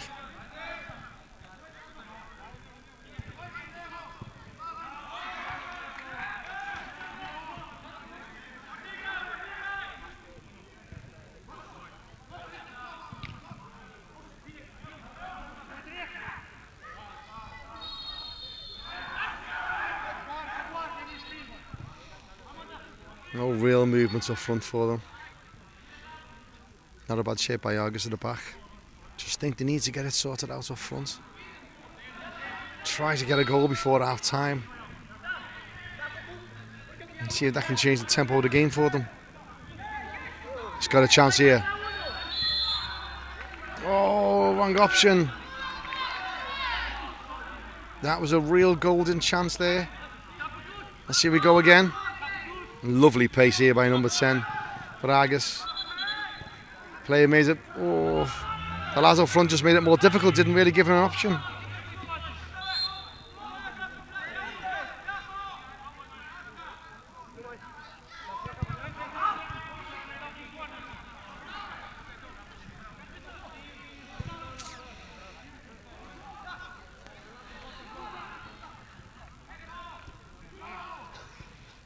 Really cooling down here on Sunny Beach.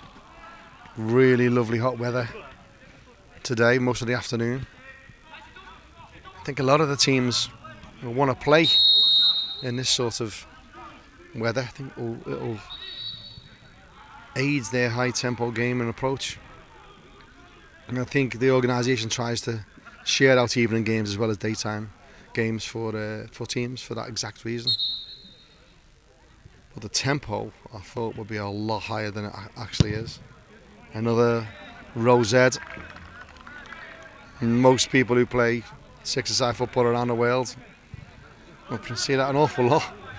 Balls going into rosette, even the standard of some of these players. Just wasteful chances. Done it again in number 10. He's a good player, him. He's doing well and lucky. Great return. Working hard he is.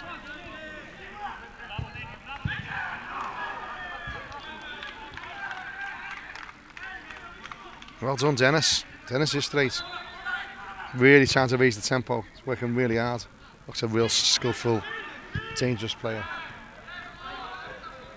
Strong defending again.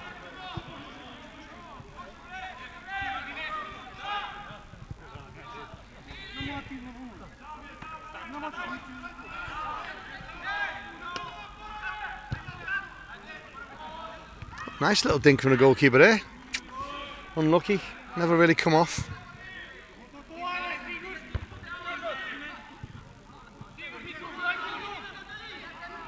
Oh, he's got a chance. He's got hold of him. Come on, ref. I'll tell you what. That was close to the penalty area, that. I get a yellow card here. So he does. First yellow card of the game. Although in real terms, you know, if that happened anywhere else on the pitch, I'm not too sure it would be a yellow card, but that's stopping a promising attack there. Could have got a shot off. And the referee, Catalan, from Moldova, quite rightly pulls out his yellow card. Come on, let's see if Arges could do something here.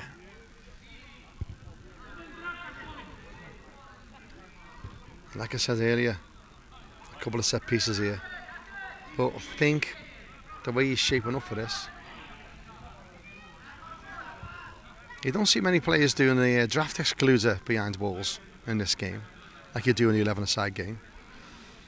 And I think obviously the goal's not as tall, so it's to get up and down from over there. That'd be very, very difficult. But he puts it away. Deserved goal there, right in the stroke of half time.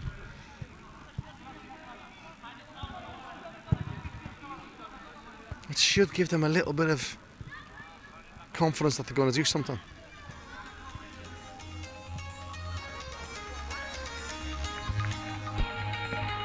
Had a goal. Right in the stroke of half time. Should give them a big boost to come out the second half, firing all cylinders. An early goal should really change the whole concept of this game. See you in the second half.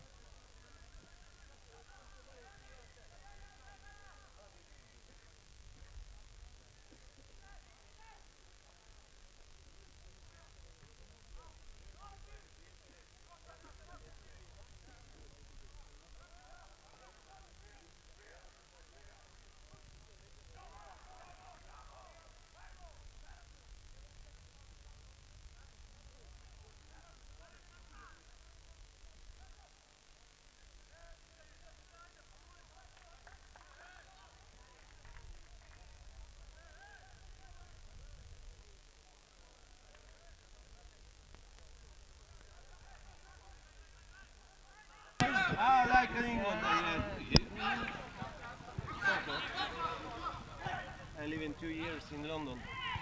That's not England. Dirty muddy weather.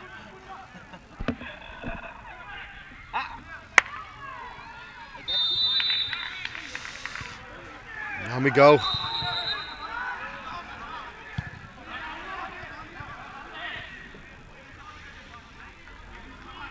I think whatever team scores next will dictate the tempo of this game.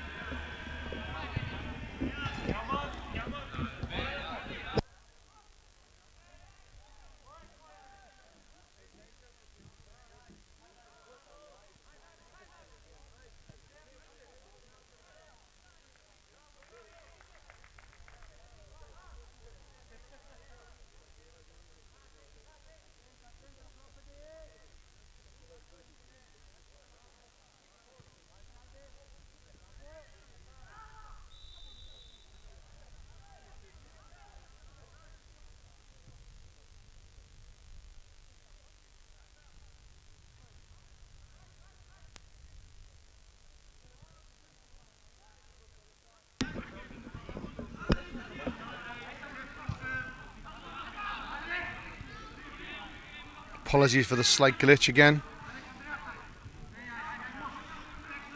Had a little bit of an incident.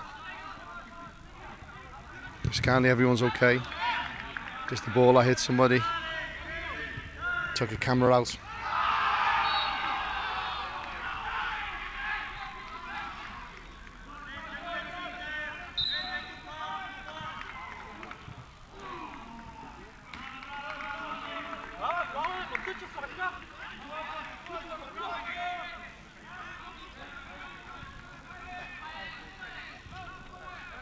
Just think FC Arges would have been a bit more up for this early on. Just can't seem to get out of their defensive tears. They just can't seem to get out. Maybe we'll hope for a lot better than this for the next 5 or 10 minutes. Nice sack. It's unlucky. Nothing there.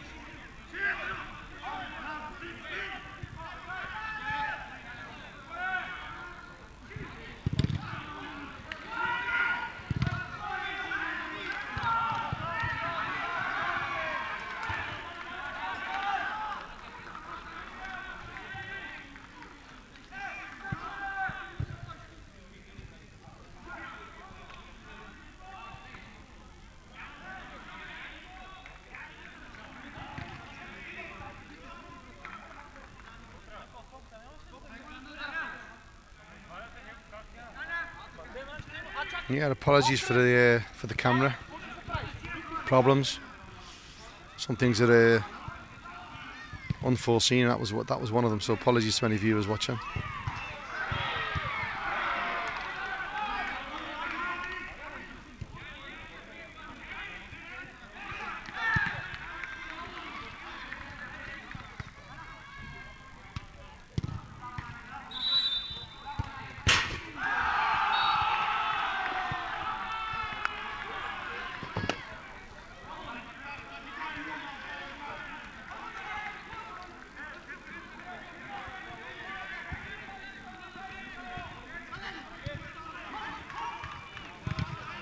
Great play at Borussia.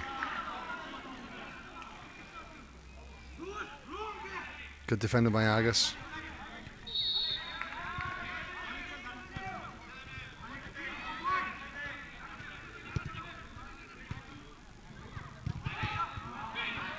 Good save by the keeper. Game's just gone completely flat. This is exactly what Borussia wants. See no one pressing him. They want to do more great attack. This is more we want to see from him. Goes out to the left. He's going to have a pop. Corner ball.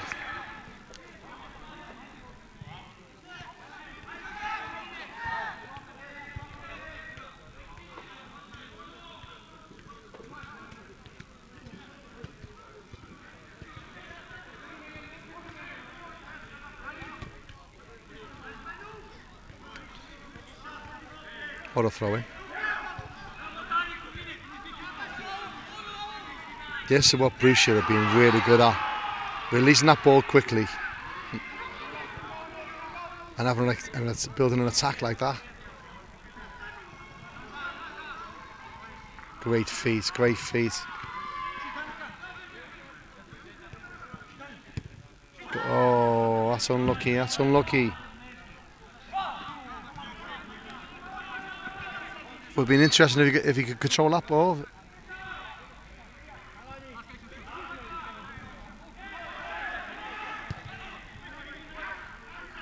That is lovely play from Borussia. Lovely. This is a chance of a counter-attack here. 3 against 3. Come on, play the right ball in there in. Oh, he read it. Read it.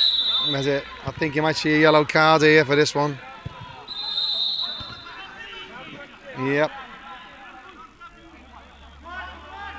Number 11, rightly so. It's a bit tricky when you see that. When someone pulls their arm and the shirt like that, there's a tendency for the player being pulled to throw his arm back and smack the player in the face. So it's always dangerous to look at that. And I think sometimes referees might be a bit keen to play advantage of those scenarios. But it's rightly pulled up and nothing serious. Simple yellow card. It's stopping a promising attack.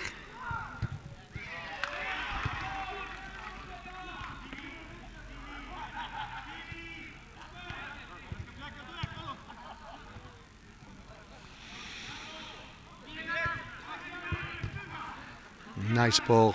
Kill 2 players, stone dead with that ball. Good defending again by FC Arges.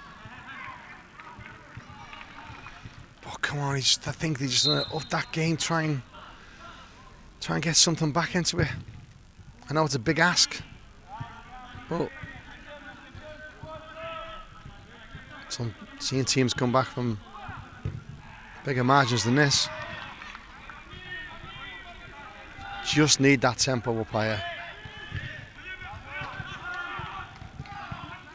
There's a chance on here again. And we're 11 with the ball. Oh, it's stuck under Roman's feet.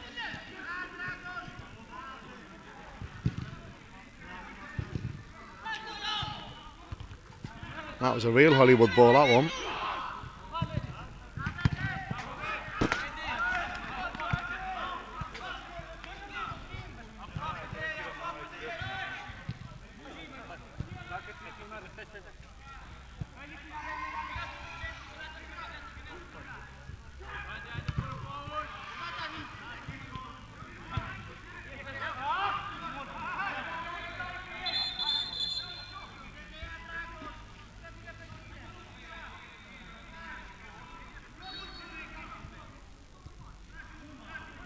No need for the goalkeeper to push on, really, with a lead like this. This is just killing time, really. It's the difference between time consuming and time wasting. This is a tactic to slow the game right down. It's exactly what they want. He'll probably get his shots off. Doesn't want to get anyone caught in possession. The goalkeeper's right up there. So Sports taking a shot. In that situation, is the right thing to do. It must have been a touch by an Arges player to have a corner to Borussia. Going to come across again. Then come back to the goalkeeper here. Again, might push on a bit like a sweeper, but doesn't really have to, does he? Again, just all eating time away. Exactly what they want to do. Sometimes players can get frustrated with this happening to you, but another chance.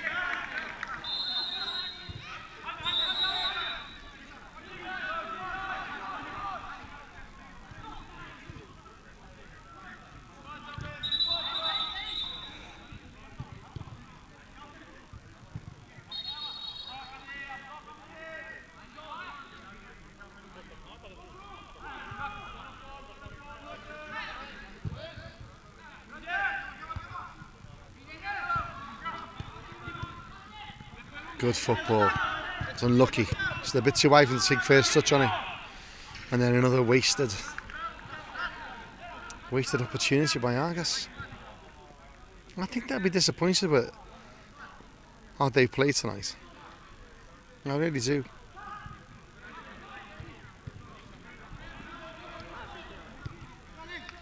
Because I wouldn't say Borussia are miles better than them. I just think they've just been a bit more clinical up front with the chances and just produced more in that last third. And they're just dictating the tempo. They're just taking the time, killing the game, eating that time up. No one really pressing them. Like, I could understand them not pressing them in the glaring sunshine of the sunny beach like it was early on today, but it's a cool evening here. And they just should be able to raise that a bit like that. Get into them a bit more and get that tempo up.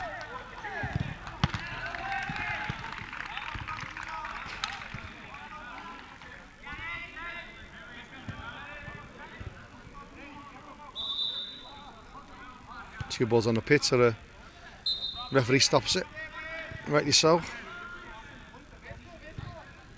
Oh, that's a nice ball. Cool. Oh, he's good defending. There's nothing really going Arges' way here.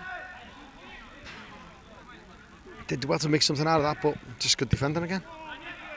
So he got left foot. Oh, no purchase on it. See, again, no real agency to get back either. Just these little signs are telling me that Arges might have given up here.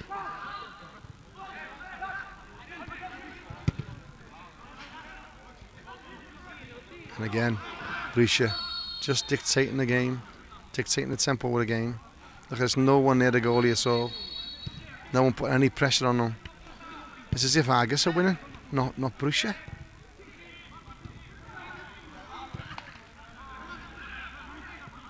That's it. I had that tempo up. Go on. Unlucky.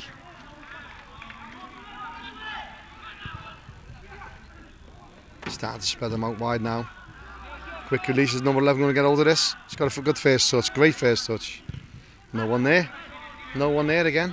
Only one up. Come on, I guess you couldn't do better than this.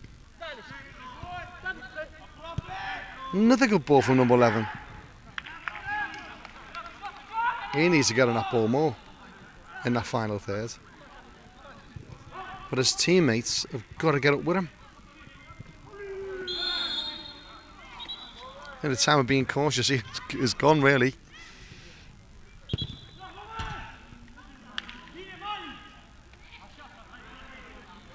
Better luck, really. At the post, could have easily gone in. He had no really patience on that shot. Good football by Borussia. Again, not as clinical up front. As they should be, really.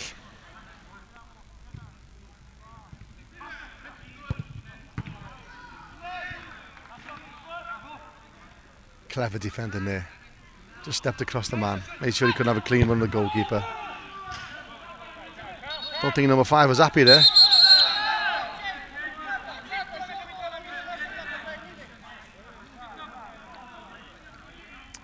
Yeah, ref had no choice. Just no choice. It wasn't that bad. Look at the size of him. Big strapping lad. The number 10 for Arges isn't exactly the same size. I think he's a silly boy for getting himself a yellow card for the silly offence like that, because these yellow cards build up. One more, he'll miss another game. It's just an absolute needless yellow card there. Winning 3-1.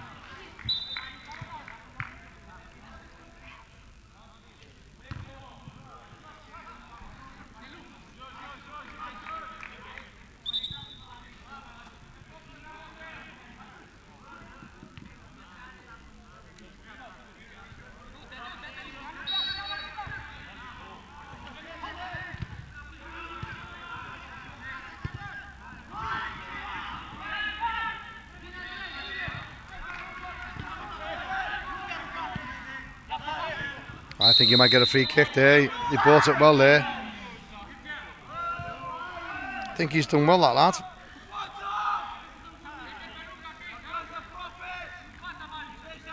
Dennis and Strata, he's impressed me, him.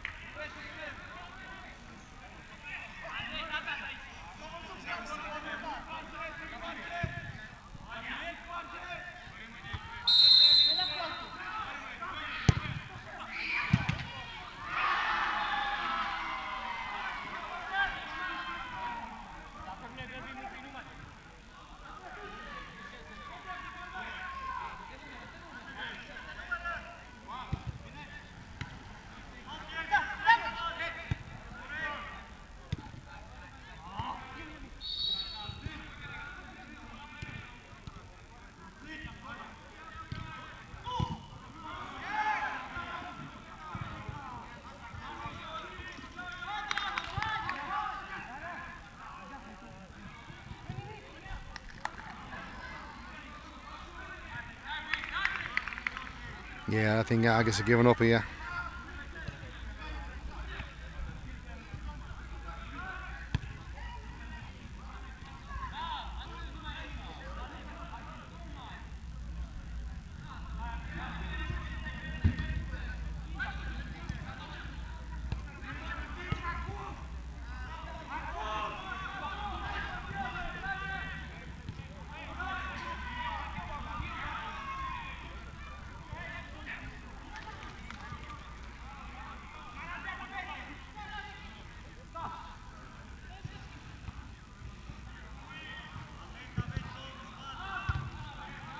Slowly building up play, no real agency about them.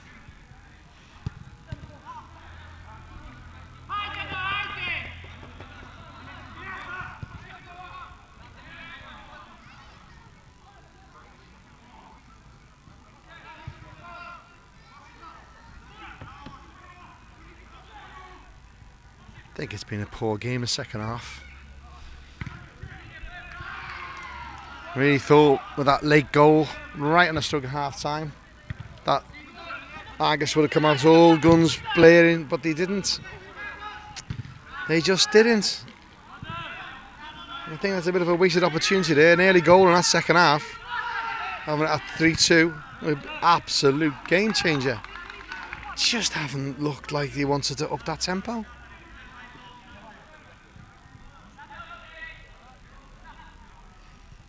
And of course, Borussia is just playing the long game, consuming time, killing the tempo, and trying to bring this game home safely.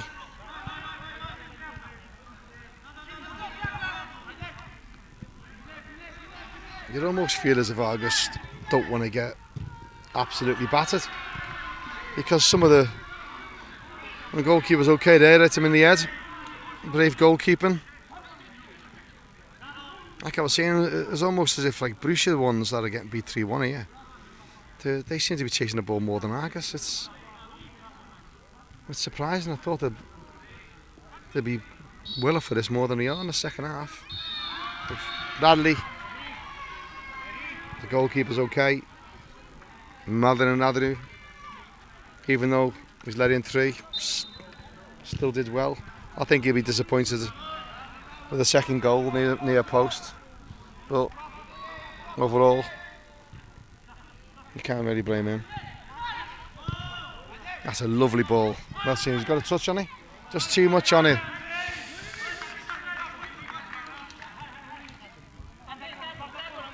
Unlucky, Andre. Just too much on it.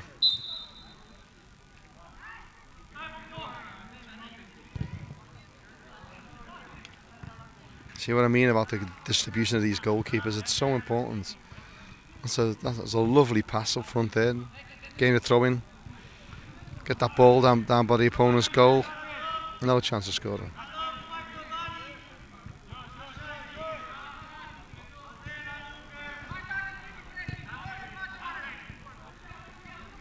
Just not showing the options up front. Arges, it's just not. Come on. See what he's got it. Oh, unlucky Dennis. Great feet again. I think he's been the best player on the park tonight, if I'm honest. Even though his team's getting beat, always look dangerous. Eleri Velicia, and they're in. They're in. I think he should have squared that, if I'm honest. But great goalkeeping again by Madalina Radu. Should be proud of his performance tonight. Game finishes 3-1 to Borussia. I'm sure Arges will look back at that and think they could have got more out of that, a bit more agency, higher that tempo up again, but it is what it is. And Borussia win 3-1.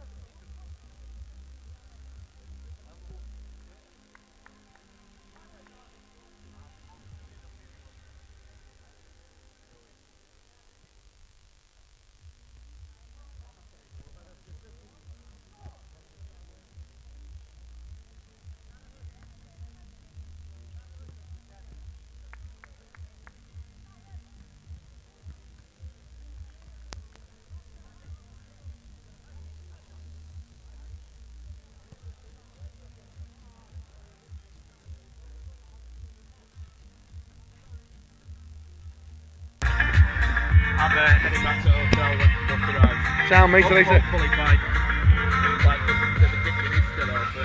Or... 10:30. Oh, is it? Yeah. Oh, good. Is that restaurant? That restaurant?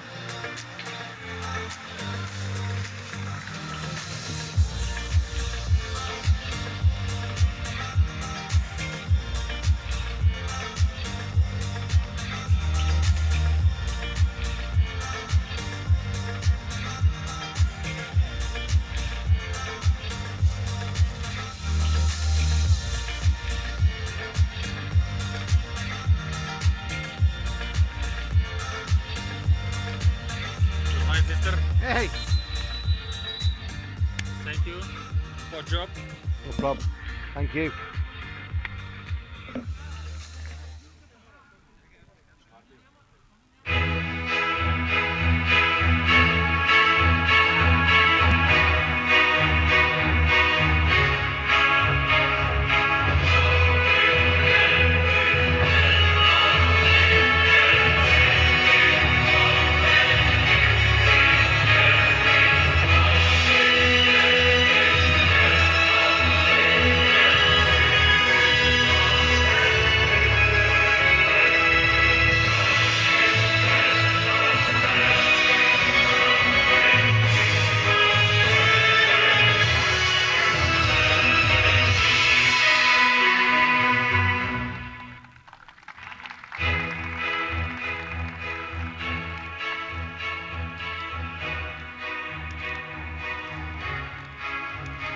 Welcome to the second to last games of the evening in a beautiful sunny beach.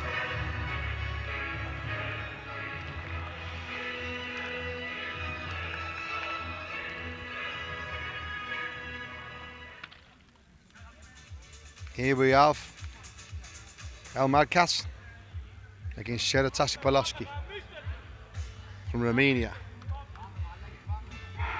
Mali are from Greece. They'll be playing in the blue and white shirts. And like a lot of the Greek teams in the mini football, should be very talented. Lots of players good on the ball. And the Romanians, what do we need to say about the Romanians? Always supply great teams. They know their mini football, they do in Romania. One of the powerhouses of the mini football world.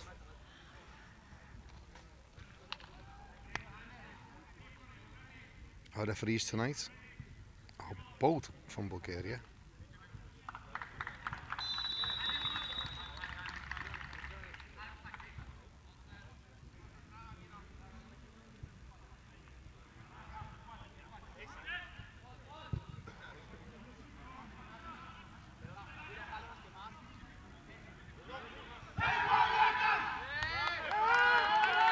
And as you can see, the big Bulgarian Slavko wearing long sleeves because they'll find this weather a bit cold.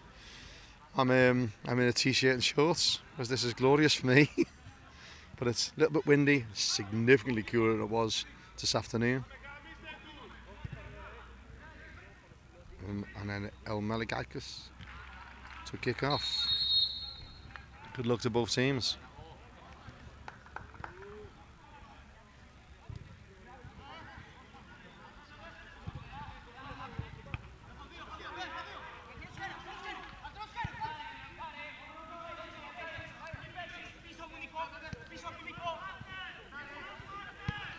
As you can see already, this game started at a much higher pace than the previous game.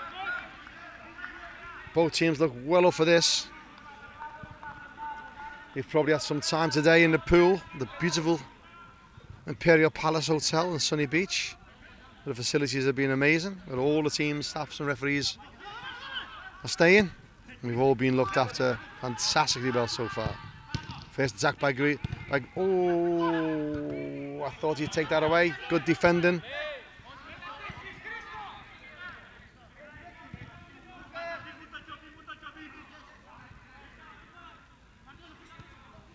And Maliakas on attack again. Blocked out by Chedra. Nice feet.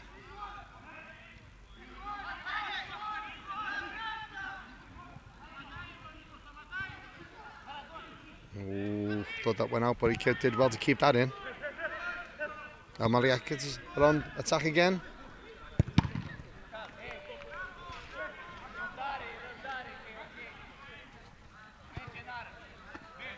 It's all L. Maliakas here tonight. Again, we see this typical mini football. Goalkeeper like sweeper keeper. Really moves forward. Keeps possession. Normally shares the ball with someone else on the left. Start making that movement up top. Tries to create some space. A tactic many teams in mini football use. And there's a really good example of it. Oh, nothing there. Goalkeeper, as soon as he delivered that ball in, he got back to his goal to cover goal. It's a real great tactic by many football teams in these competitions that the EMF organise and deliver. And the El Maliakas goalkeeper knows exactly what he's doing.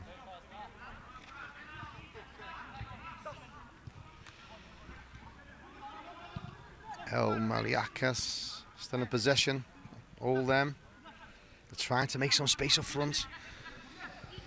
Forwards are trying to just get in front of people. Great defending by Chedra.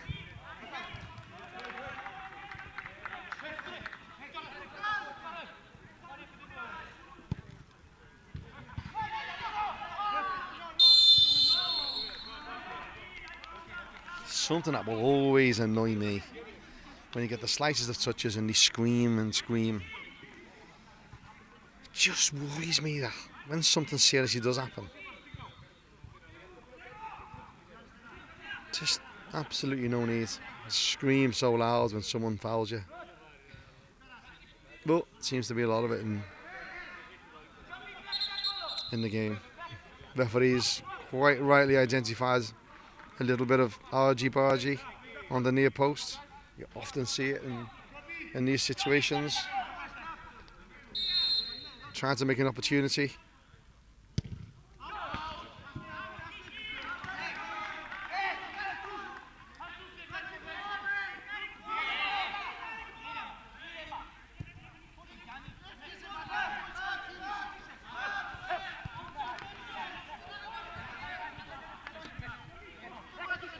Maliakas on the ball again. As I said earlier, it's been all them. Haven't really seen anything from Ted's attacks. I think they'll be disappointed how they've started this game.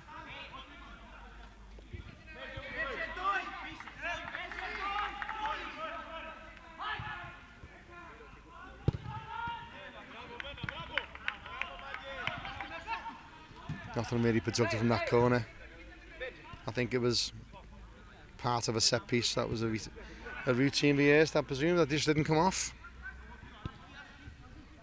I'm sure we'll see a few free kick routines during this game. And there we go again with the screen.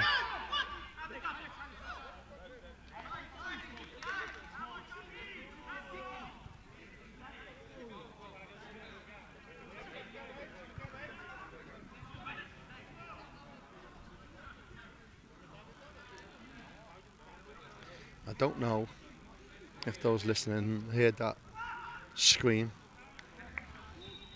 but I'm sure they'll be running really fine in about 6 seconds. If it's a foul, it's a foul. Don't need to scream.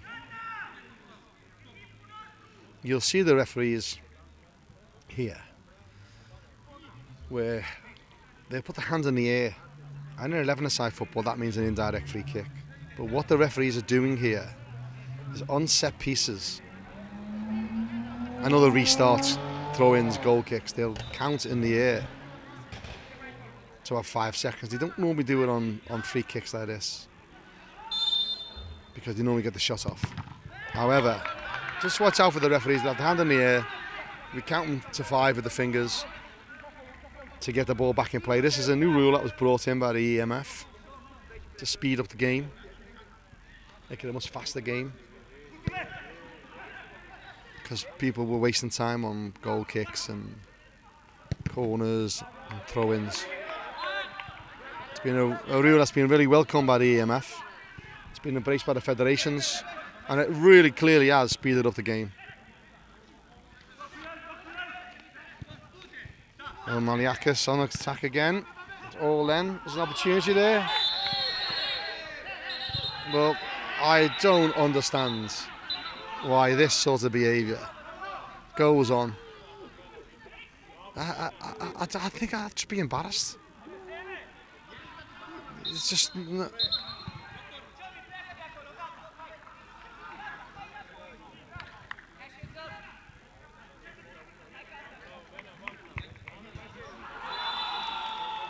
Picks up a yellow card. And I think it might be another award coming to number 7 for rolling around and screaming so loud, but I don't know, maybe not, maybe not. But it's just unnecessary. So 1 each, really. 1-1 on players screaming very loud when they don't really have to.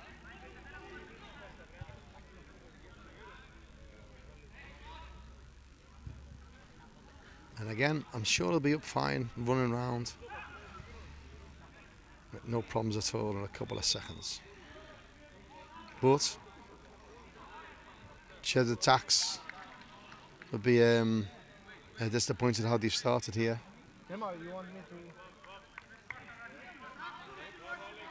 And like a miracle, number 7 is fine. Absolute miracle.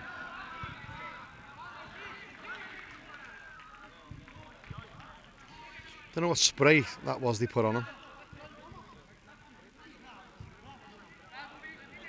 but it certainly worked. Maliakas on the attack again. Oh, was unlucky. Had a great view of that.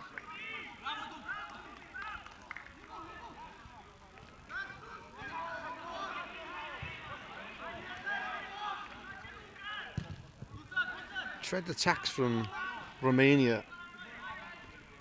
They're not really playing like a Romanian team. The tempo's slow. They're not sort of got into gear really.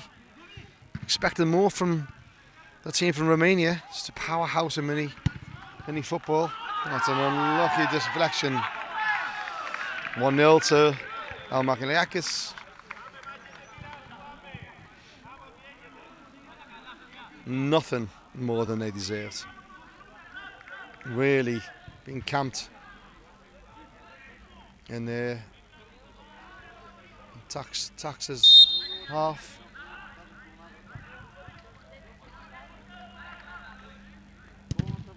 I have no idea why they would do that. Well, no idea.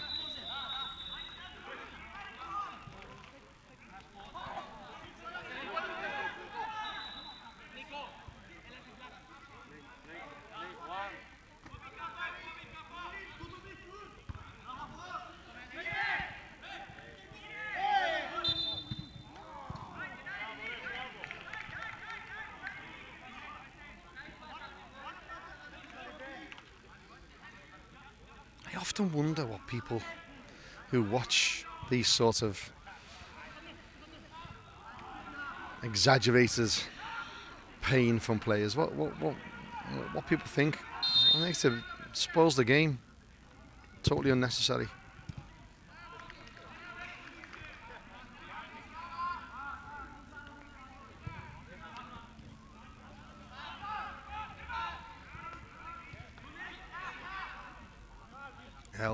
Maliakas on attack again. Keeper with the ball. Lots of good movement up top. Nothing really productive opening up. So they'll keep just passing that ball to try and get some movement up front. See what the sweeper keeper can see.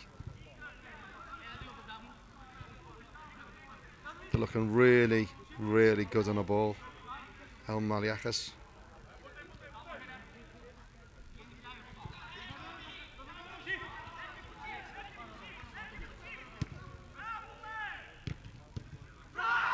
Now that is a great goal. All come from brilliant distribution by the goalkeeper. And we see it often. We see it often that teams use the goalkeeper as a significant playmaker. And this Maliakas goalkeeper is a really good playmaker. And I don't know what they've just done there. They've done that twice now from restarts. Both goals, they seem to have a shot. I just don't understand why they're doing it. It's not the tactics you would see from a Romanian team. They just don't do. They just don't seem to be playing like a Romanian team. I'm surprised.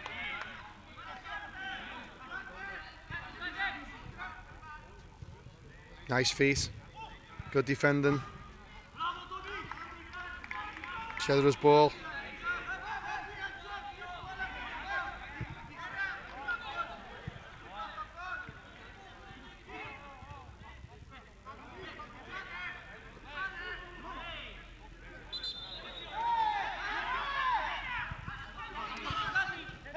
It's one of the problems when you moan at a referee and you keep yourself out of position. This sort of thing happens.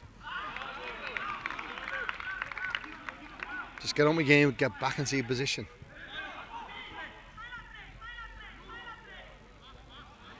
There's a significant difference in the tempo of how these two teams are playing. Maliakas are definitely looking more dangerous and more technically gifted.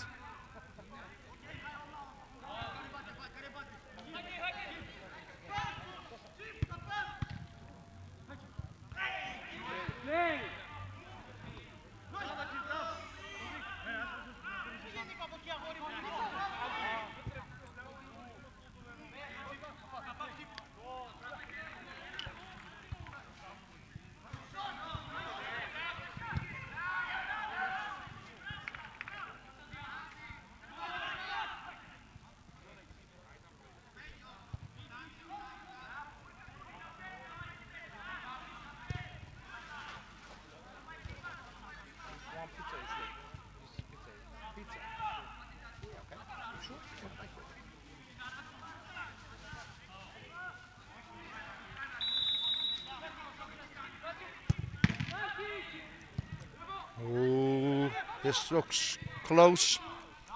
He was very calm, the keeper there.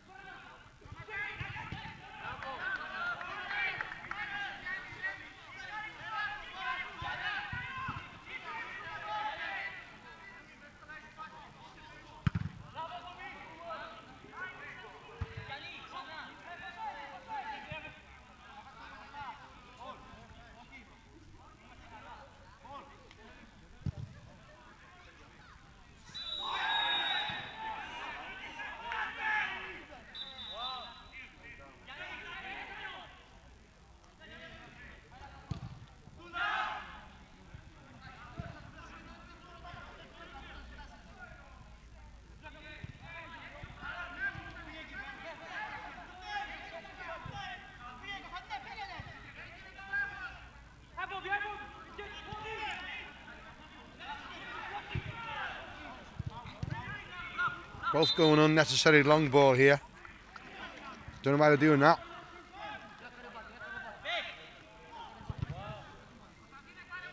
Clearly not working.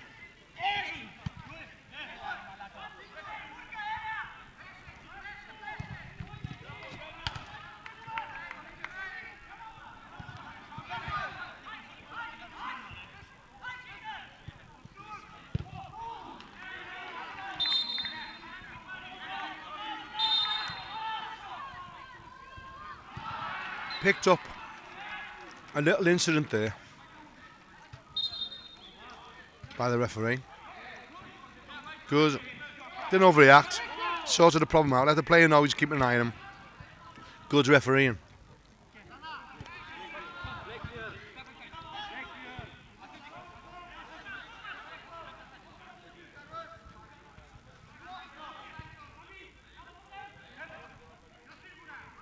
Another chance now, gone.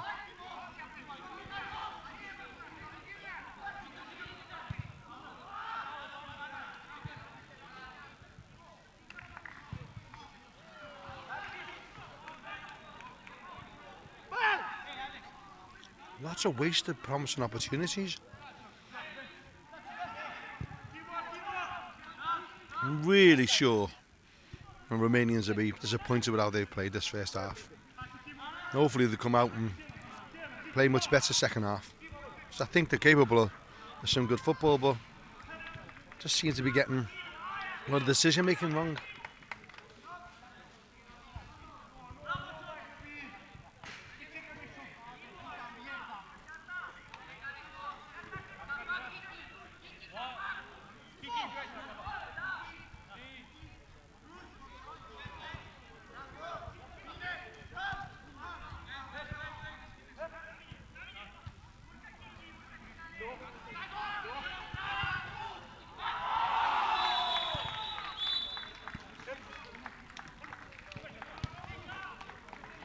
And Maliakas is just dictating the tempo of the game here.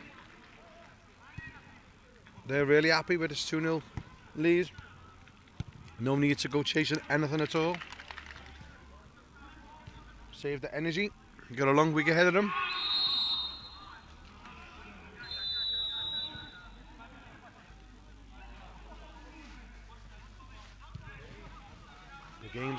The games are becoming thick and fast over the next few days. Some in the sunshine, because the EMF will try to share out the games that are played in the evening, as well as the games that are played in the blistering sun. Here in a beautiful sunny beach, Bulgaria.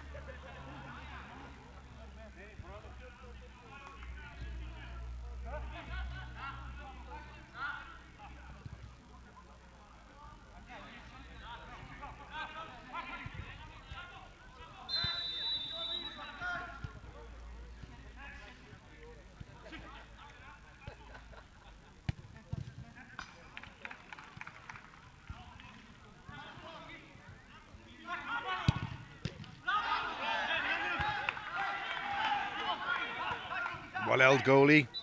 We had spilt that. Could have easily been 3-0.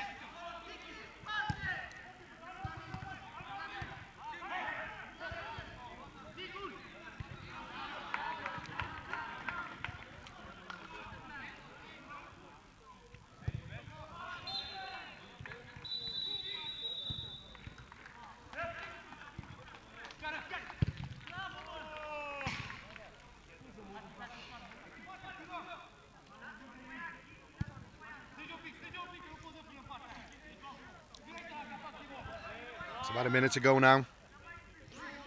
I think they'll, as I said earlier, be really disappointed in the first half performance. Chedra.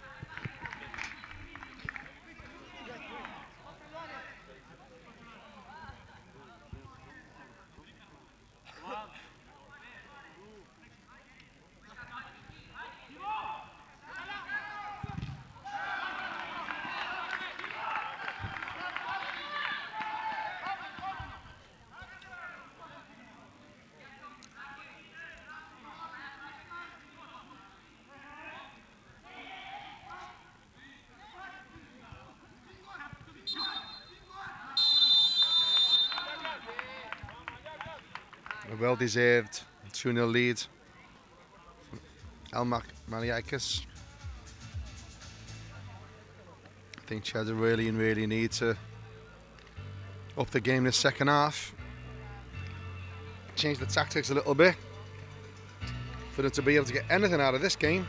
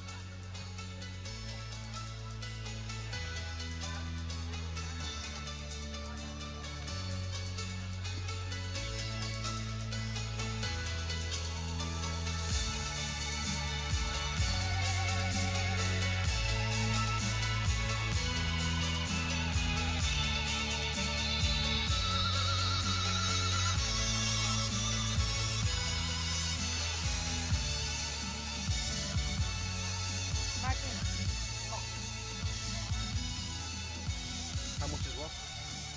Out 2-0 to the Greeks. Playing well to the Greeks, the El Maliakas. El Maliakas. I call it Maliakas. Is that right, Maliakas? Yes. Oh, is that right? Doesn't yes. Go. Getting some help from one of our Greek friends of how to pronounce the name. El Maliakas. Apparently, I'm not doing too well. Second half underway. 2-0. El Maliakas. It's tax Chedra.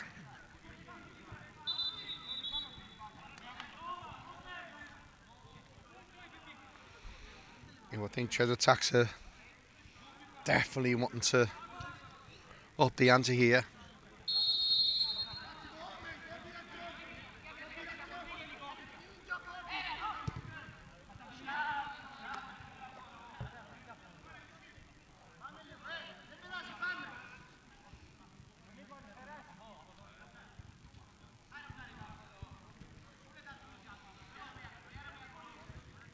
El Maliakas kicking from the right to the left, leading 2-0. Got no real rush to do anything here, just pass it between themselves, eating up time. No real rush to go forward. Again, I'm surprised that Chedra attacks haven't pushed on a little bit, I know that leaves space at the back, but they've got to change how they're playing to get anything out of this.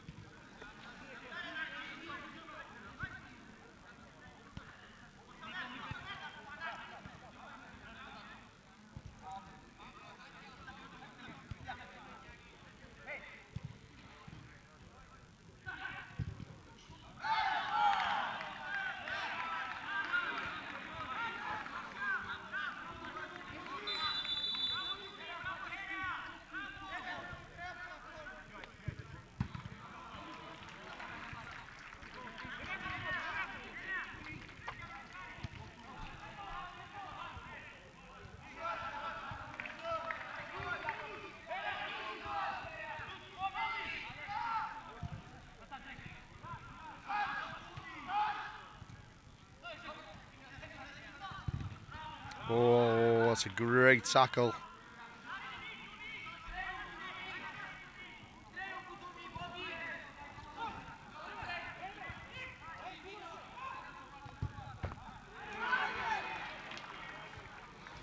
Again, no real rush to get this ball back in play. We're winning 2-0. Totally, absolutely dominating the game. Let's see what he can pull out of this. Oh, good defending to take the ball back. Of Chedra attacks.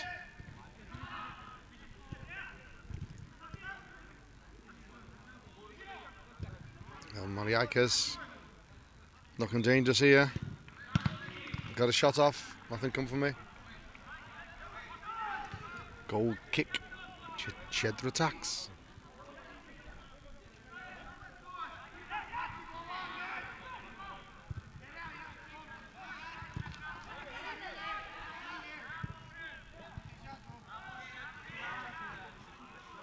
Goal kick to Chedra attacks. Going to be open to. It's just started the same. Sorry. Started the same low tempo, nothing going down. Maliakas on the ball. Again, they'll just keep that ball. Keep consuming time. Keeping the tempo at the pace they want it. Chedra attacks are just letting them do it.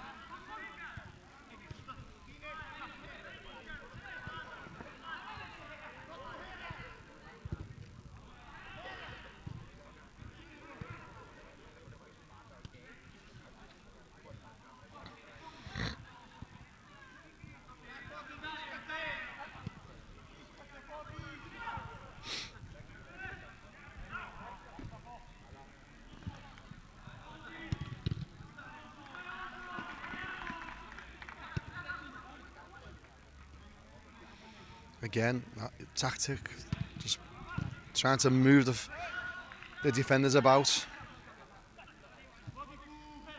See what space they've got, have an opportunity. Go rush to take a shot off.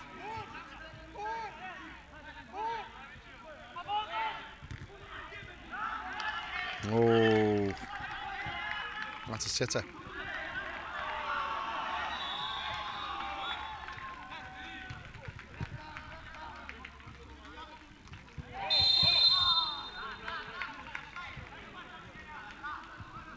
I think that's an injury that could hear that chap there. Hope he's okay. No screaming. Took the knock. Moved on. Well done him.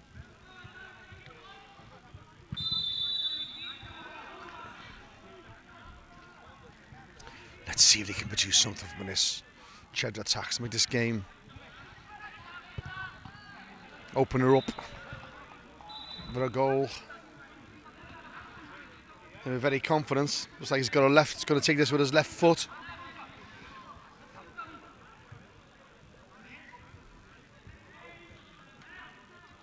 As I said earlier, lots of set pieces.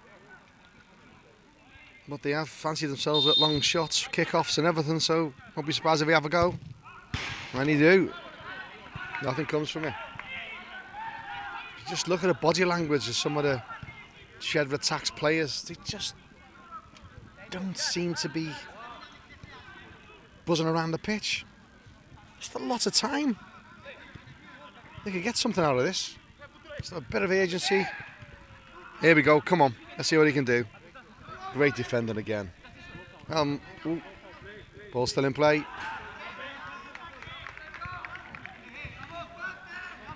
Maliakas have just done enough to keep them at bay with regards to those little builds up on the left.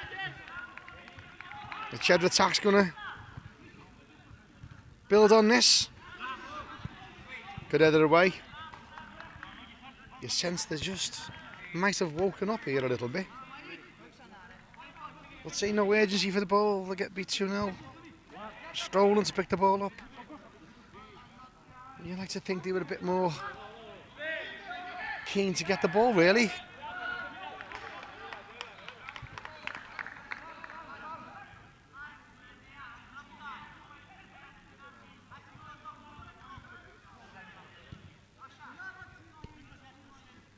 we go again. Consuming that time. They've got every right to do this. Play the ball about, try to entice them in to do something. The number 3's trying to press a little bit. Well, the captain's just on the halfway line, letting them do what they want. And I just don't understand why they're doing it. Yeah, this is so un-Romanian. Really, for the tactics the Romanians normally use in the mini football world. They just would push and press and chase and hassle. They're just letting Maliakas just do what they want, really.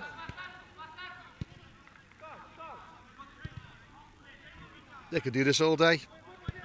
They could just do this all day. Take table tennis. If Chedra attacks are not going to chase them, well, why should they do anything else? Really, do you think Chedra attacks have got all the tactics wrong here? So start pressing again now. Good. It's a good opportunity to press there on a goalkeeper. Went onto his wrong foot. That's not something he should be recognising. Force an error out of the goalkeeper.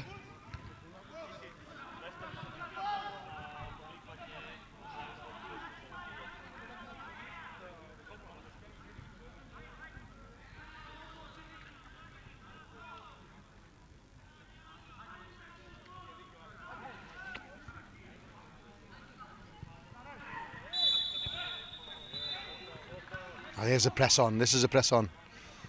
Number 13 tried to block him there. It's clever defending, but didn't quite come off.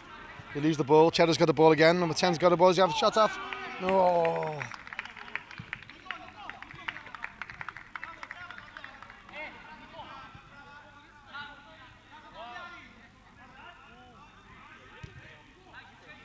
Here's another opportunity to press.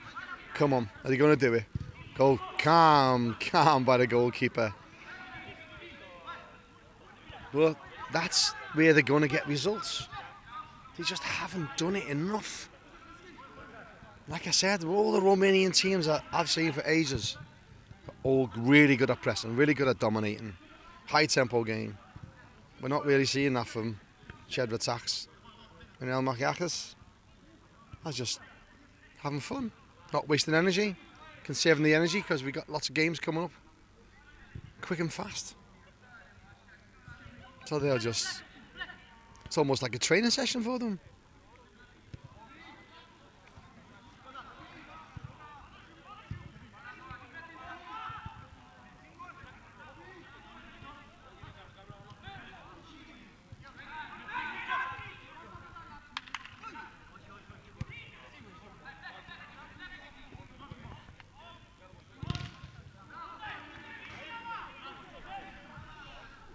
This is what Chedra could have learned there. The way he put pressure on them and did what they did. He's just not doing it. Disappointed, I must admit. Expected more.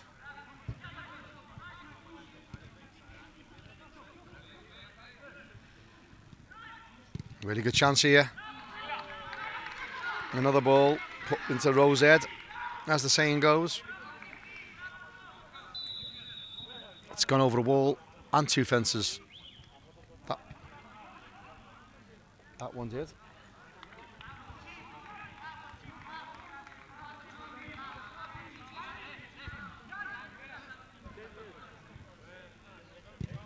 Halfway through the second half.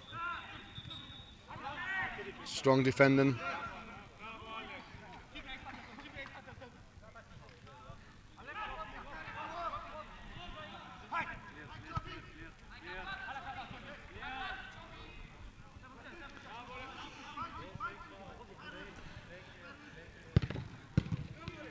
Right, counter-attack on. Needs a good ball. Well, they're happy to keep possession, consume that time, dictate that tempo. Chedra attacks just playing right into their hands. Overplayed it here. Could have got a shot off much earlier before he passed it.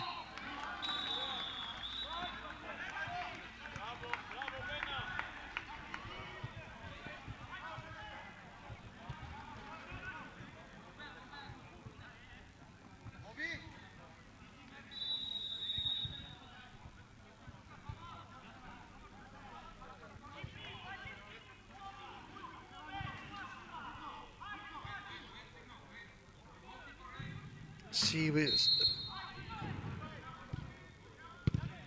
You could see that coming a mile off.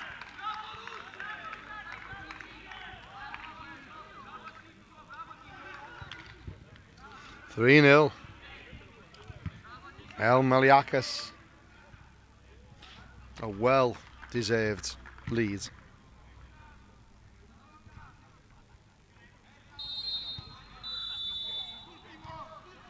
Heads are down now.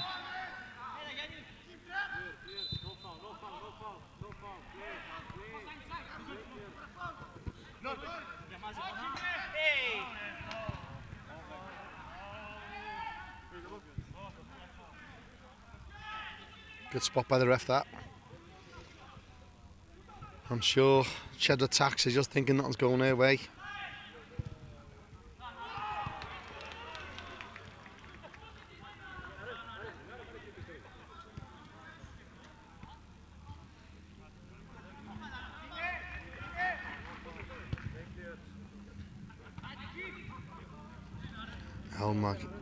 Maliakas are just absolutely dictating everything here. Great save. They really are completely dictating this game. Strong challenge.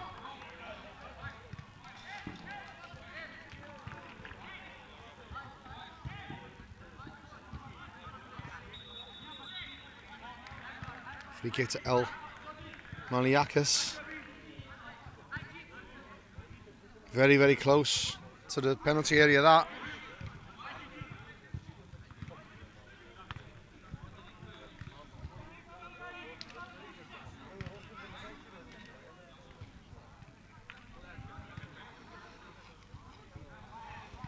Wouldn't be surprised if you see a set piece routine here from the Greek team.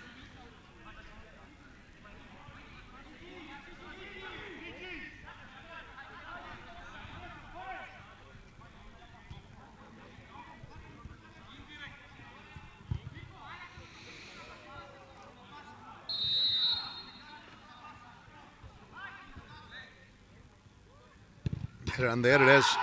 There it is. Well rehearsed routine to make it 4-0.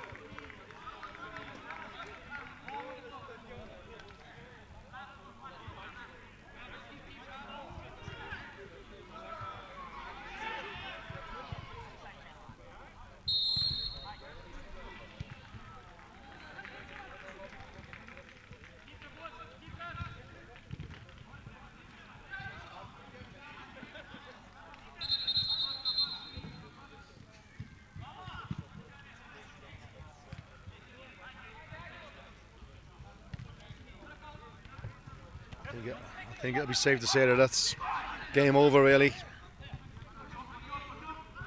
You can see them getting more.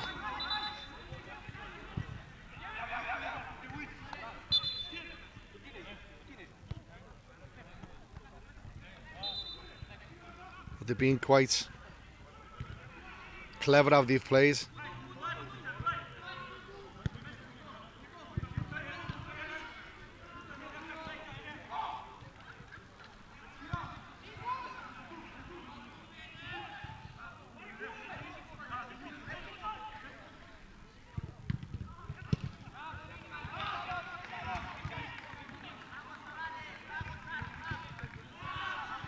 I get the impression Chedra just want this game to end.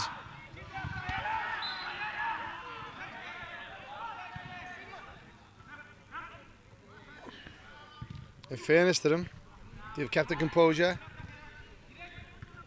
They're not being too aggressive, which is great to see. Some teams lose when they can see they're not quite at the races and they're getting beat by 4 goals. Some lose the tempers, but in fairness to them, they've kept the composure, kept the professionalism, still chugging away, and got a shot off there, unlucky.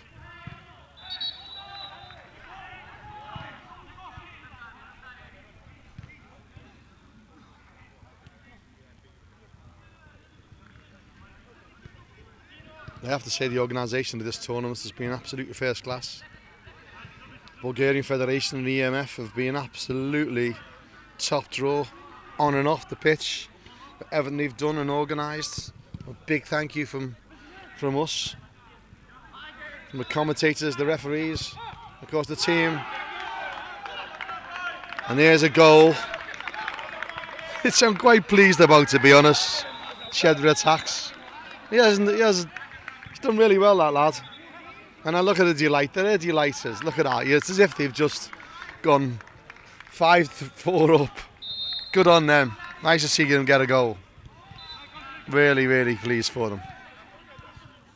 I think they'll admit themselves that they haven't been a stronger team.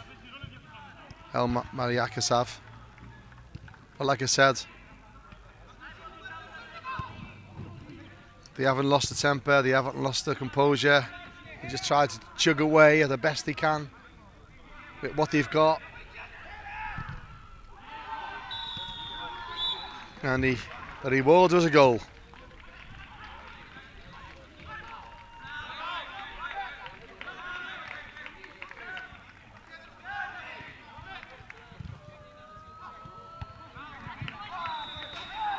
He's read that well many times. It's number 7 for Maliakas. Look, he's a very strong player. Number 22 there. A little bit more organised. Yeah, the referee had to give a free kick. Didn't want something coming in. Great sportsmanship. seen this so much, honestly. It really has been heartwarming to see how the teams are fighting hard, both fair and friendly. Really great stuff. Totally wasted chance. They got a bit excited there. But yeah, well done for both teams and the behaviour here. You know, commentators and people are quick enough to criticise players, some of the behaviours they show. You can't say that about these two. To be very proud of themselves and how they've behaved in regards to over aggression. Early on, a couple of screaming and shouting, which is a bugbear of mine, which you probably could tell.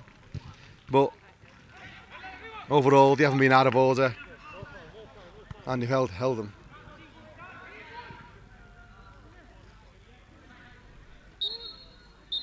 And there we go, the end of the game. Good performance from the Greek side.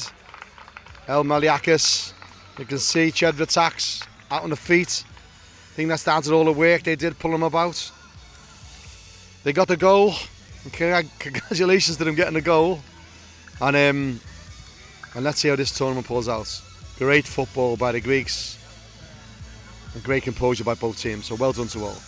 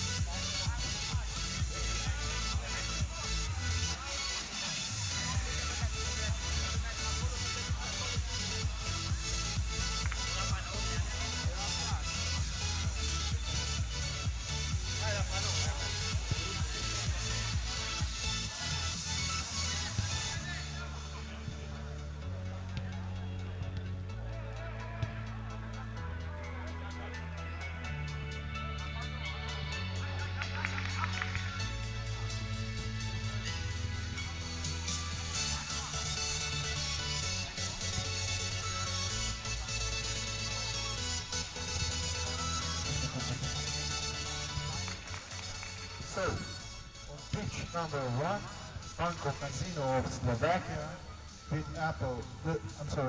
the Saints and Glass 4 goals to 1. Then on pitch number 2, Chedra attacked Ploiesti, beat Maliakas also 4 goals to 1. Still one round of games left until the end of the night, so stay with us.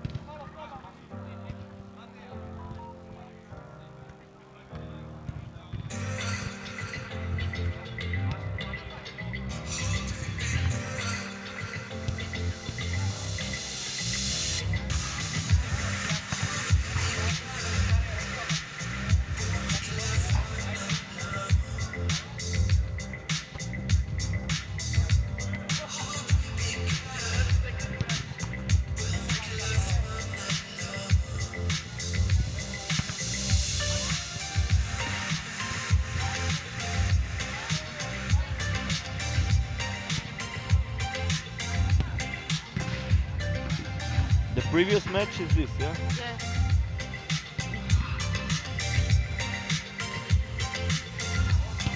Did you eat it? Did you eat it? Now go to bottle because it should be more here. Go take your...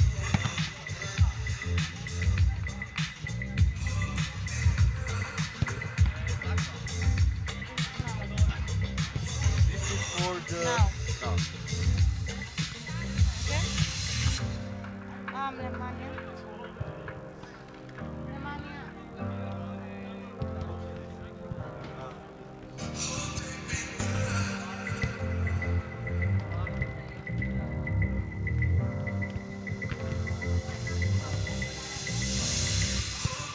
I made it. Really?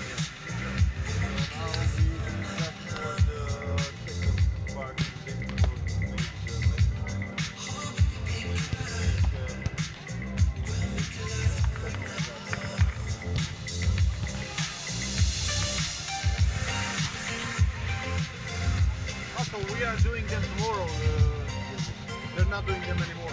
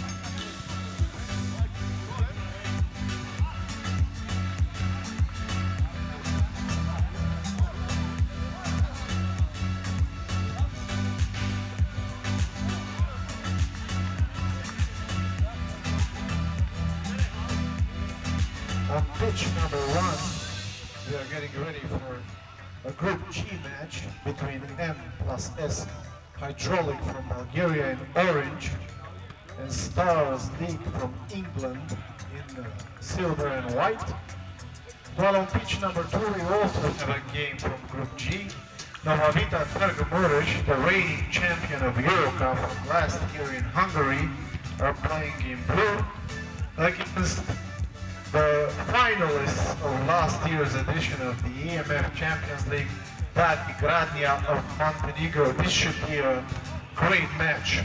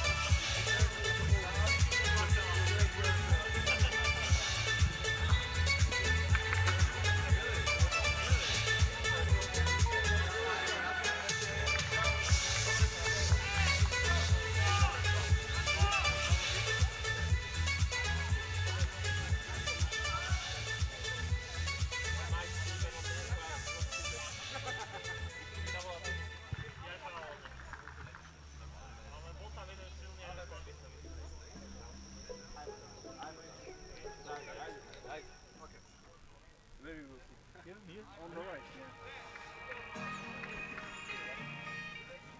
the microphone on? How do you know?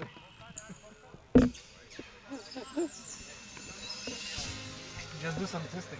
Wow. Fucking hell, man. Fucking hell, it's so warm during the day. How did it change like this? Ooh, I'm so glad I got my long pants.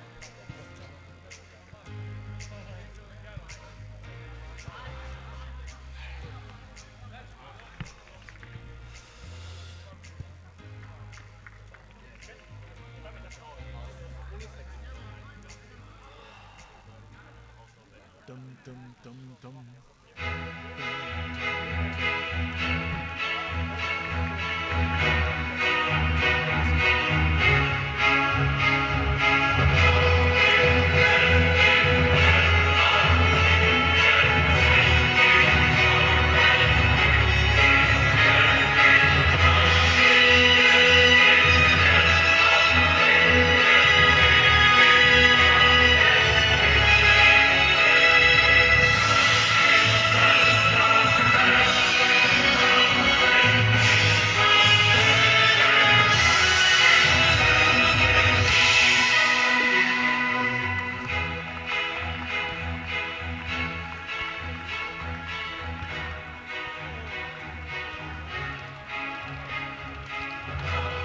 Bring it closer.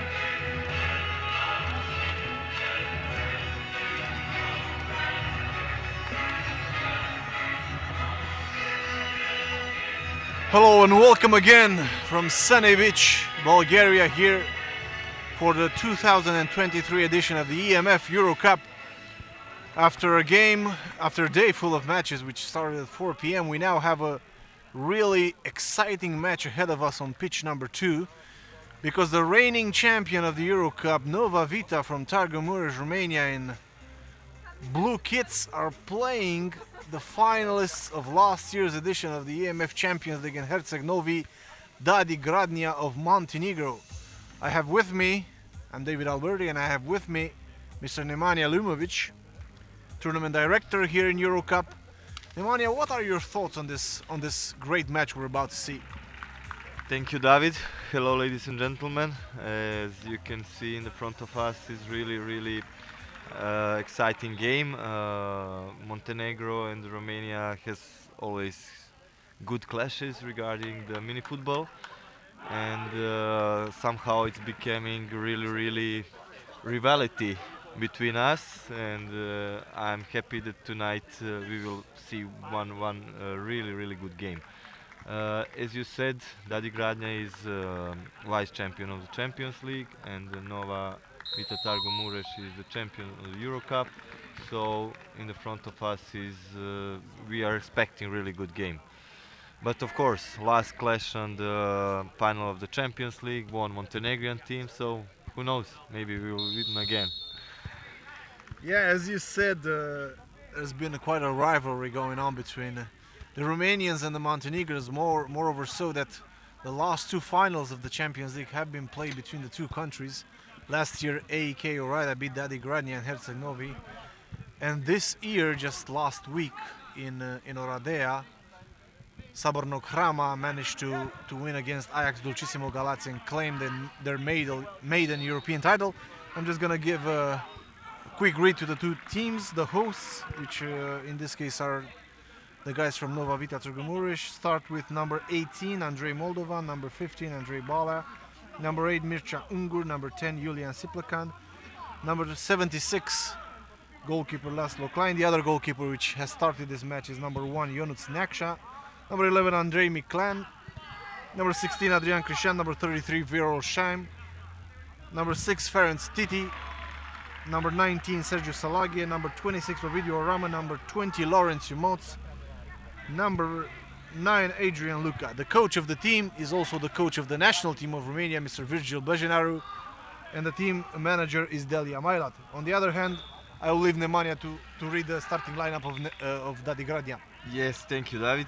For Dadi, Gradnja, number 12 goalkeeper Vasilij Gojačanin, number 25 Nikola Popović, number 1 goalkeeper Darko Brković, number 8 Zoran Kovač, number 24 Bojan Jovanović, number 20 captain of the team Dalibor Abramović, number 11 Adnan Pepeljak, number 9 Boris Grbović, number 19 Đuro Mugoša, number 6 Saša Vukčević, number 13 Jovan Kaluđerović i number 30 Haris Muratović, head coach of the team Dejan Janković. Look, I'm pretty sure that for our federation was some kind of surprise that Dadi Gradnja chose to go to the EuroCup because they had place to go also to the Champions League, but I think that they were searching for other They prefer the seaside, maybe, yeah, no? seaside Yeah. in sunny beach, in beautiful sunny beach, and for them it's some kind of the new experience to come here and to compete on the EuroCup. And maybe they want to collect 2 European trophy because 2017 they were Winners of the Champions League, winners of the Champions League. They were together with the team Eurozox, so now they come along to try to win the trophy. And I can say easily that this is the maybe final before the final in the group stage.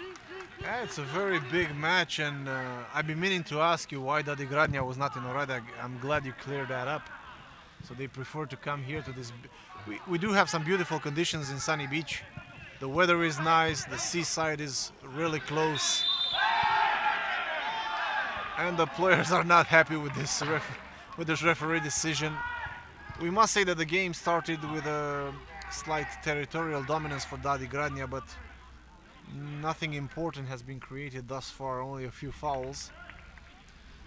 It's still beginning of the match. I think that teams are just curious about each other to see what they can offer, what opponent can offer. So how the time will passing, I think that we will watch better and better football here. Mini football. Mini football, yeah, thank you. Yeah, we have to say that two great teams like this meeting such an early stage of the tournament, I don't think they're gonna risk very much. Nobody would want to lose this game, of course, in the beginning of the tournament. They still have to play Hydraulic from Bulgaria and Stars League from England. But of course, the two teams that we are watching right now in blue and the red kits are the favorites of the group. Yes, of course, at first place someone will say two very strong teams in the same group, but in other way for the next phases they will probably not meet each other before the semi-final or even final. So somehow it's an advantage to play such a strong opponent in the group stage, because you will not have to face him in the early knockout stages and only maybe in the semi-final or the final.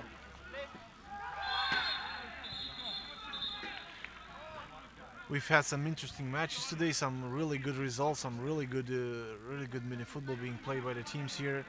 We have to say that we finish after this match at 11 o'clock p.m. and we start again tomorrow at 10, no? Yes, tomorrow morning Or at 9 o'clock. 9 o'clock. 9 o'clock, but definitely we had a lot of quality matches here, and I'm pretty sure that everyone who was today present on the matches was really, really pleased with the level of mini football. I have to say that 28 teams are here. We have 7 groups. This is the 7th, Group G. The first 2 teams in each group will qualify for the first knockout stage, and 2 best place third teams will also make that step forward.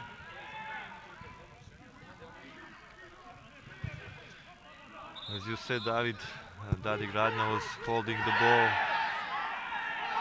Claims for a penalty kick there. I'm sorry to interrupt you. That referee had, I think, the clear view. It's Moldovan, the number 18, the player of the national team, who fell there. The referee made indications. Dadi Gradnja almost scored chance for player number 13, Kaluđerović. As I was saying, the referee claimed there was not enough contact to give a penalty kick, but in my opinion, if it's not a penalty kick, maybe he could have booked him for diving. maybe it's too early for that.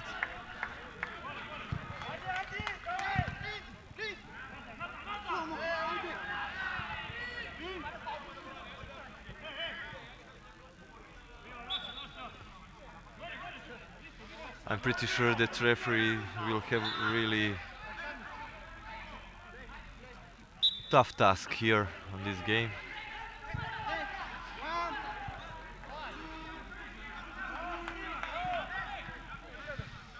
And I really think that it's really good that we implement in mini football this 5-second rule, because it's making the game faster. Yeah, it's had a good impact in Orada. We've seen a lot of teams just hurrying up to take their corner kicks and their goal kicks because of this new 5-second rule that's being implemented. Especially, it's a foul there, yeah. Especially when the yellow card. Yeah, sorely seems like for the an over-the-top decision. Nevertheless, number 19, Juro Mugosha, got yellow card. Yeah, he was pulling the opponent's shirt, but didn't seem like quite enough for a yellow card, but the referee said otherwise. As I was saying, especially when this 5-second rule turns a corner kick into a goal kick, and a goal kick into a potential indirect free kick, nobody wants to take that risk. So they want to stick within the 5 seconds to take the kick. I'm pretty sure that the teams are aware, especially the goalkeepers, that this rule can cause them big problems, so I hope that they're all getting used more and more on it. We see now that the play is going towards the Dadi Gradnia post. Nova Vita is starting to apply some pressure on their opponents. Oh, he's free there in the center of the... Whoa, what a chance, what a chance. He was all alone there. Siplakan took that throw into shame. It was completely unmarked. It somehow didn't manage to put the ball inside the net. Yeah, there was some confusion in the Dadi Gradnia defense.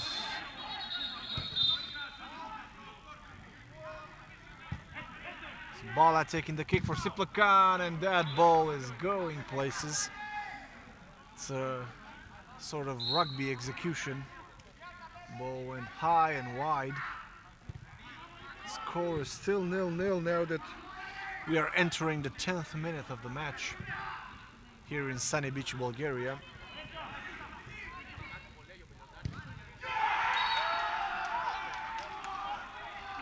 We have to say the weather is really nice for mini football. It was sunny during the day and warm. Now it's a little bit chilly, but still perfect conditions for the teams, especially if they like playing under the floodlights.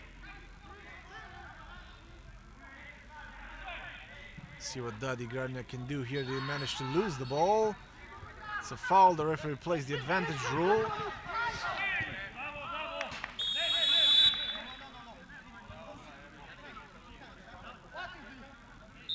The referee gives a free kick and is warning player number 13 to make fouls anymore. I was saying Nova Vita is being coached by the national team coach, Virgil Brejnaru.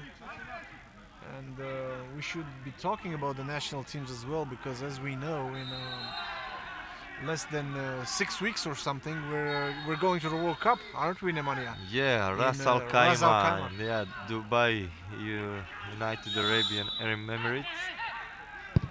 Whoa, very good shot and good save from goalkeeper Berkovic.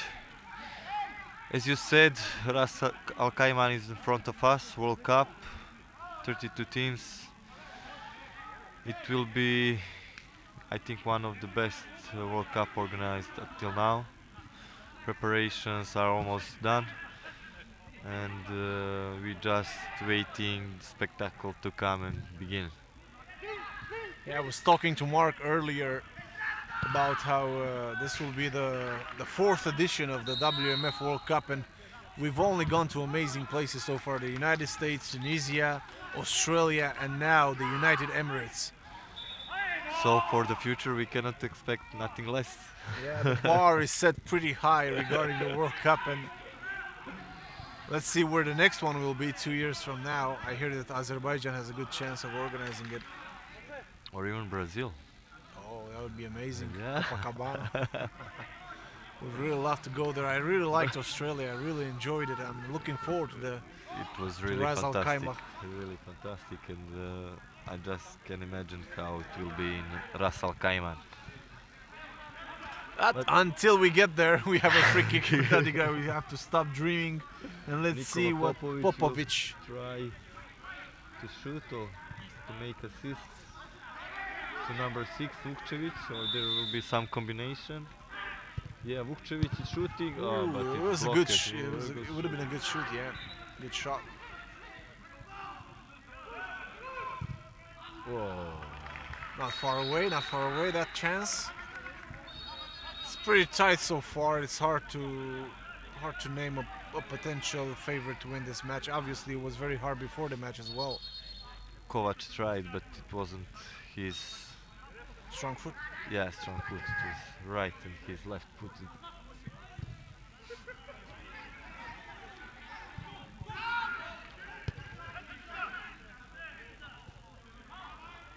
I have to say, I know this Nova Vita team very well, obviously, because I'm from Romania. They managed a great performance last year in Hajduk-Zobozlo, Hungary, winning the tournament in the final against another Romanian team, Energy Friends from Sighișoara. This year in the national championship, they lost in the quarterfinals against the eventual champion Ajax Dulcissimo Galați, and they managed to obtain a license for EuroCup because they won that competition last year. This is not a foul in the opinion of the referee, so the ball stays with Nova Vita on the left. See what he's gonna try. He's gonna try to put it into the penalty box, but he has been blocked. And Bala sends it back to Neksha, two of the national team players. Look, as we look at till now, Romanian teams are really strong, and in each competition they are going almost till the, not almost, always till the end. So I'm happy to see in the Champions League that the team from my country, Montenegro, finally beat one Romanian team, and I hope it will be something normal for the future. You're dreaming the man here, obviously, Jim, but it's good to have rivalries like this. Obviously, I would have liked a Romanian team to succeed in Oradea, but for the good of mini football, you know, a team from another country winning is always a good sign that mini football is progressing and is being developed. Saborno Krama were really strong and they deserved to win the trophy, in my opinion. Last year they finished third. We remember they lost in the semi-finals to Dadi Gradnia on penalties, if I'm not mistaken.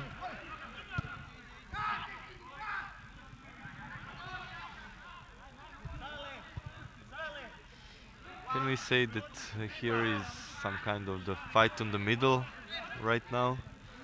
First was Dadi Gradnia making pressure, then Nova Vita, now they're in the middle somewhere. I told you, this is the first game of the group and they both know how good they are and they're not going to take a lot of chances. They're going to bide it. And the further along we go into the match, and if nobody scores, I think we'll see a tactical match. Let's see now what they can create. Again, Moldovan is asking for a foul, this time probably outside or inside at the limit of the box, but the referee again says no. I'm happy that Bulgarian referees feel the game and rise the level of the foul contact. Yeah, we have to say the two referees, but I'm gonna pause here because Bala has a huge chance to score. Fantastic save, Berkovic. Great shot by Bala, but an even more impressive save from the goalkeeper. Keeps the clean sheet for his team. Keeps the score at 0-0 still. I was saying the two Bulgarian referees for this match are Slavchkov and Ljubomir Rusev. Two of the better Bulgarian referees here.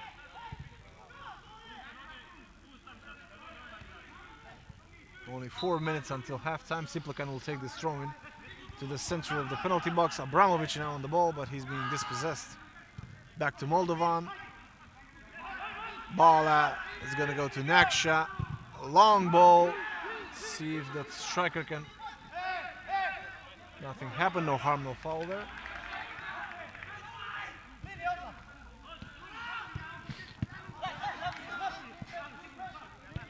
some pressure now. They're trying to escape from it and give the ball to the opponents.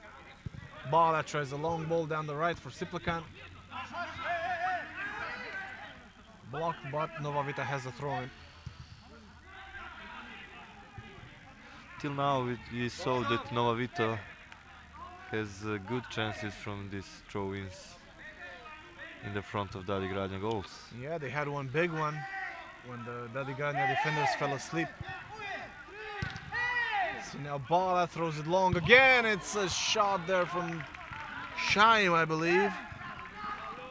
Yeah, Viorel Shaim had the chance with his left foot. Sent it high and wide.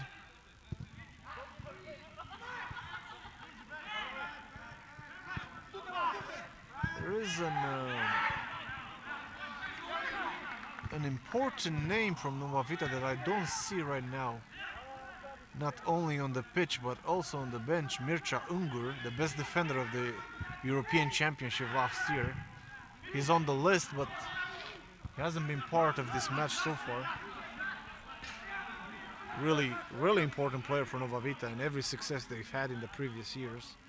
With a fierce left strike, and we've seen in Australia how many goals he scored. Abramovich takes a throw in down the left.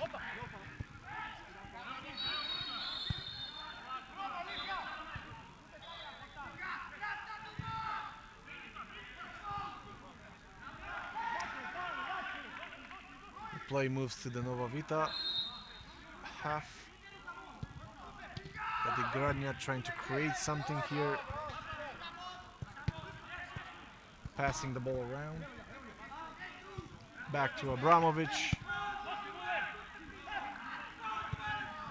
Kovac trying to find Vukcevic, but yeah, both teams are trying to find an opening, but so far it's been really difficult to find the spaces in between the opponent's defense. It'll take something special for us to see a goal in this first half, I believe. as you said, David, both teams they know how good they are, and they will not take too much risk in this game. Plus they're defending really well, they're closing up the spaces. So there's maybe a long distance shot or something, or a set piece could change the flow of this match. What I saw till now, I think that if there will be something goal here, it will be by mistake of one of this team, because they're more taking care about the defense right now. See another throw in, and it's again Bala. Throws Selagia back to Bala. Just wide of the post. Bala is trying from many positions. As I told you, I think both defenses are rock solid right now, and maybe a long shot or something could open it up. They're waiting for the ball. It's not coming. Now we have a ball we can play. We have to say top quality balls for this tournament, provided by Select. And now it's half time here in Sunny Beach, 0-0 in the derby of Group G between Nova Vita and Dadi Gradnja.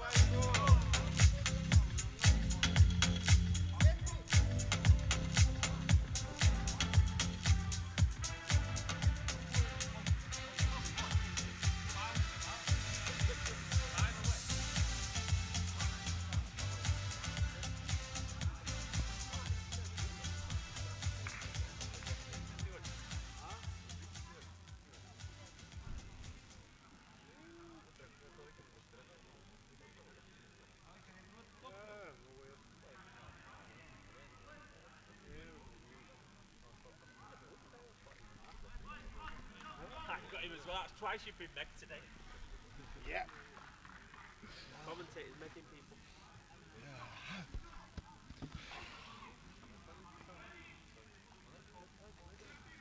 For fuck's sake. Hello, I'm from Montenegro. So fucking cold.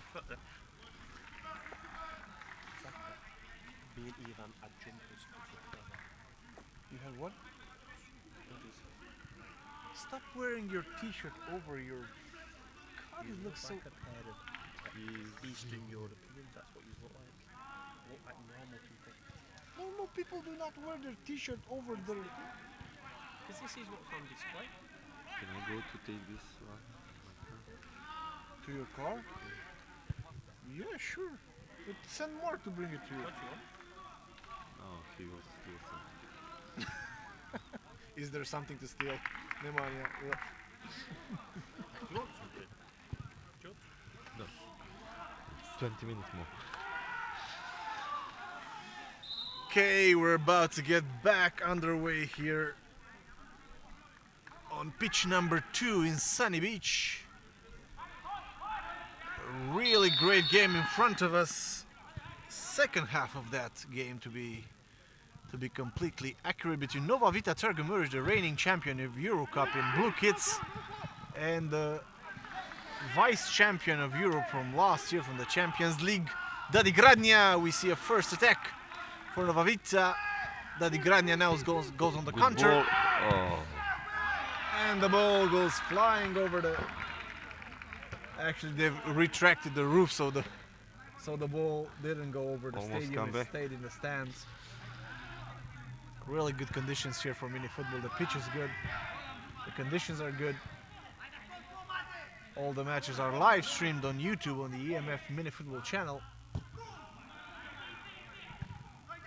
We're still having the first round of matches in the group stage.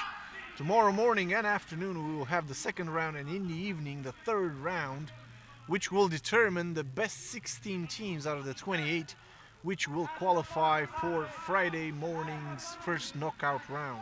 Yes, it will be from the first morning, really busy day regarding mini football, and we will enjoy it. As always.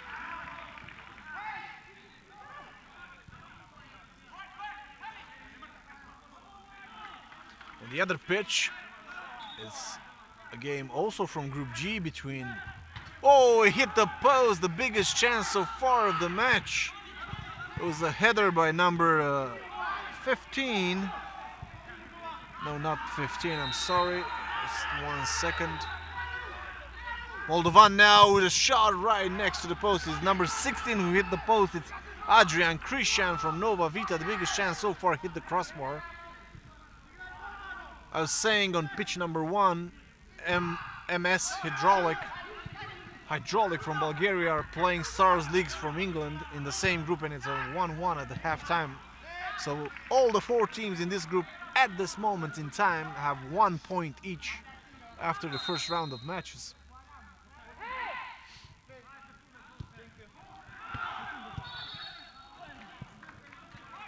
Obviously you can tune in and watch the other game if you prefer on the same YouTube channel, just at a different stream. Also tomorrow we will be broadcasting from both pitches and throughout the tournament until the quarterfinals, when all the matches will be moved on to pitch 1. Abramovic should take the throw in, back to the goalkeeper. See now is some pressure here from Vita. Moldovan manages to recover the ball, he's alone with the goalkeeper. The coach is screaming for a penalty kick, but Moldovan did not go down. And now he comes back and recovers the ball out of the feet of number 11, which is Pepeliak. Or Pepeliak, you know better the pronunciation. Adam Pepeliak was trying to find position, but... Yeah, Nova Vita seems to be the team that is imposing the tempo of the second half. Let's see if they can keep it up. Naksha now is a fly goalkeeper. Passing it to Bala. And now to Siplikan with his left foot, but the ball goes high and wide. A couple of good opportunities for Nova Vita in the second half, and Dadi Gradnia still hasn't created any chances. Yeah, Dadi Gradnia try now to react with substitutions, so there's 3 new players center. They want to bring some fresh blood in the game.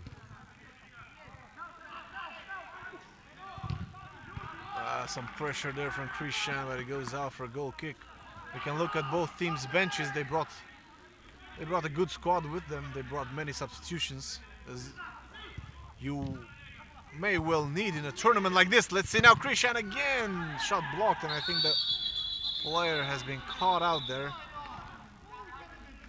It's important for him to be able to breathe right now. Kovac blocked the shot. Yeah, but he did it with his chest or his... Yeah. It had to hurt that shot. It's a good thing if he's okay.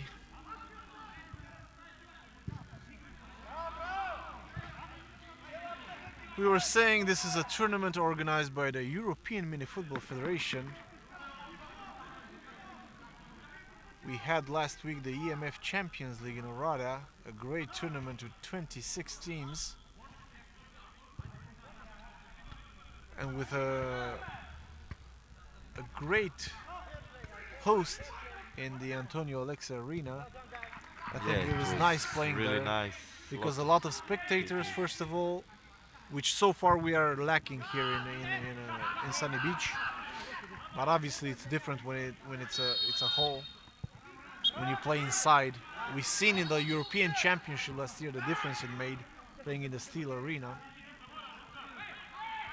And what is most important, that the spectators had to see something really good in mini football.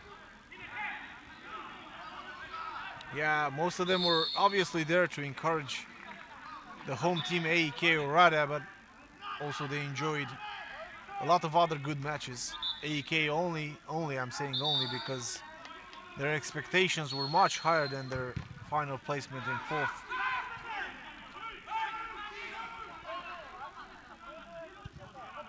The ball now with Abramovic, plays it down the right.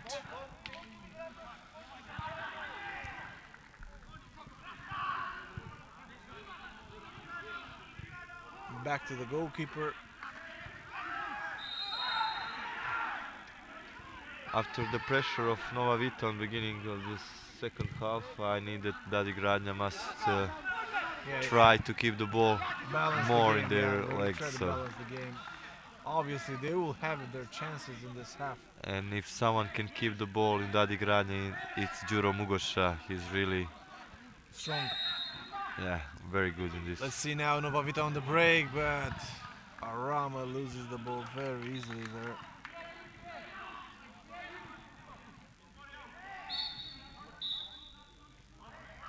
Mugosha, you were saying, a really strong striker.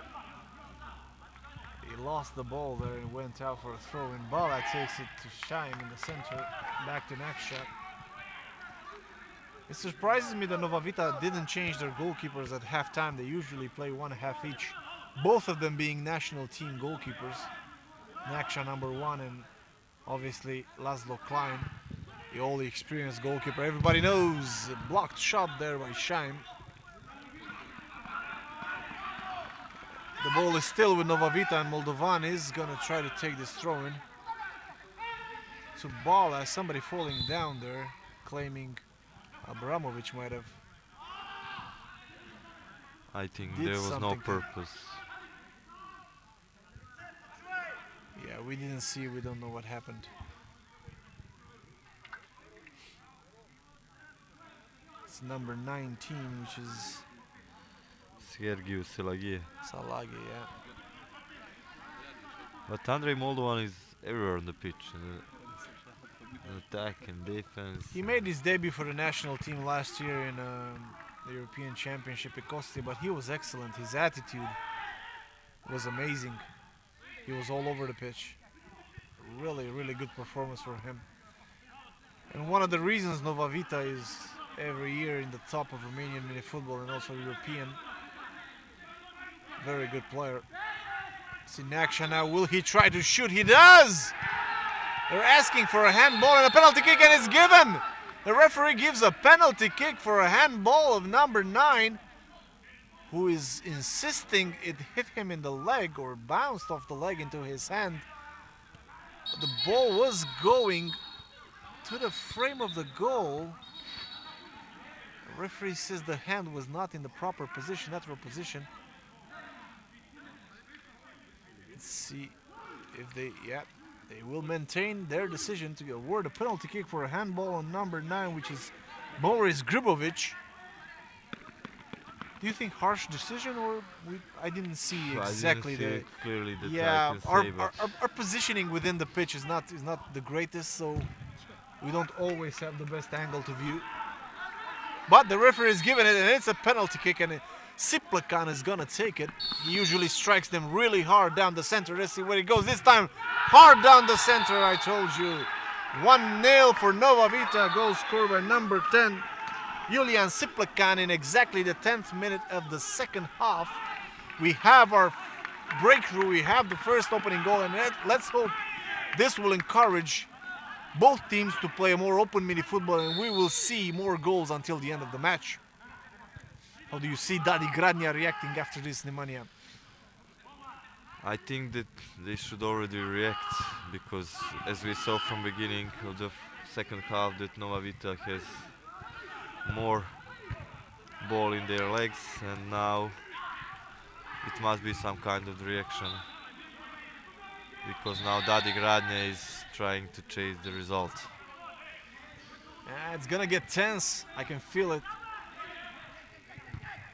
Dadi will not be happy with that decision to award a penalty kick. And they will play even more aggressive now, trying to recover the ball fast, trying to create chances. Let's see Mugosha now, plays it right. The ball is going nowhere fast, and it's a goal kick.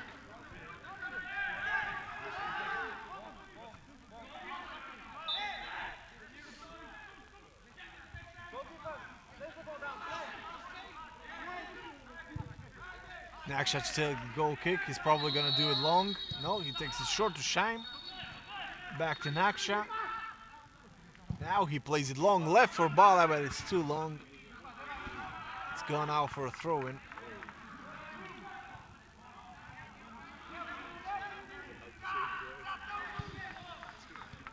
It's Mugosha now with it. It's going to be a foul, yeah. Foul of Selegi.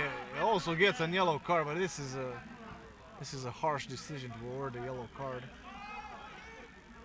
He gives it away nevertheless. This is a good chance for Dadi Gradnia. Definitely. We saw again that Dadi Gradnia is making substitution. They're trying to find 5 players inside who will show more. Till now. How do you see this playing out? Mugosha and other 2 of his teammates. So really, three good shooters. They give away for number 6. We can expect Vukcevic is going to take it. See what he can do. Vukcevic tries to shoot, and it's a goal! 1-1, Mugosha, what the reaction.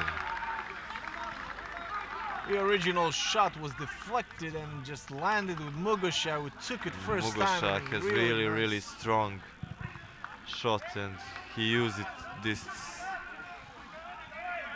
and he scores. Yeah, Nova Vita couldn't hold on to that lead for much time, only 3 minutes, and now Dadi Gradnia is back into the match, and as Mugosha tries to get past Moldovan, but is blocked. Moldovan with a chance to counter now.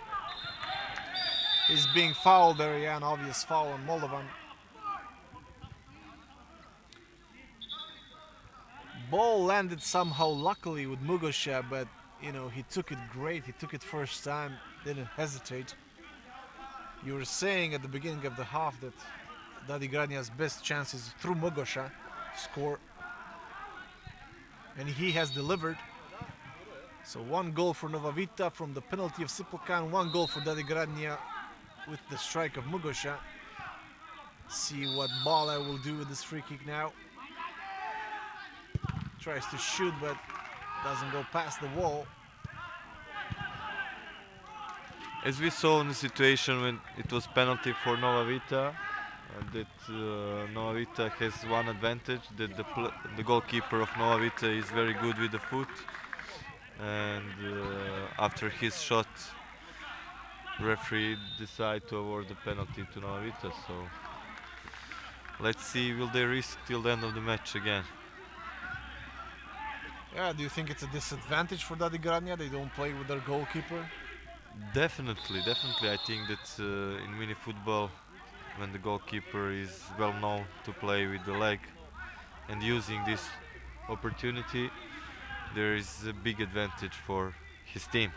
Yeah, we have seen in recent years in mini football this deployment of the goalkeeper as an outfield player.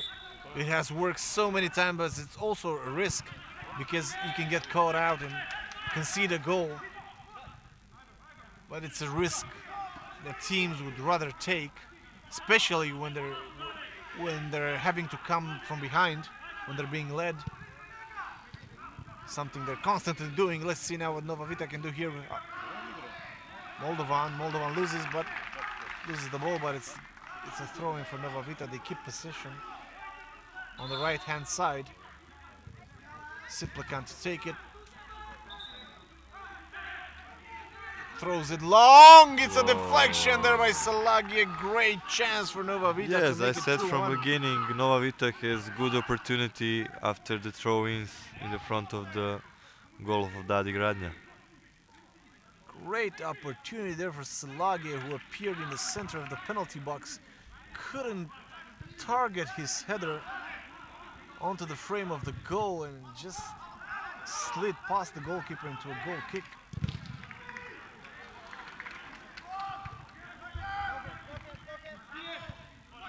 So now Shine back to Naksha.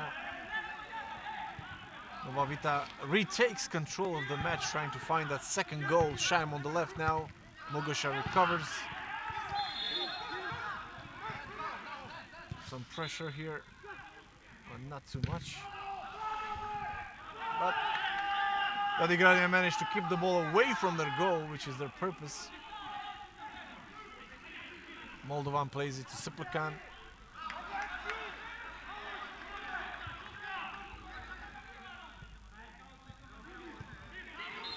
This is Siplikan now on the right-hand side. Tries a pass or a shoot, loses the ball. Stays with Siplikan. Takes it first time, but it goes high and wide.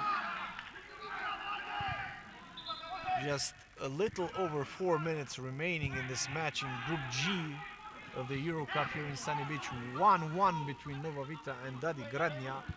1-1 between Romania and Montenegro, we could say, Nemanja. We still have a lot of time that result change here. In mini football, 3 minutes is a long time. In this 6-a-side game. Naksha's keeping the ball in his own half. He's not advancing with it. He's waiting for the players for Dadi Gradnia to attack him, to apply some pressure, but they're not willing. They're not willing to come out of their half. So Naksha's gonna have to risk it at some point.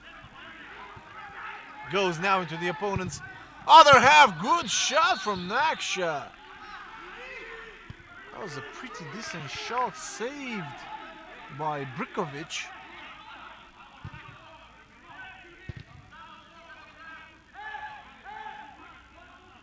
Let's see how they're gonna play this one. Corner kick. Oh, it's front of the goal and it's pushed into the net by number 16, Adrian Krishan. Really lovely move there from Nova Vita. Pass from the corner, then another pass to the back post, and Krishan was left unmarked and only had to tap it in for 2-1. Critical goal for Nova Vita now that we're only 2 minutes away from the end of the match. Nova Vita leads Dadi Gradnia 2-1. Yes, Dadi, definitely good action from Nova Vita. It's really well trained, I think, from They do practice their a lot. side, yeah. They have the coach that emphasizes this type of schemes. Sisham now to Christian, the scorer of the second goal. He's been fouled there by Abramovich.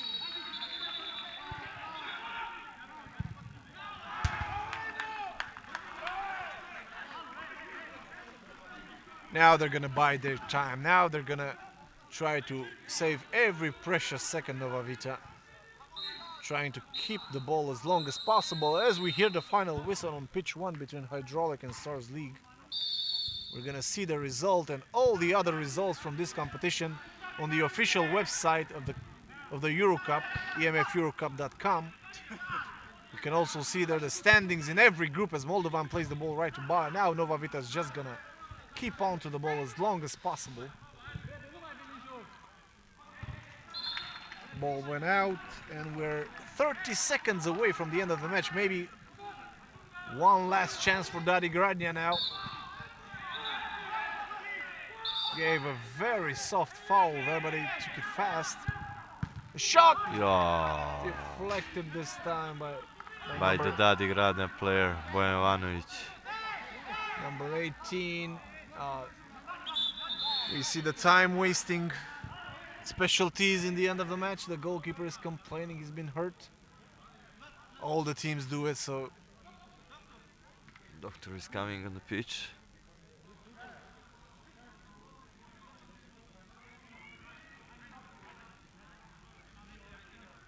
Nova Vita also has a doctor. We also have a doctor here. So we have all the medical, all the medical coverage we can ask for a tournament like this. They're gonna play 1 minute of extra time for sure.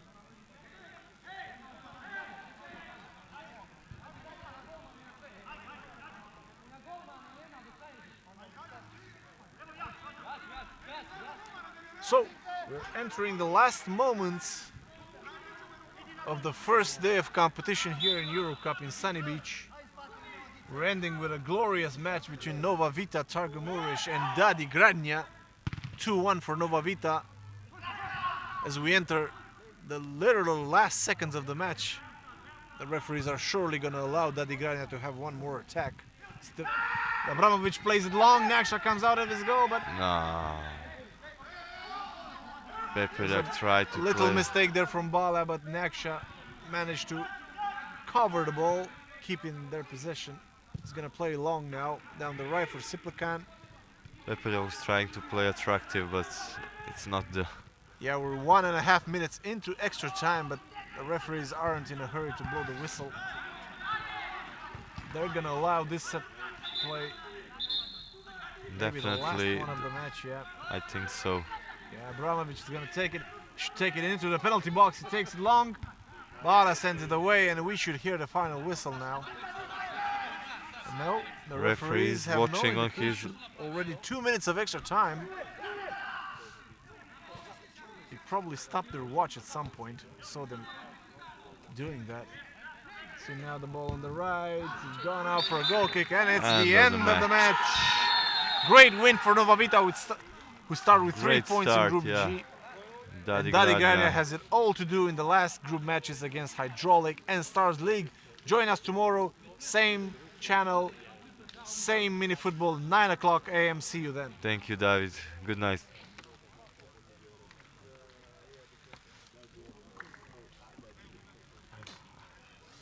Joga.